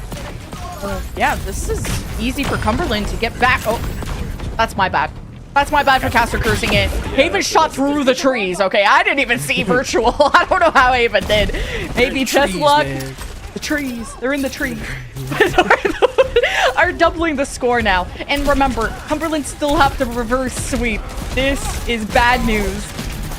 It's not looking great. I mean, I'm really loving what I'm seeing from Northwood, where they are checking Nodi significantly on these engages. That is a lot of damage put on the Kerm, and Nodi just trying to do the best that they can, but it's just not enough. Look at the swarm. They're like mosquitoes or bees and wasps just taking down this lonely Tracer. I hate all of those, and I'm sure Virtual hates dying in the middle of an orbital ray that's supposed to be the thing that helps you win. And how can you win when Haven is watching you from heaven and shooting down at you, and even a post can't stop them? Haven, you can't do it to them. They have families. Oh, that aim is just filthy from Northwood there on the Ottoman Chief. That is Emre, and a fight that looked like it was going to be Cumberland's to have just does not end up working out at all. When you look at the support ultimates right now for Northwood, so much more in their favor. This is easily full cap. Getting to the 100 meters is the red zone for Overwatch, and CJ, Orbital Ray, Cumberland don't have support ult, and they're facing a sound mirror. Like, Northwood are investing the blade too. They're sick of Cumberland. 2 kills come in, and Cumberland disengaged. They run like the wind, and except Cabe, he's not getting out of this one, I fear. Yeah, Cabe is just gonna be. He's not long for this world, I think, as they say. Oh, come on, CJ. CJ, you didn't have to do all that, okay? You know, it's already 2-0. You're probably gonna 3-0 with the full cap. Okay, that's a little bit much there. A little bit extra spicy. The teabag came in so late, because I would have started doing it sleeping the Tracer, okay? He's better than me. I would have teabagged way earlier. But Cumberland, they gotta bring it back, or the bag will be fumbled. There is a lower bracket to explore, but that is a tough road. Rampage, that is a tough road as Cumberland hemorrhage and break apart at the seams. And there's just no standing up when there's a Joker Queen in the backline. As Cumberland just stall what they can on the cart before spawns come in, but I don't know what a comeback. I don't know if a comeback is feasible. Oh! Wait, Nodi, double what? support kill? Hold on. Wait, that's the way back in. It's the way back in. It's the only way it feels like back in. They're so back. They're so... Are they back? It's not looking back, but Cumberland are coming out of spawns, so that's the advantage they have. So it's not a full cap. They might not be back, but they might not be dead? Question mark. I mean, that's like the best I can give them right now, because they still have a long way to go, and that time bank is dwindling significantly for them. They have only that 2.5 minutes, so they have to basically be perfect from here on out, but they do have double support ultimate, which is going to be nice, and it's significantly ahead of what Northwood has. Cumberland, they gotta rise from the ashes, and Haven is trying to burn them to a crisp. I like the response of the sound barrier though. That's huge from Chef, and Northwood caught completely off guard in the midst of that fight, outgunned and out-resourced, and Cumberland get to advance some progress. And they might get a checkpoint too, which would be huge for them, and winning that fight relatively quickly, only 30 seconds off the clock. They did have to force up the sound barrier, which is going to be a little bit spooky here. But again, now that Virtual's got this Juno Orbital Ray way before CJ does, I mean, they can use that as tempo, get more aggressive, and see if you can find something. The ultimate comeback for Cumberland. They're really trying to keep us on the edge of our seats. And it's gotta be flawless. Less than 2 minutes. Kerm is scrambling. Orbital Ray has to support him. Rocket has to fight in the middle of that Ray with a blade. I don't know what he's cooking. And Northwood just burn up to a crisp. A Rampage does get 2, so Northwood are still barely hanging on. And Painkiller becomes a raid boss to salvage this for Northwood. I can't believe it. Yeah, that is absolutely so insanely clutch, and that's what I think I love about the Joker Queen, is that if you can hit a big rampage like that, any fight is winnable, as Nodi ends up taking a shrapnel to the face right there. And Northwood, I mean, this is such a wallet diff, this next team fight that they're going to have. They have both support ultimates to work with. They have the lead.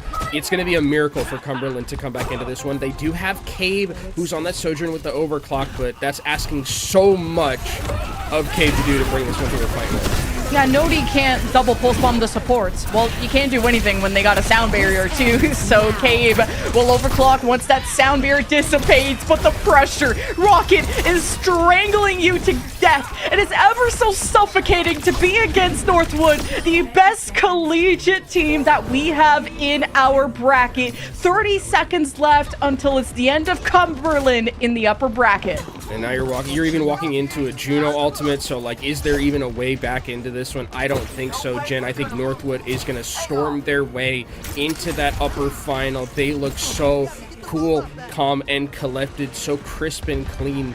And they are poised to take it all the way to the grand.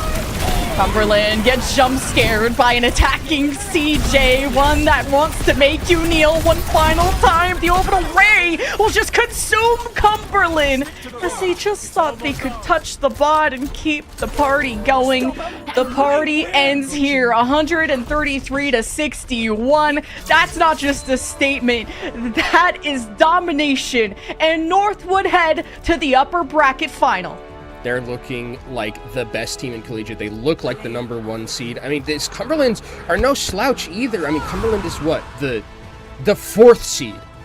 The 4th seed of the tournament, and Northwood just completely took over with Painkiller on the structure. And the crazy thing about it, Jen, is that Northwood is winning without playing what you would describe as like the meta, right? Yeah. They're winning with different compositions completely. We saw no vendetta from them at all this series.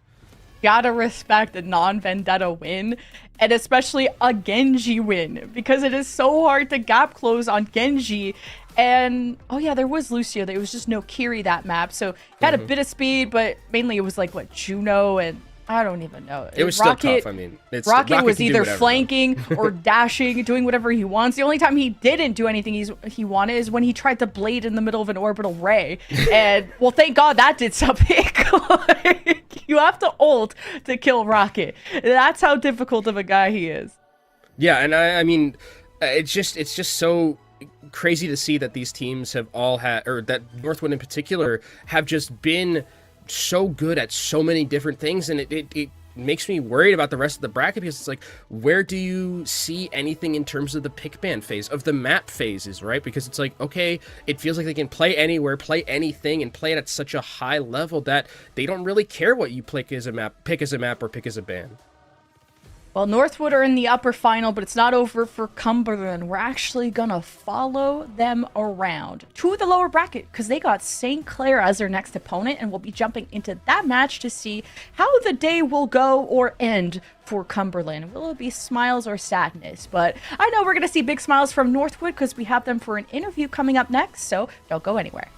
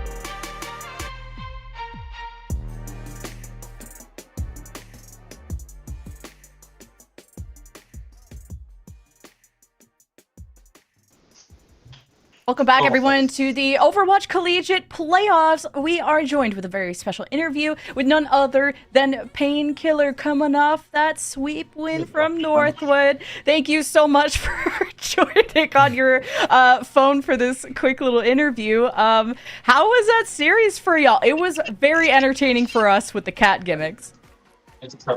Yeah, for us, our main focus is obviously going to be on getting to the grand finals and playing versus Winthrop. So, Cumberland actually had a really good tournament. They beat St. Clair in the Swiss.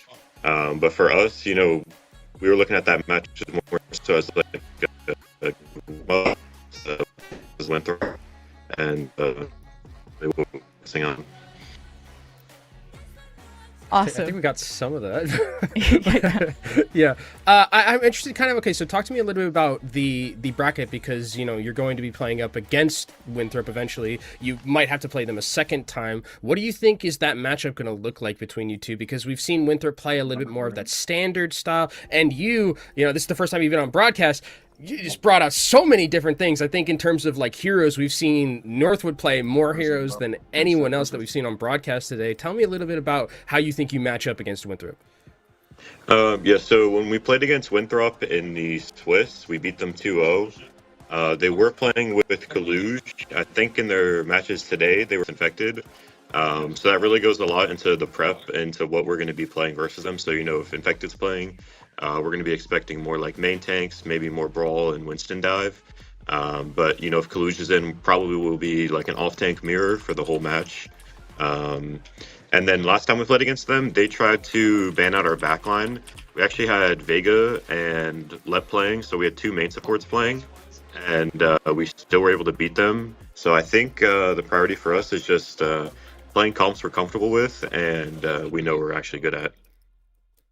And how is it, what kind of challenges has the Northwood team been through? Because it feels like you guys are this flawless team. Is it just like a lineup thing that you have to get straightened out, or what have you really overcome this season? So last semester we lost to ISU and Winthrop both times. We beat ISU one time. I think it was in the Swiss though, so it was only best of three. And then we lost to them, I think, 2 or 3 other times, and then we also lost to Winthrop once or twice.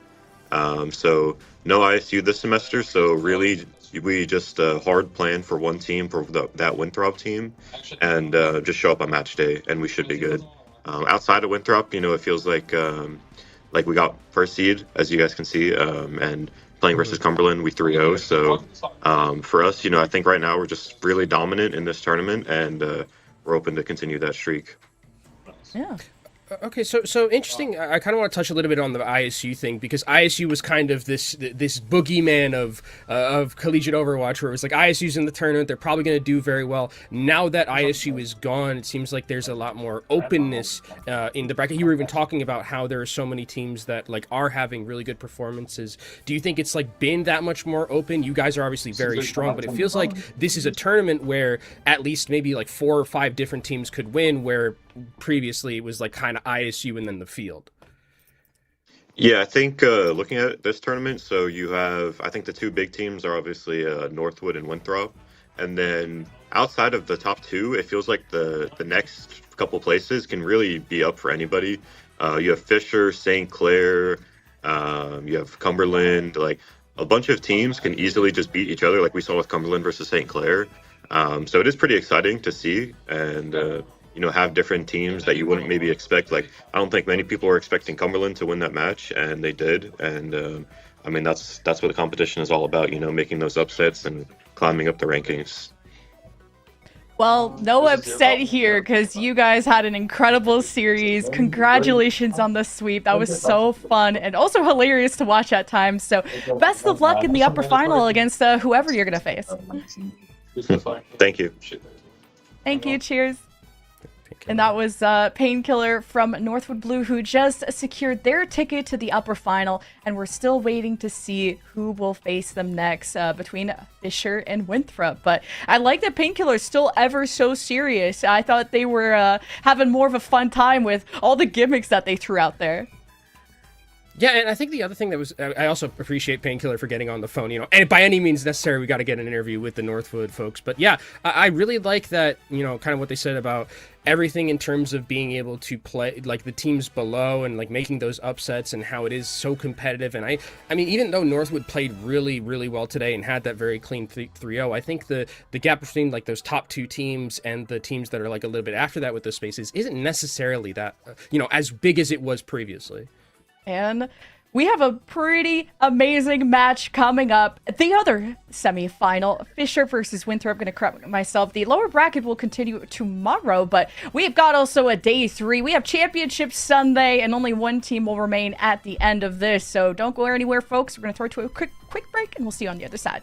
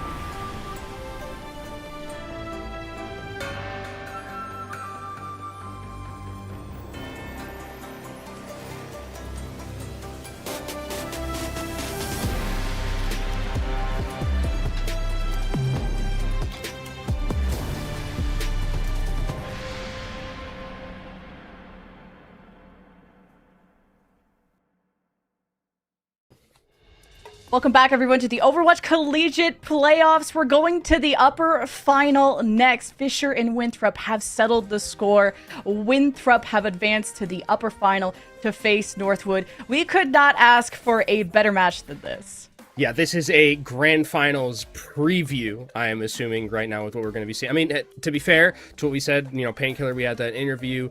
Seems like the top two is pretty standard right now, but hey, anything can happen once we make it to that lower bracket. St. Clair pushed Winthrop to basically the complete edge, so it's definitely possible for this to potentially be that grand finals preview like I was talking about, or maybe things get shaken up tomorrow in the top four. Well, thankfully for Fisher, that match was off screen because according to our admins, it was a sweep in favor of Winthrop. So if this is Winthrop peaking, Northwood better watch out and at least very much lock in. This has got to be the match of the day, which is really hard to beat after what we saw at the start of the day.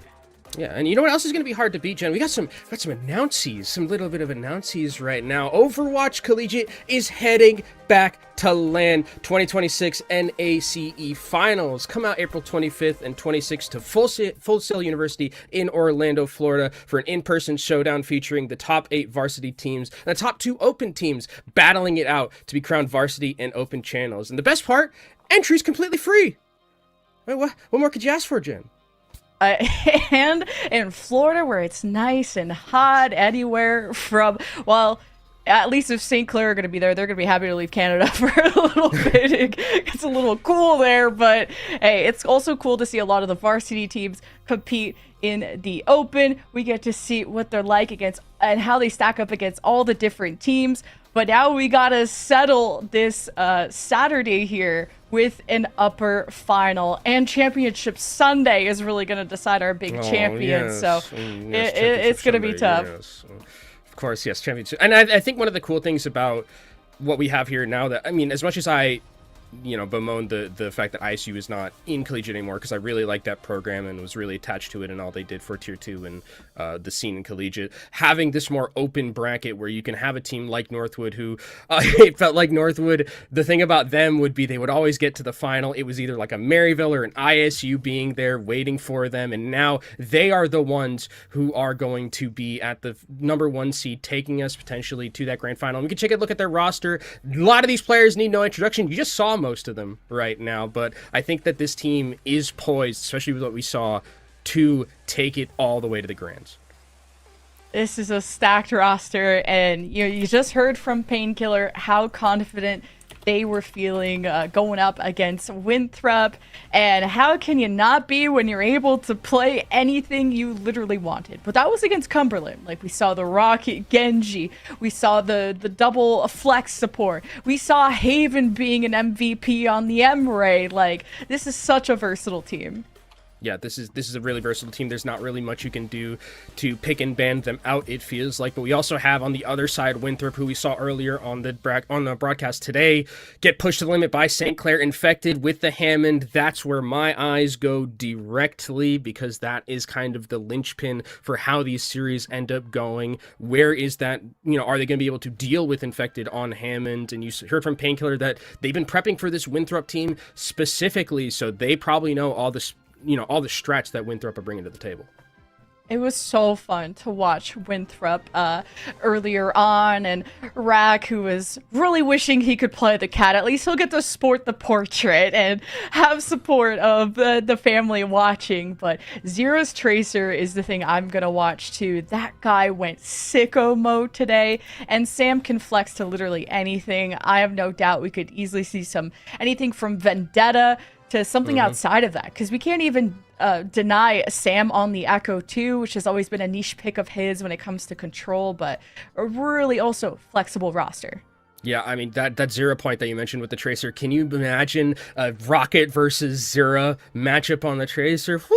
Oh boy, we're going to have some good Overwatch today, Jen. As sure as God made green apples, this series is going to be, I hope it's going to be 5 maps. For everyone out there who's like, I need a little bit more time for my drops or yada, yada, yada, but we're going to have to wait a little bit, unfortunately, for the Tracer matchup because it's banned out first map on Lijiang.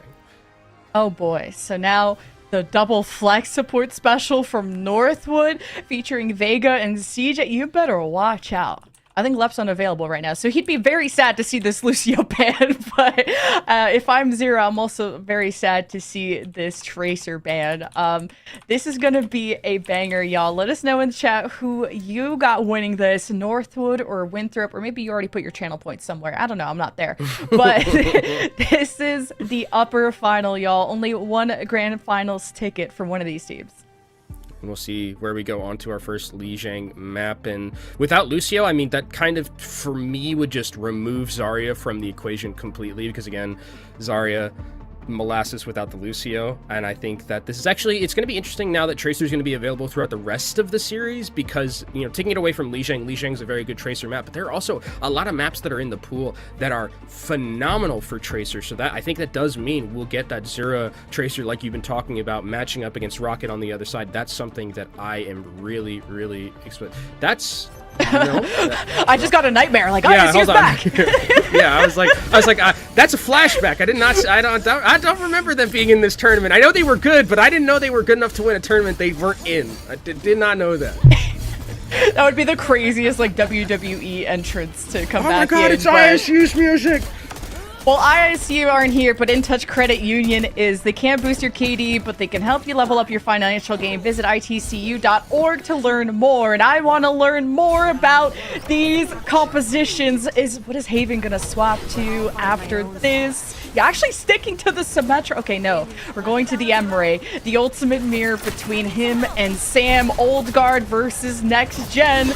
Really excited for this. You already have a preferential position here for Northwood. Already on the perimeter of the point. Zero stepping up into the arena, I should say, and already slashes down CJ. Still alive and well. I don't know about healthy, though, for Northwood. They're trying to take shelter in Dojo, and Stamba's harassing them on all fronts with Zira. And they got all the picks they need to get the point first.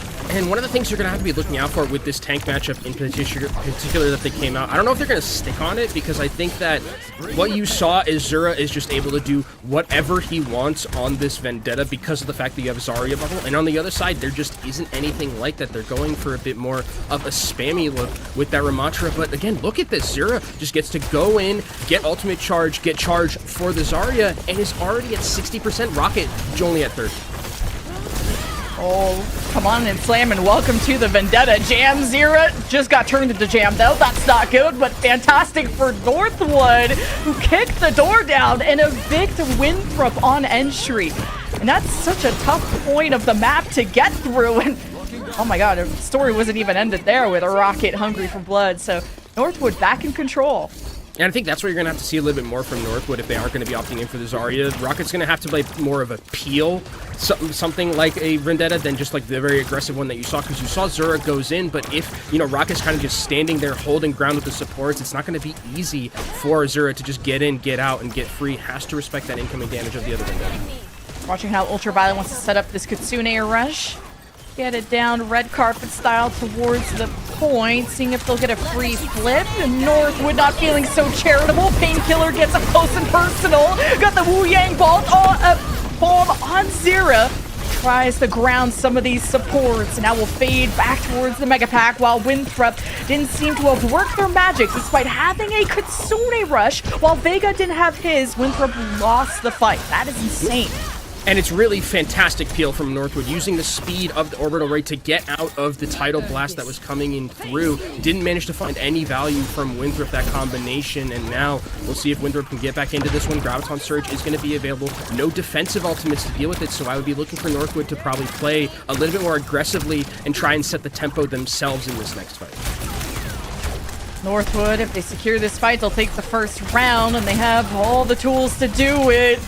Winthrop, and they get a good enough grab to get the full wipe they need. Painkiller already stepping up. Haven lets it rain. The grab catches him mid-flight, and Winthrop can't follow through on Infected's plan. All those ults for naught, and Northwood still have some in the bank. And there could be a last-second touch, but probably not for Winthrop.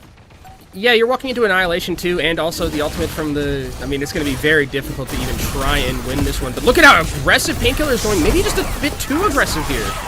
Infected has the touch, then Tracer's banned. You can't swap to that, or Lucio. So the overtime was forced. It's getting ugly, and Winthrop are too unhealthy to sustain through this. Northwood, when the one slash to ruin them all, and man, through the wall and everything. 100-36, amazing stuff out of Northwood.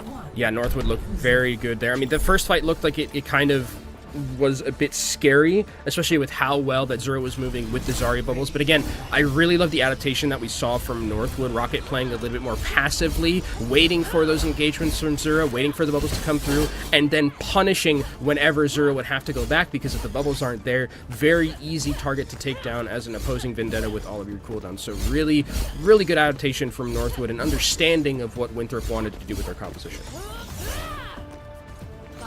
Northwood is suffocating as ever to go up against, especially when Rocket gets the ball rolling. He kind of turns into a boulder into a rock slide, and Winthrop is still going to try a semi-mirror, but it's Sojourn versus Emre, and you got the Wu Yang in the picture still. Winthrop don't have control of the server side, and Rocket just halts them from getting anywhere near it, as Zira is the first blood, and Northwood smell blood in the water. They're not even gonna settle for just that. They're coming for the spawn room. Rocket gets away with murder. I mean, how good is this team right now? How good are they? They have so much momentum in their back pocket, not only from the 3-0 win, but they just look so...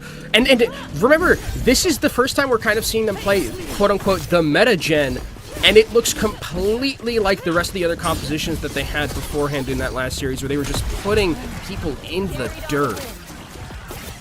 At least Racket should be happy he's not in Lucio Kiri jail anymore. I know that's what he mentioned in the interview, and hopefully try to keep the team up. Winthrop have to regain control. Here comes Zira swinging for the fences, looking for a home run. Spins to win onto CJ and takes down 2 in the process, but Northwood still did more work annihilating the remnants of Zira's team, and Winthrop lose a second fight.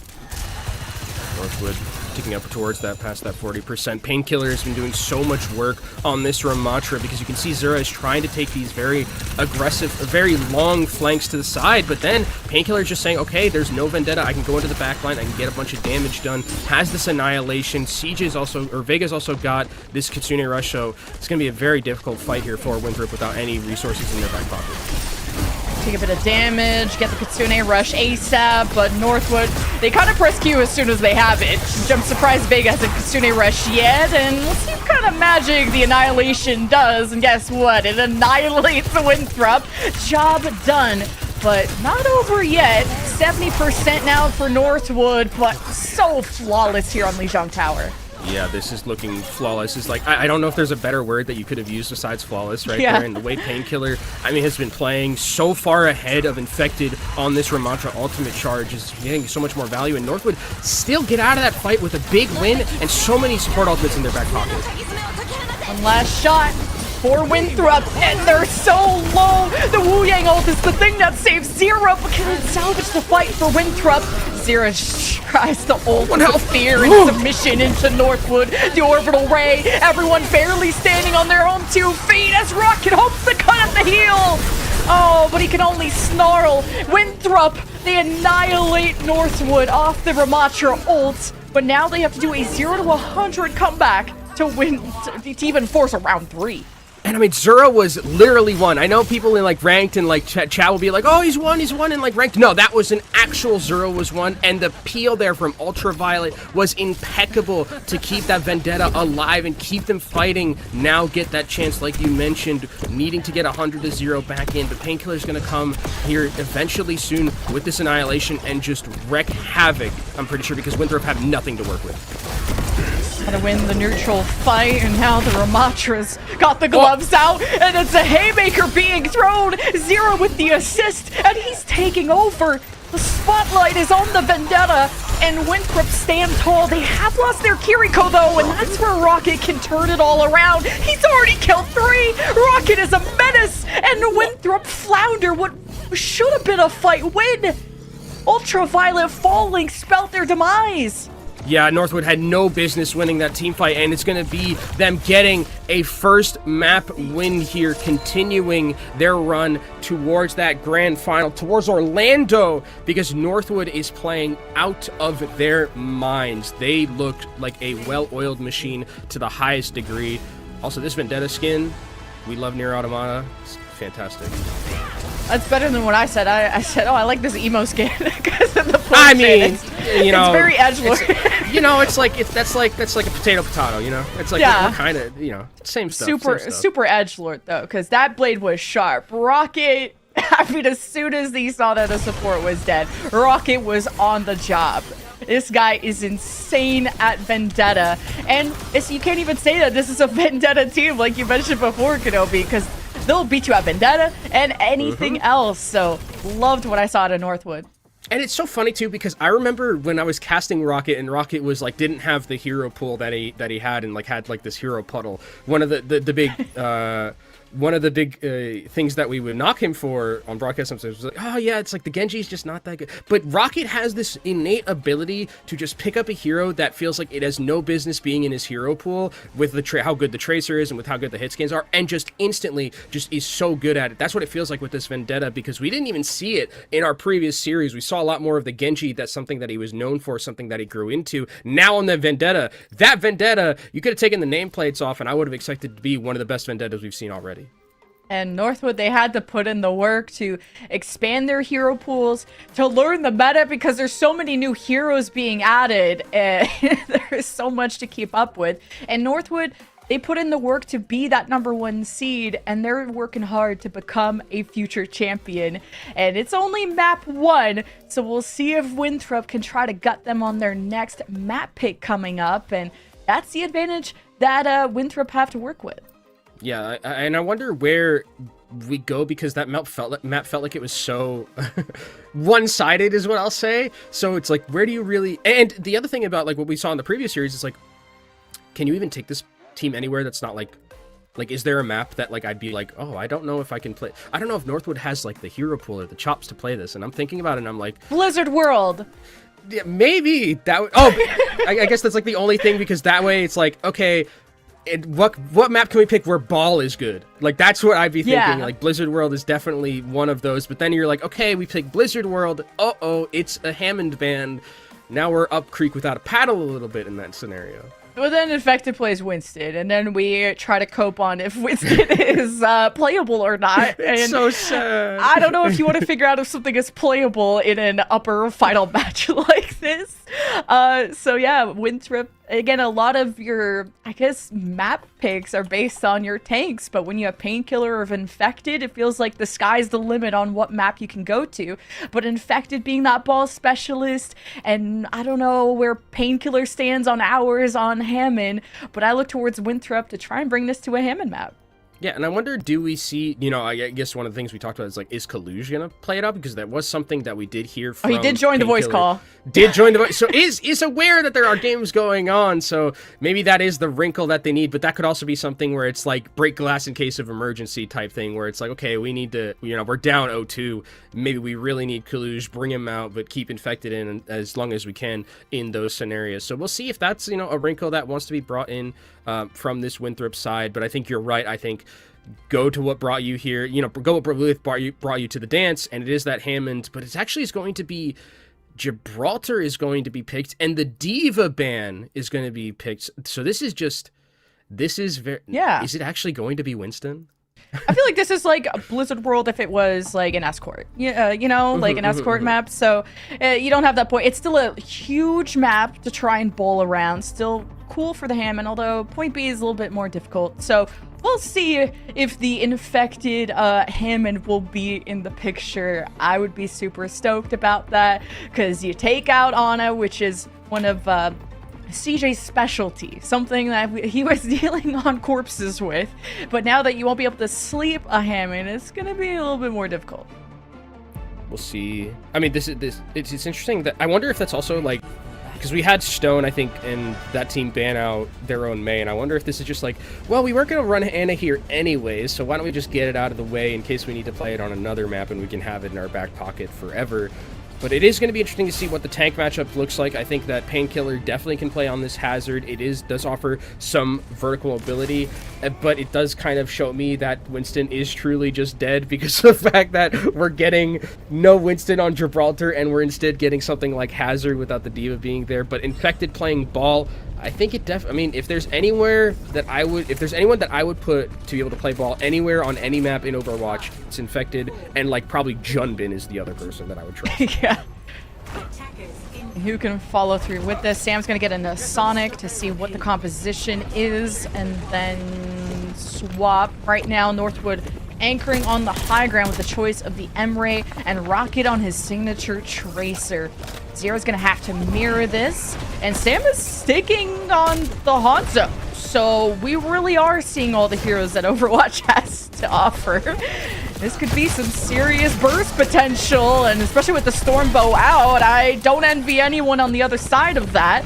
But hard to get at these supports of Northwood, because they're very scary in themselves. Yeah, I'm surprised this isn't a Sojourn, but it is also Sam, and one of Sam's signature heroes is this Hanzo. Azura is able to one-clip Vega completely. That's a lot of healing that's going to be lost without this Wu Yang. Smooth sailing for Winthrop, getting the cart now through the underpass, and now trying to meet Northwood at the server side, which has more cracks in the armor than before. I like the synergy, though, between the Infected and Zera. One of the scariest dives that you can have in North America. Here comes Infected to just try and push Painkiller forward, does not connect, and somehow Sam becomes a victim being that close to a Hazard. So Winthrop are stifled on their momentum. I also like that Vega has switched off the wing over to the Brigitte, just offering a little bit more of that peel potential with the whip shot, making it difficult for these engagements to come in through from Infected. Winthrop need a decisive fight, though, if they want to lock this in. You can't just let Northwood be on this high ground. Sam needs a sightline to work with. He's really struggled to build any ult charge at all. But hey, Winthrop get to play whatever they want, and I like the pile drive. You have all the pins in a row. Someone like Sam will hit the full strike.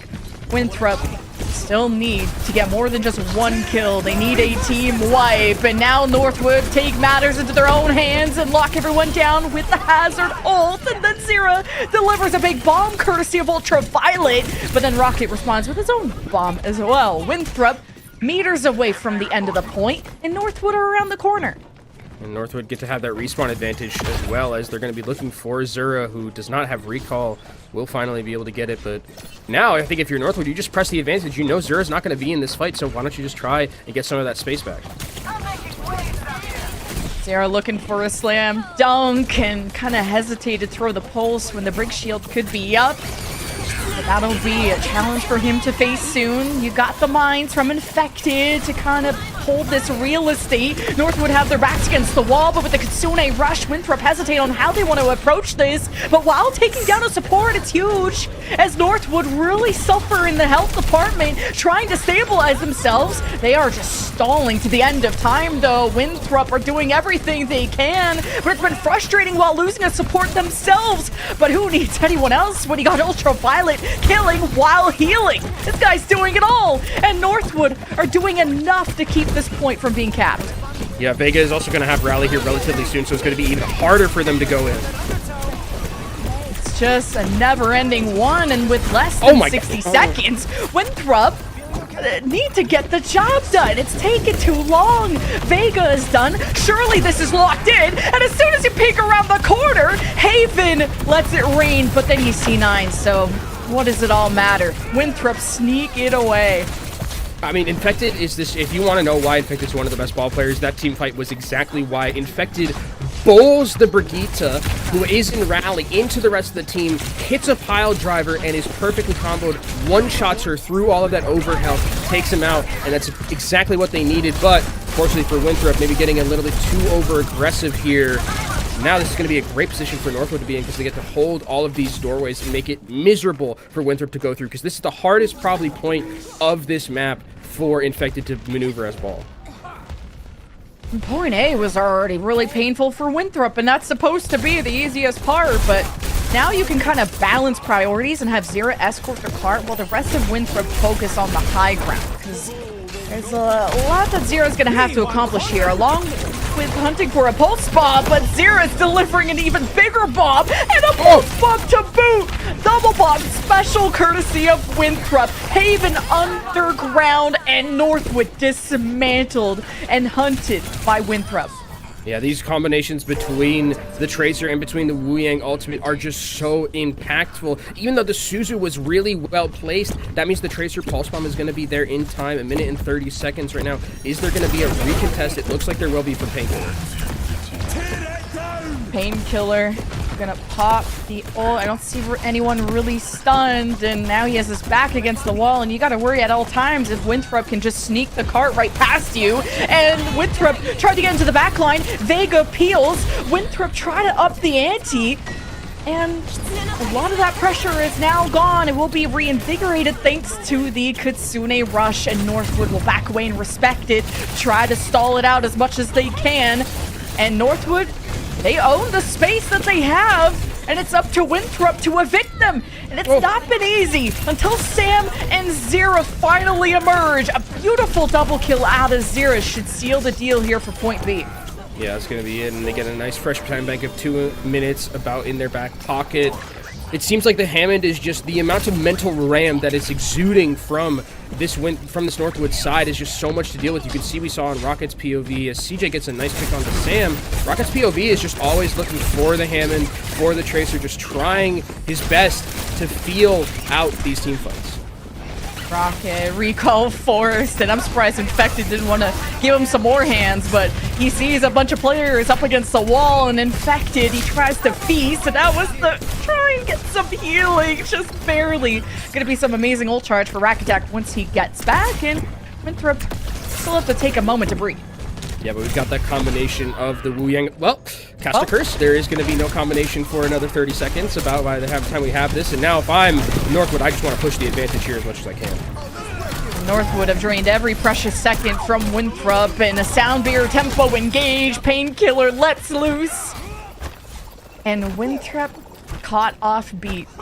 This, they got ults coming up, but man, it takes until the last second for Winthrop to cap. They got me on the edge of the seat. Yeah, it's going to be really about where you're going to be looking for this combination of the Tracer and the Lijiang ultimate. That's really where this team fight is going to be won or lost. And with no defensive ultimates for Northwood, CJ really has to come in clutch with this. Painkiller taking matters into his own hands. Winthrop barely standing and going back towards spawn. And Zera is trying to hit them from behind too. Ultraviolet saved by his own ult, while Racket will respawn soon, and Winthrop still managed to thrive despite only having 1 support. That's just the carry potential of Ultraviolet and Northwood. You gotta get rid of all of them if you want to win a fight. 1 support is not enough. CJ humbles Zera, and Northwood get back on their high horse. And this is last fight territory here. Zera's got a pulse bomb, but that's all they have. Racket needs to get towards this ult in time, but it's not going to matter. They're just falling apart. Winthrop are not going to be able to get anything else out of this. Okay, we're shooting spawn. Shooting ourselves? Like, what's going on? Northwood, though, they are standing tall. And I don't even think Winthrop will get the touch. No. But still, this is still a commendable push to almost get towards the end of the map. Like we've talked about time and time again, a lot of teams get caught up. I mean, Winthrop themselves almost got held at A. So there's definitely that potential. Yeah, and I think the other thing that's actually really good about this for Winthrop is they made it through 2 of the hardest parts of the map, like where it's like, okay, you made it through A, you made it through B. B was like really hard, especially for Hammond compositions to get through, but they made it through that with a really decent time bank in their back pocket. So if you're Winthrop, I think you're saying, okay, now we're going to be on the defensive end. We get to play a little bit more around Hammond with these, you know, with these grapples, with these bulls, and make it difficult for Northwood to really get into our defense. And you can tell the confidence is just radiating from someone like Painkiller, who just calls for an ult, he gets it, and when Painkiller calls for a fight, you trust him. That guy looks so locked in from the interview, and he looks locked in the game. They just win every fight when this guy takes charge, and that's how they really kicked Winthrop when they were down multiple times. But now can they do it on offense? Because that's the challenging part. And the other challenging part is that they're not going to have the Hammond, so it is going to be Infected on the Sigma. And Infected, you know, very serviceable Sigma, but it's just not the same amount of oomph that something like the normal Infected Hammond is, because this Hammond is just so good.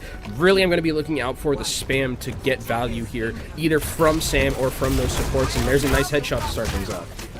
Definitely harder to go up against a hazard on ball 2. So in fact, it's just trying to provide a stable point as Sam is back on the Hanzo, trying to make me a believer. We'll see if it convinces everybody else, but when a Stormbow hits you like that, any tank will succumb. So a lot of burst potential and a tank destroyer. You got Katniss Everdeen, and oh my god! Precision like that, I'm liking it. I mean, it's working. I said how I needed to see, you know, the poke come to fruition, and we actually see Painkiller going over to the Winston. And again, I'm sorry, we're playing Winston Genji Dive now. What is this? As CJ's able to take down Ultraviolet, that's a lot of healing that's going to be lost here, and now it's only just Rack Attack being able to keep the rest of the team alive. Feels like the chairs have been swapped, because it feels like Infected is usually the one that would be the one bringing out Winston, but Northwood just wants some high ground pressure, and Haven is now trying to take some shots from below. Gotta be careful when Winthrop can drop on you, and someone's got to try and stall out this card eventually. It might have to be Zera with all 5 of Northwood here. It's a little scary. Painkiller almost falls. Northwood bring him up. They're trying to generate towards a Kitsune rush, and Winthrop so desperate for these executions and are just not getting them. And that's going to give a lot of that ultimate charge over to Northwood, so that means CJ is going to have a little bit of advantage when it comes to that Kitsune rush. Well, the re-engage is so good from Northwood. The immediate collapse onto the Hanzo, and Winthrop couldn't even salvage that. Rack Attack falls again. And Northwood, it's... Wait a minute! Zera just... Well, only one person could take out Zera, and it's himself. A 3K, though, may have just saved Winthrop. That would have been such a sick clip if he had done that without, unfortunately, blinking into his own pulse bomb, but you will take that one 9 times out of 10, as it basically saved the point for them, and now Winthrop get to hold their ground a little bit longer. Gravitic Flux available for Infected. Rocket is not even a mirror. I swear to God, after the blade, a mirror would be so sick. I got my popcorn ready. Winthrop, they held a wall for now thanks to Zera. Now we're looking for an Infected Flux, and he rocks Painkiller's socks off, and he's looking to do the same thing to Sam, or to Haven, who's now on a Hanzo. These picks are outrageous. Northwood, though, what's outrageous is having less than 90 seconds, and it's not getting any better. And that 90 seconds with where the card is and where the respawn advantage is for Winthrop. I mean, this is last fight territory for them. Yes, they have a Dragon Blade. Yes, they have a Sound Barrier and a Primal Rage, but that's about it. And the way that Winthrop are moving with these picks and with this long-range damage, it's very... Oh! All right, well, reset, guys. We need to wait for Vega to come back. At least he's the fastest guy, right? Yeah. So he'll be back. And Painkiller can get the ball rolling here. He's got Primal. He can be aggro. He'll have a second life. And surprised he's taking the low ground approach. And he gets ripped to shreds by a Tracer. He didn't want to pop the Primal. So miscomm there from Northwood. Yeah, I think they're just waiting for this last team fight, but now they've let Winthrop get back all towards all of their key ultimates. The Pulse Bomb is going to be available from Zera. I mean, how do you break this defense with how well Sam is shooting right now? You try and dive him and get him off the high ground. All focus is on this Hanzo. Painkiller knows what he has to do, and it's a Pulse Bomb, and he barely lives. Sound Barrier does not save him, but Northwood will still beat and blade and try to beat Winthrop to death. And despite the Kitsune rush, Winthrop did not stand a chance. Northwood swinging for the fences. It's just gonna get capped here in a few seconds, but wait, a Dragon Strike! Infected! Winthrop! They're never dead! They rise from the ashes with respawn advantage, and Northwood have not convinced them of a point A cap. It's taken everything out of Northwood, and the wind is out of their lungs at this point. Painkiller doesn't have enough support, has to keep the fight going on the cart, and there's no one really left from Northwood. One last shot, and there it goes. Winthrop full held Northwood and have tied the series. I mean, Winthrop understanding and making it known why they picked this map. But those clutches, I mean, some of them were absolutely absurd. And if Overwatch is a game of inches, this is going to be the play at the very end, I imagine. That was the 3K with the pulse bomb. Oh, no, it's not actually. It was a different one. But I think that, like, even that last sound barrier that we saw, Winston gets, like, I think 1,050 health or something when you're in Primal Rage or something absurd like that.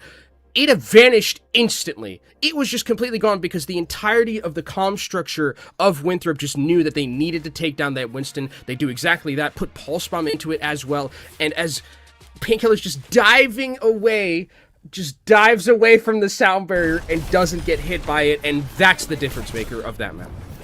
And Zara just went automatic with this Tracer, infected, stood tall at the end to save that fight when he was on Sigma. I thought for sure Northwood had capped that, and all of a sudden Winthrop turned it around. There were so many Uno reverse fights where you were convinced that like Winthrop won or Northwood won, and then Zera hits a 3K pulse bomb.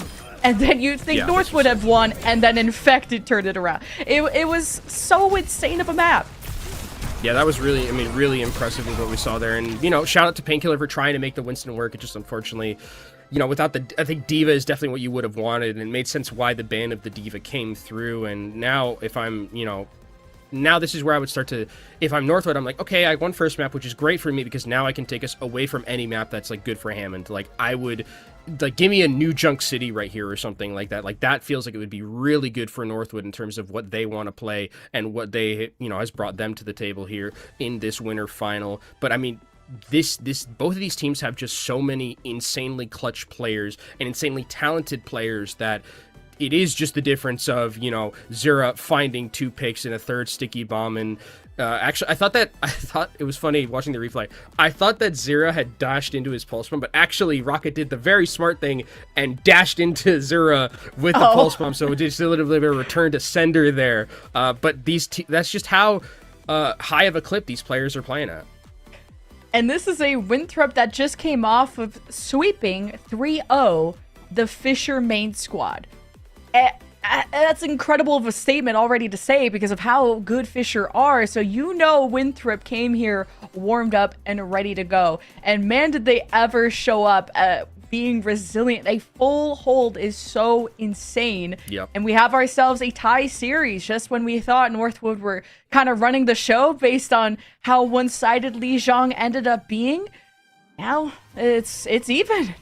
Yeah, it's nice to know also, you know, I mean, it's probably Northwood fans aren't happy about that, but it's nice to know that there is, like, you know, Northwood can bleed a little bit with their compositions, because we were talking about, like, oh, what do we do because it feels like they're so meta-proof and it feels like there's not really a map or a composition you can take them off of that really hinders them. But there, I mean, just put them on Winston, which unfortunately is not a very good hero right now, and play against Poke, where you have Sam, who is going to be playing at such a high level. Hanzo, one of his key picks that's always been in his back pocket throughout the entirety of the time we've been casting and watching him. So definitely feels like now Northwood are a little bit more. They can bleed.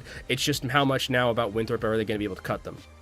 I was very surprised with these Hanzo picks, because usually it's a Sonic out the door, check out what's cooking, come back with a comp. But Sam and eventually Haven, who ended up mirroring it for maybe a 1 round or 1 life or something. Very surprised, at least on Sam's side, when you had Painkiller who went to Winston, and you're a pretty submissive and diveable character on Hanzo, and Sam made the most out of it. So very cool looks out of Winthrop to change things up. And we were like applauding this Hammond, and yeah, it got Winthrop super far on their attack, but then it was the Sigma on defense that won it for Winthrop, and I mean the teamwork as well. So this has been an amazing series so far. I can't wait to see what Northwood are gonna pick next. I'm thinking a brawl map would be really solid. Yeah, anti Hammond map, like Colosseo, or like New Junk City is another one that I think we talked to. Like I would expect that, like, what happens here is that if Northwood wins this map, which is going to be a map that's like very anti-ball, I would expect then we're going to be going to Blizzard World as our 4th map,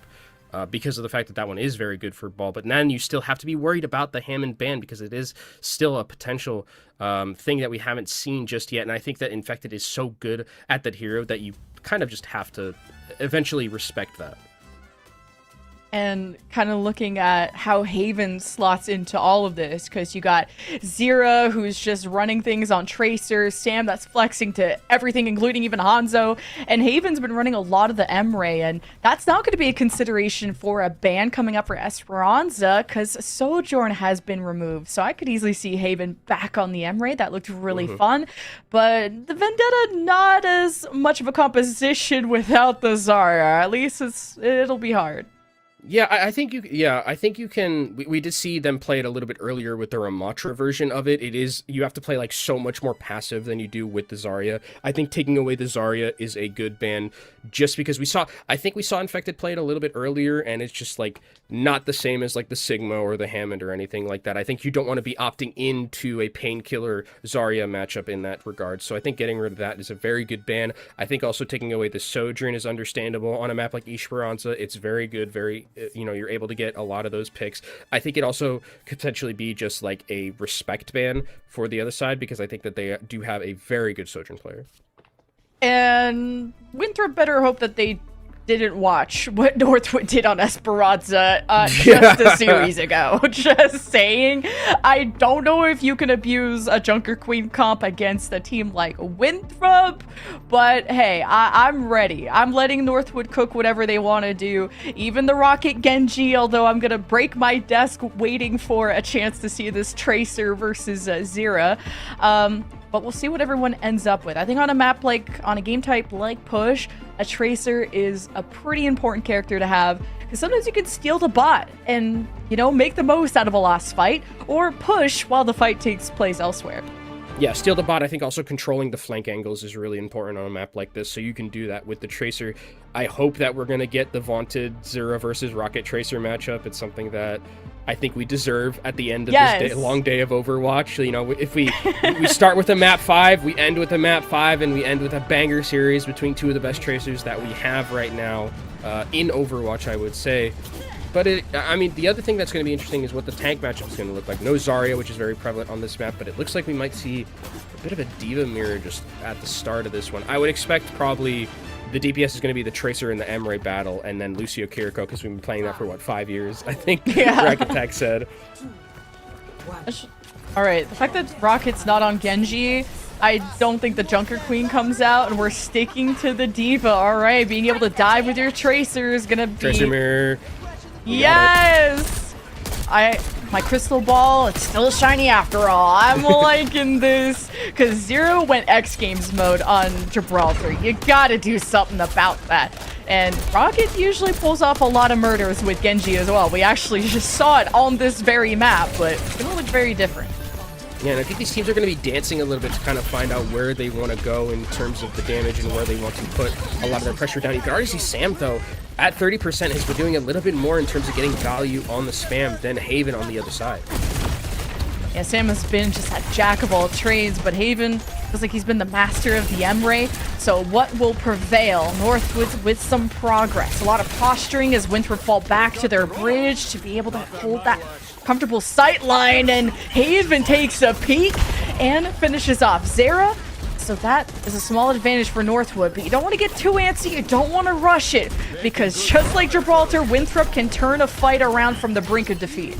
Yeah, and one of the best things about that, though, is that losing, if you're Northwood, losing the Tracer that early on the other side means that Rocket gets to play really aggressively and doesn't have to be worried about check by another Tracer, so you can play more aggressive. You can see Rocket has already gotten so much more in terms of the ultimate charge for that pulse bomb, which you're going to have just a little bit sooner. You just gotta be careful of the D.Vas, because the most annoying thing in either composition is the D.Va that's going to be able to deny your ultimate and shove you around and into a locker, but Kitsune Rush by 10%. CJ leads Northwood to a good start to this fight, has Winthrop in submission, but Painkiller went in way too deep and lost the mech. Now Sam emerges with nothing hindering him this time, and the eliminations follow through, and Northwood did manage to, almost cap there, so progress wasn't totally halted by Winthrop, but sometimes it's about winning the war, and Winthrop haven't necessarily done enough damage with the M-Ray ult to justify a full win. Sound barrier though, Racket and Winthrop still seem to believe, and Northwood are nowhere to be found. Yeah, Northwood are just going to get out of dodge, and Northwood's going to be saying thank you very much. We'll take that fight win, especially because that sound barrier was used. Vega will eventually give their life for it, but heads up play, I mean, that's what you talked about beforehand, whereas if you have that Tracer, you can just kind of cap the bot during a team fight, and no one is, you know, people are just none the wiser, so really good heads up from Northwood, who get that point captured. 60 meters, and now a fight has to take place to actually budge this bot even close to a lead match. Here is Winthrop. Will have the Kitsune rush that they didn't get in time for the previous fight, and now they'll unleash Haven, trying to cut them down on their trajectory. Confirms that onto Zera, but this D.Va is such a nuisance, and Haven has drained enough of that Matrix to try and let loose, but Sam kind of jumps into the enemy team there, and I think Winthrop have to give this one up, and Northwood will keep hold of this map. It was actually a really good heads-up play from Painkiller, who booped Sam off the high ground into the rest of the team and then just completely melted them. One of the things that I've been really impressed with so far about Painkiller is his ability to maneuver the other members in this team fight. You know, boosters are good for getting in the face, but you can also knock people off of the high ground, so really good heads-up play. And now Northwood are sitting on this high ground, sitting pretty, have a big ultimate advantage. That CJ Kitsune Rush is going to do wonders in terms of just initiating this fight. This is Northwood's choice of map after they full-capped Cumberland not too long ago. And they head for the hills. They got the Kitsune Rush. They're chasing Winthrop. They want to actually get kills out of this ultimate investment, but Northwood are so good at disengaging, and they're setting up a crossfire, so Northwood don't want to step into that trap. Yeah, you can see Painkiller also just waiting and looking around with that defense matrix, knowing that Zura is somewhere with this pulse bomb, trying to negate it from blowing up the rest of his team. Winthrop, he's gained back control of the bot, but Northwood have the bridge control, and that's where Haven is at his deadliest on the Emray, and Zera's got a present for him. And Vega's been pretty good at peeling so far. He's already watching that doorway, and oh my god, Zera was flying with him, synchronized swimming. Winthrop do have Northwood in submission with the Emray ult, but Northwood pretty unaffected. We see Zera on the flank here with this pulse bomb, but Sam is already down, and now, I mean, this is just good heads-up play from Northwood, where they know they have an advantage when they can't see the Tracer. Maybe Zera could try to trade here. Don't have to fully give up on your plan, but the sound barrier and the Kitsune Rush both used from Winthrop, but only one barrier to withstand Northwood. It still is a disengage, but at 91-16, all this stalling benefits Northwood. And you can see actually the flank right now from Rocket, and they're trying to check him. Recall is forced out. This should be a dead Tracer. Oh, Zero, he's got help. He's got a team. Northwood will push back, and they have control of the bot. Winthrop, they're fine. They're back at square one, but we actually see some development, and Zera just rewound, and now you don't have a recall, so you can't be aggressive. I don't know verbs, and Winthrop, they don't know kills either, so it's back to the drawing board. It's technically a rewind. I'll give you that one. That's a that's a good Wordle word right there. Rewind. Yeah, rewound. Rewound. You know what? We both have college degrees. Yes, we do. As surely. Now it's going to be Northwood moving forward again. I feel like when you were talking about it a little bit earlier, maybe it's just good that we never see Northwood on a map like this, because it is really, really strong for them. 4 ultimates in their back pocket, close to a 5th, and they are about to start touching spawn doors of Winthrop here with only 3 minutes and 40 seconds left. 4 ults, like Winthrop haven't had a convincing fight. They've only locked in 16 meters because Northwood was feeling charitable today.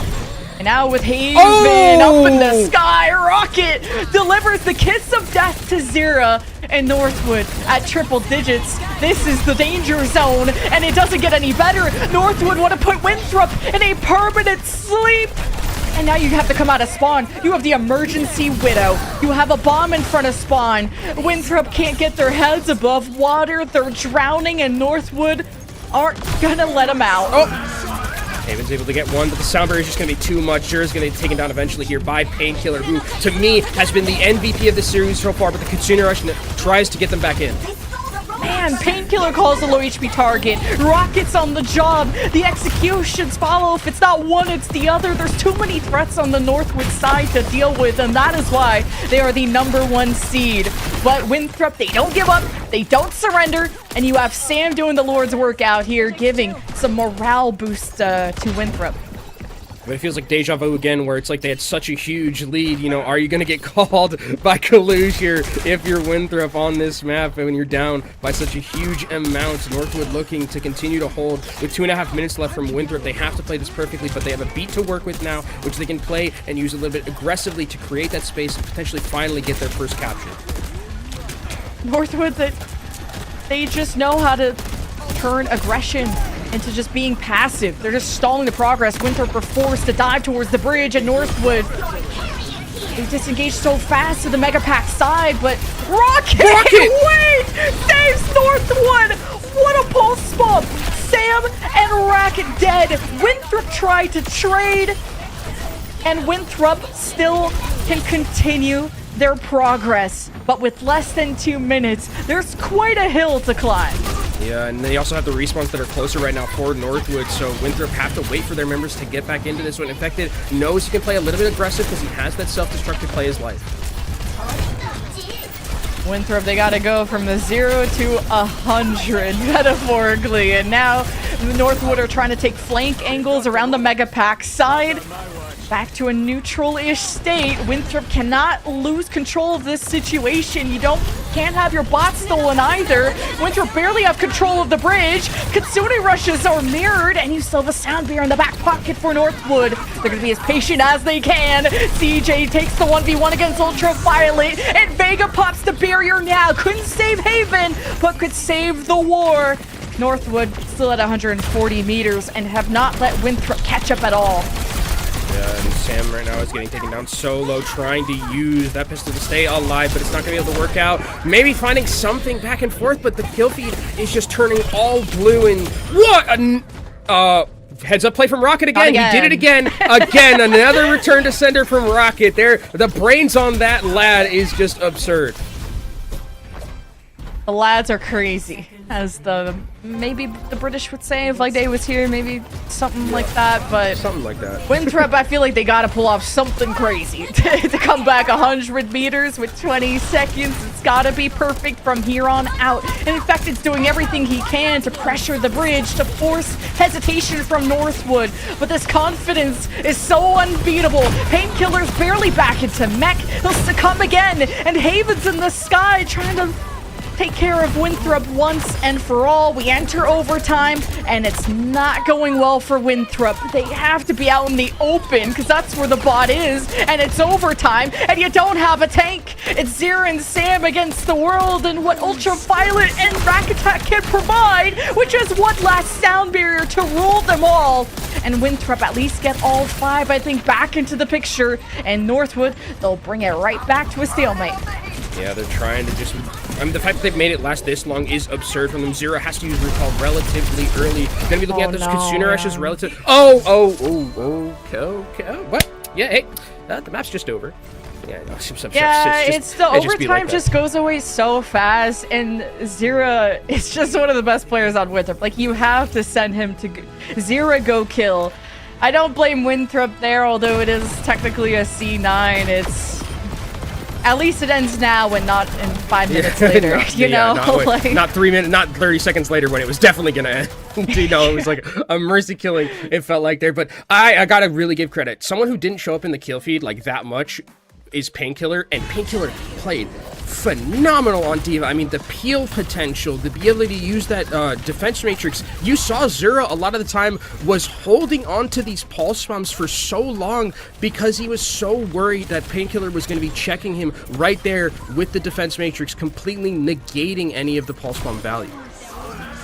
And it felt like Haven commanded a lot of the power positions on the bridge, and Northwood just knew where to take the fights. Always being okay with giving up space to Winthrop to keep their distance, and forcing Infected to have to reach and stretch so thin to reach someone like Haven. And if your D.Va leaves your backline and has to go after an Emre, where does that leave the rest of the team? So I just think superb job from across the board from Northwood, because we gave enough love to Rocket previously, but I gotta say, Haven forced a big change in the Winthrop camp to address him.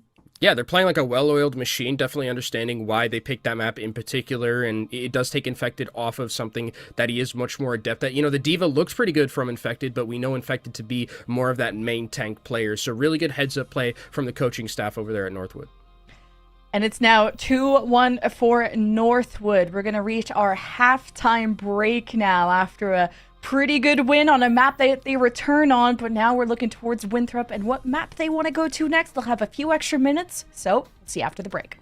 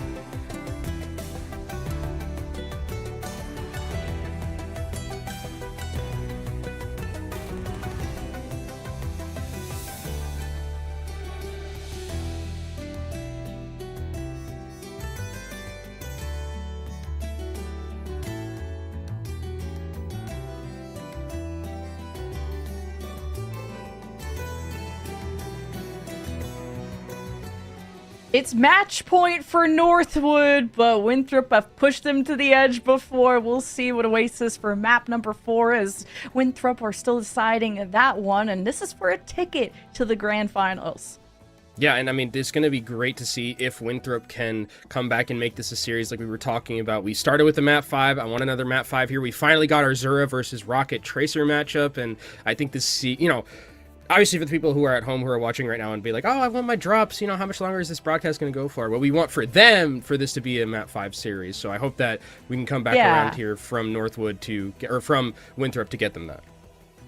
we're the people's caster. We're trying to get as many drops going as possible, and Winthrop have decided Atlas, and we don't get to see this one every day. And the immediate Tracer, now I gotta go investigate who banned the Tracer. It's Northwood. So Rocket not wanting to deal with Zero today, maybe with the amount of pulse bombs that Rocket has been sent his way. I don't blame him. Yeah, no more return to senders there for Rocket. Just no sender at all.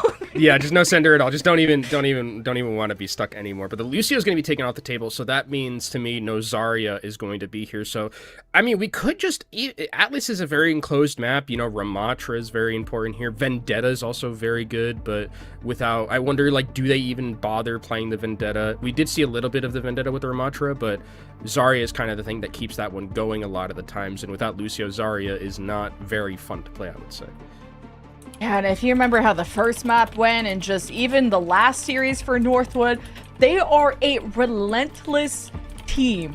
W keys only. I don't even want to like W key, yeah, for Northwood, I don't even want to change the end. But, you know, Winthrop, there's a W there too, and they gotta match W for W, okay? Or this flashpoint is not gonna go well, because based on control-based maps, Northwood looking like the better team. And I think one of the things that you're talking about that's interesting about, you know, their aggression, it feels like they're the ones who are a lot of this time are going first, and Winthrop, when they're winning fights, it's usually off the back of some very clutch plays coming out from their DPS, which is, you know, if you have the DPS and you have the caliber of players like Winthrop, it's definitely something you can rely on, but it's not necessarily a game plan, I would say. I feel like Painkiller is the master of Brawl, and Infected has a wide wheelhouse of Dive and even Hammond. But Infected was the big reason Winthrop won Gibraltar, with his ability to clutch and withstand a lot of pressure. And Sigma's the best one to do it. And Rocket trying to deliver the pressure, already diving in, trying to find any health packs and safety away from Winthrop. And both these teams feel like such a push and pull. Yeah, and I mean, it's interesting that we're going to have the Genji here for Zura. It is kind of like a Tracer light where you have that dynamicness to push forward and get into the backline aggressively, but they need to convert those dashes into picks. See if that Tracer ban exposes Zera at all, because I'm used to seeing him like on Echo on maps like this, but hey, all this poke damage from Winthrop is quite lethal. You've removed the tank and the biggest part of Northwood's anchoring, so Winthrop aren't fully safe with misses here and there. It looks like Northwood take a seat for now. Yeah, and I actually really like that Ultraviolet's going to be on the Wu Yang here, because it's going to be able to deal with the Vendetta going in. You know, if the Vendetta dives on you, you just hit your, you know, water into the ground, and it makes it difficult for the Vendetta to get a lot of value in here. So I think that that's going to be something to keep an eye on, especially when you have that ultimate, the title with Blast, that can just be thrown onto Zera, get into the back line, and get a lot of stuns. Winthrop already halfway to the first point, and now trying to contest the point means also being out in the open, and that's not where someone like Ramatra is gonna thrive. Painkiller's very low, and his healers are occupado with Winthrop thrashing them. So Northwood definitely just don't have the resources to contend here, and this will be a 0.1 win for Winthrop very soon. Yeah, and I actually maybe like to see Rocket, after this ultimate comes through, change over to the Genji himself, because I think that it is a little bit harder to maneuver around the Vendetta without something like a Zarya, like you mentioned before. But Painkiller is just going to forego completely the Ramatra, is going to be going over to the Diva, one of the things that was working out so well for them in previous maps. And actually, if you're Northwood, this lottery for you is really good, because you get a lot of positioning now on this point. Painkiller to the Diva to just try and follow through with Rocket, but Winthrop. Now it's Sam commanding the skies with the ult, but against the Kitsune Rush, he's supposed to be conservative with his positioning, and Painkiller doesn't want to get that close to the sun. And Sam puts some fear into Northwood, and now to re-engage with the Kitsune Rush, and Zera follows through with that, and Northwood disengaged just as quickly in the blink of an eye. Winthrop want to get away with a cap, and it's contested from Painkiller. The Orbital Ray will supplement the tank, and Haven takes control and ruins the plans of Winthrop, and a recap will ensue for Northwood. Oh, wait, nice rock, though, from Infected. It won't matter, but that was still pretty nice to put on the clip show. But Northwood, one of the things that we've been seeing, Jen, throughout the entirety of the series so far and through the entirety of Northwood on broadcast, their disengages are slick. So really just well played. They get out of dodge whenever Winthrop tries to take that advantage and take their turn, and then they know they have such an advantage when it comes to those resources. And like we're going to see now in this next fight, they can have the advantage. They can push forward, especially now that they have that Vendetta ult. Northwood holding the line. Vega falls back to safer positions, and Rocket waits for the go sign, or even could just charge up the ult, has a bit of safety here, and now wants to put the pressure down on Infected to regain that space as Northwood pinch from all sides, hoping to collapse on Winthrop, who hold their own and are in a pretty healthy state, waiting for Ultraviolet to deliver maybe a bomb to Zera, and well, he delivers a final blow to Haven. Now the tides swing in Winthrop's favor, but Sam solo didn't get attended to by Rack in time, 97% before the flip, and Winthrop get away with that. Oh, actually, and that's Rack TPing back into to try and save Ultraviolet. Actually manages to work, gives his life for it, but is that going to be enough to convert that into a team fight win? I'm not so sure. It does not look likely. Oh, no supports. Winthrop just have to buy time. This is not going to be a winnable fight without Ultraviolet or Rack attack, and Northwood are about to win the second point here and tie things up here on Atlas, and Rocket's going to put the nail in the coffin on that one. And this is Winthrop that need this map win, or they will see the lower bracket.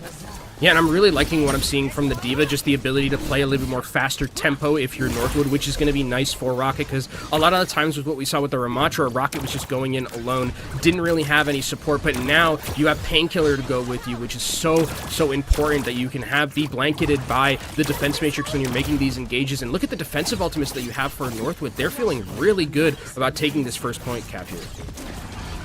Gotta keep your distance and keep Haven as safe as possible. While Rocket is always up to no good. He's always trying to find an off angle, and it's Sam that takes to the skies, and Painkiller's about to lose the mech. He'll have the self-destruct, and Winthrop or the janitor's on duty. They're just cleaning house and trying to evacuate everyone from the point. Beautiful flux from Infected to actually finish the job, and Northwood flounder as Winthrop will take control of the point first. They flounder in a team fight that looked like they had an advantage, especially with the support ultimates, but the patience there and the spam as well coming in from Winthrop, from Sam in particular, hitting a lot of those heavy rounds, really did a lot of that damage. And now, if you're Winthrop, you're feeling great right now, because now you have the Tidal Blast. You can put that directly onto Zura. Zura can get into that backline very easily, get some stunts, and get an easy team fight win. Diva is such a hard matchup into a Sigma. You're gonna be eating rocks, literally. There's nothing you can do about it. You gotta find a way around it, not through it. Northwood trying to retake off of a Haven ult, and his focus is stopping Zera. The ace up Winthrop's sleeve, and he's taking Haven's attention away, while Zera still managed to somehow kill CJ off the map. It's still a 3 versus 3 on the point, but if Winthrop win this fight, they will be in the lead here on Flashpoint. Yeah, they are going to be able to take this one, I think, at this point. Oh, no, they actually aren't. Now they don't have supports in effect. That shield is going to be big, but it's not going to be big enough to keep him alive, and it's going to have to be a reverse sweep here from Northwood. That Suzu from Vega in that previous fight was able to negate a lot of the damage coming in from the Tidal Blast and the Vendetta engage that we saw there, so really heads up play, even though CJ ended up falling. But Vega just dies to a random nade. That cannot happen, Jen. Yeah, I know you wanted that 0 to 100, and it's... Well, how do you do it with just Juno solo heals? Winthrop not putting the immediate pedal to the metal. They know they have the advantage of being behind a Sigma shield, and Sam generates another ultimate. It's matched against Rocket. Slams down out to Infected. There is now no safe space for Winthrop to stand on, except on top of the corpses of Northwood. Best revenge served here by Sam, but Winthrop still need presence on the point, and it's tough to do while Infected is still rotating in. And Winthrop are going to take the duels that they can, but they need that space being created from Infected. And you have the Kitsune Rush as well coming in from Vega, who died early in that team fight. Support Ultimate's looking very good for both of these teams. How are you going to be able to deal with Infected's Gravic Flux, though? That's going to be the big number. Kitsune Rush to kick things off, see what opportunities they can get off of this, combined with the Zera's sword, slashing through Vega like butter, and Winthrop, they keep on investing. That's how much this point matters. 99 to 96, Rack falls, Northwood in shambles, Rocket takes over, and Winthrop, they trade blow for blow, and it's Northwood with only a small advantage to work with, but it's Zera that still stands tall. Painkiller deals with all the squishies, and Zera's the lone wolf remaining, so Northwood, by the skin of their teeth, will take a point and take a lead. And they're on Flashpoint Point to get themselves into that Grand Finals, into Orlando later in the next month, and this is going to be a lot for Winthrop to ask. And they also are going back over to the Hammond. This is what Winthrop, this is where their bread is buttered, and going into it on last point, last life here in that upper bracket. That's really where you want to see it.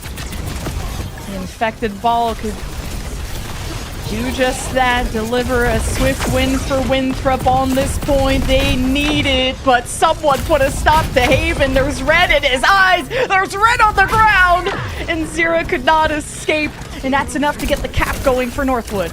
And I really like that aggressiveness that we saw from Northwood, knowing that the Hammond was going in. There was nothing to be able to negate that overclock, or that ultimate from the Emre. And now the shoe's going to be on the other foot, though. Sam's going to have one, but now that Painkiller's on that Diva, that mitigation from the defense matrix could be all the difference. It's time to clock in if you're Winthrop, and it's Sam wanting his revenge against Haven, letting it rain onto this backline. But Northwood, they got to save Vega. They do so, and Winthrop have zoned off Northwood, but haven't gotten the kills. So Painkiller here for the retake, and Rocket best Zera. Advantage for Northwood, already past the halfway point to winning this map, and Winthrop, they'll have one last chance to reset. Yeah, they're going to be able to clean up these kills. This is last fight territory, actually. Infected needs to, if Infected dies, that would have been so disastrous. And Jen, again, we're not good at math as casters, but I'm looking at 4 ultimates, potentially 5 from Northwood, and Winthrop, not a lot to work out with. The big thing is that the Tidal Blast is going to be able to get stuns. If they can potentially stun members and just clean up a team fight that way, that's the only way Winthrop can win this team fight. Oh, the mines as Northwood went to contest. Winthrop take flight. Ultraviolet adds to this, giving the bomb to Zera, and Northwood still have not died. They have so much left in the tank. Winthrop have to fight on the point, and they will see the lower bracket. Northwood narrowly dodging that, and Rocket can't claim any more kills. Spitting towards Zera. The Kitsune Rush, the reinvigoration of Winthrop, but they're hemorrhaging at the seams, and Northwood will not let them live. Winthrop did manage to flip, but it's all over here, depending on the stall that Infected can provide. But it's all over for Winthrop, pushing Northwood to the edge. It ends here. Northwood to the grand final. Northwood take their rightful place as the #1 seed in that grand final. From the winner's side, looking crisp and clean. Winthrop made them work for basically every inch of every map they played, but it was not enough.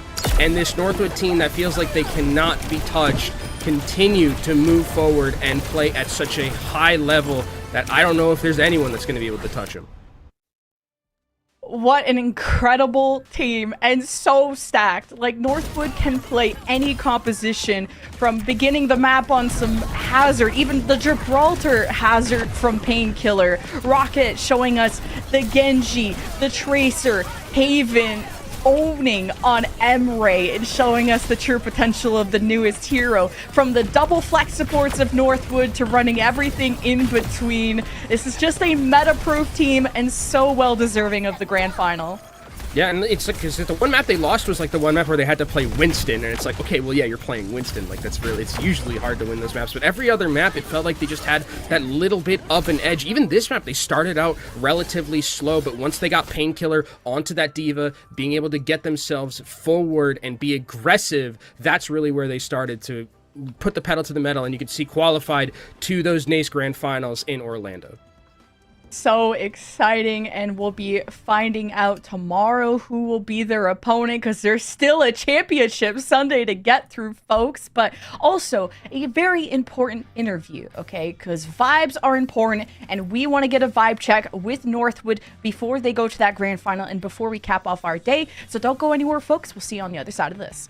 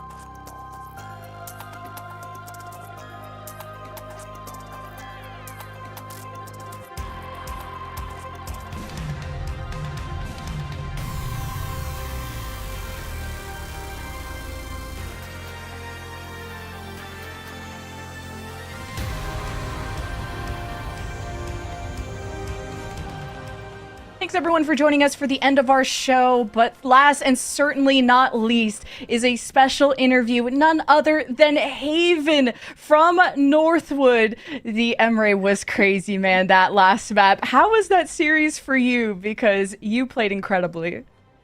I mean, it was definitely different because I've been retired for like almost a year now. So like coming back to competing was different for sure. It's a completely new environment for me because I'm used to just playing all the time, but now I just don't play very much. Okay, Well, we hope to see you play more, at least after that. That Emre was pretty good. I mean, I think that one of the things I'm interested to talk to you about is like the Emre, like the difference between the Emre and the Sojourn, because we've had kind of like it's been going back and forth. Some people have said it's a preference thing. Like, where do you kind of stand on the power level of Emre versus Sojourn? Do you think it's a preference thing, or do you think there is one that has a little bit of an advantage over the other? I think they both have their place. I think they're both really good right now. I think Hisgran's in the great spot. It's been a while since Hisgran's been this good, but Hisgran's really good. It's really good.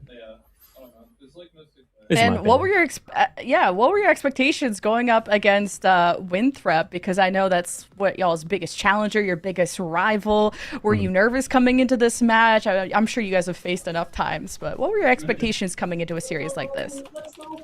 I mean, I'm not nervous at all because I mean I trust my boys. Like, my teammates are good. Well, they're hyped at least. Hey.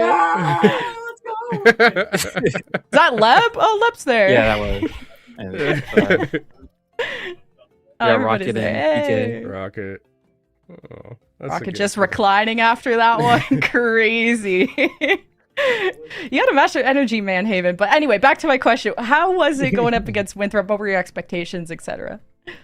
I mean, I expected them to be good. I mean, they're all really good players. I mean, I expected my teammates to gap them, so I showed up to win. Fair enough. You're part of that, yeah. Yeah.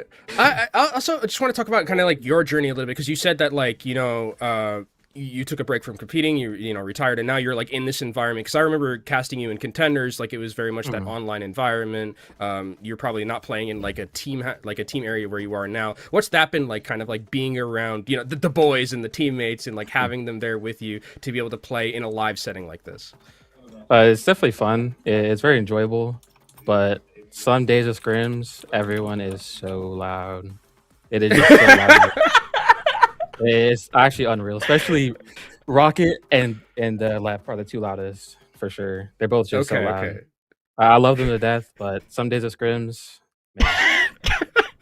And it doesn't get any louder when you win a match like this. So how do you personally lock in for matches? You seem like a guy who likes to be composed, locked in, cool. Like, what's your regimen to get into the mood for a match like this?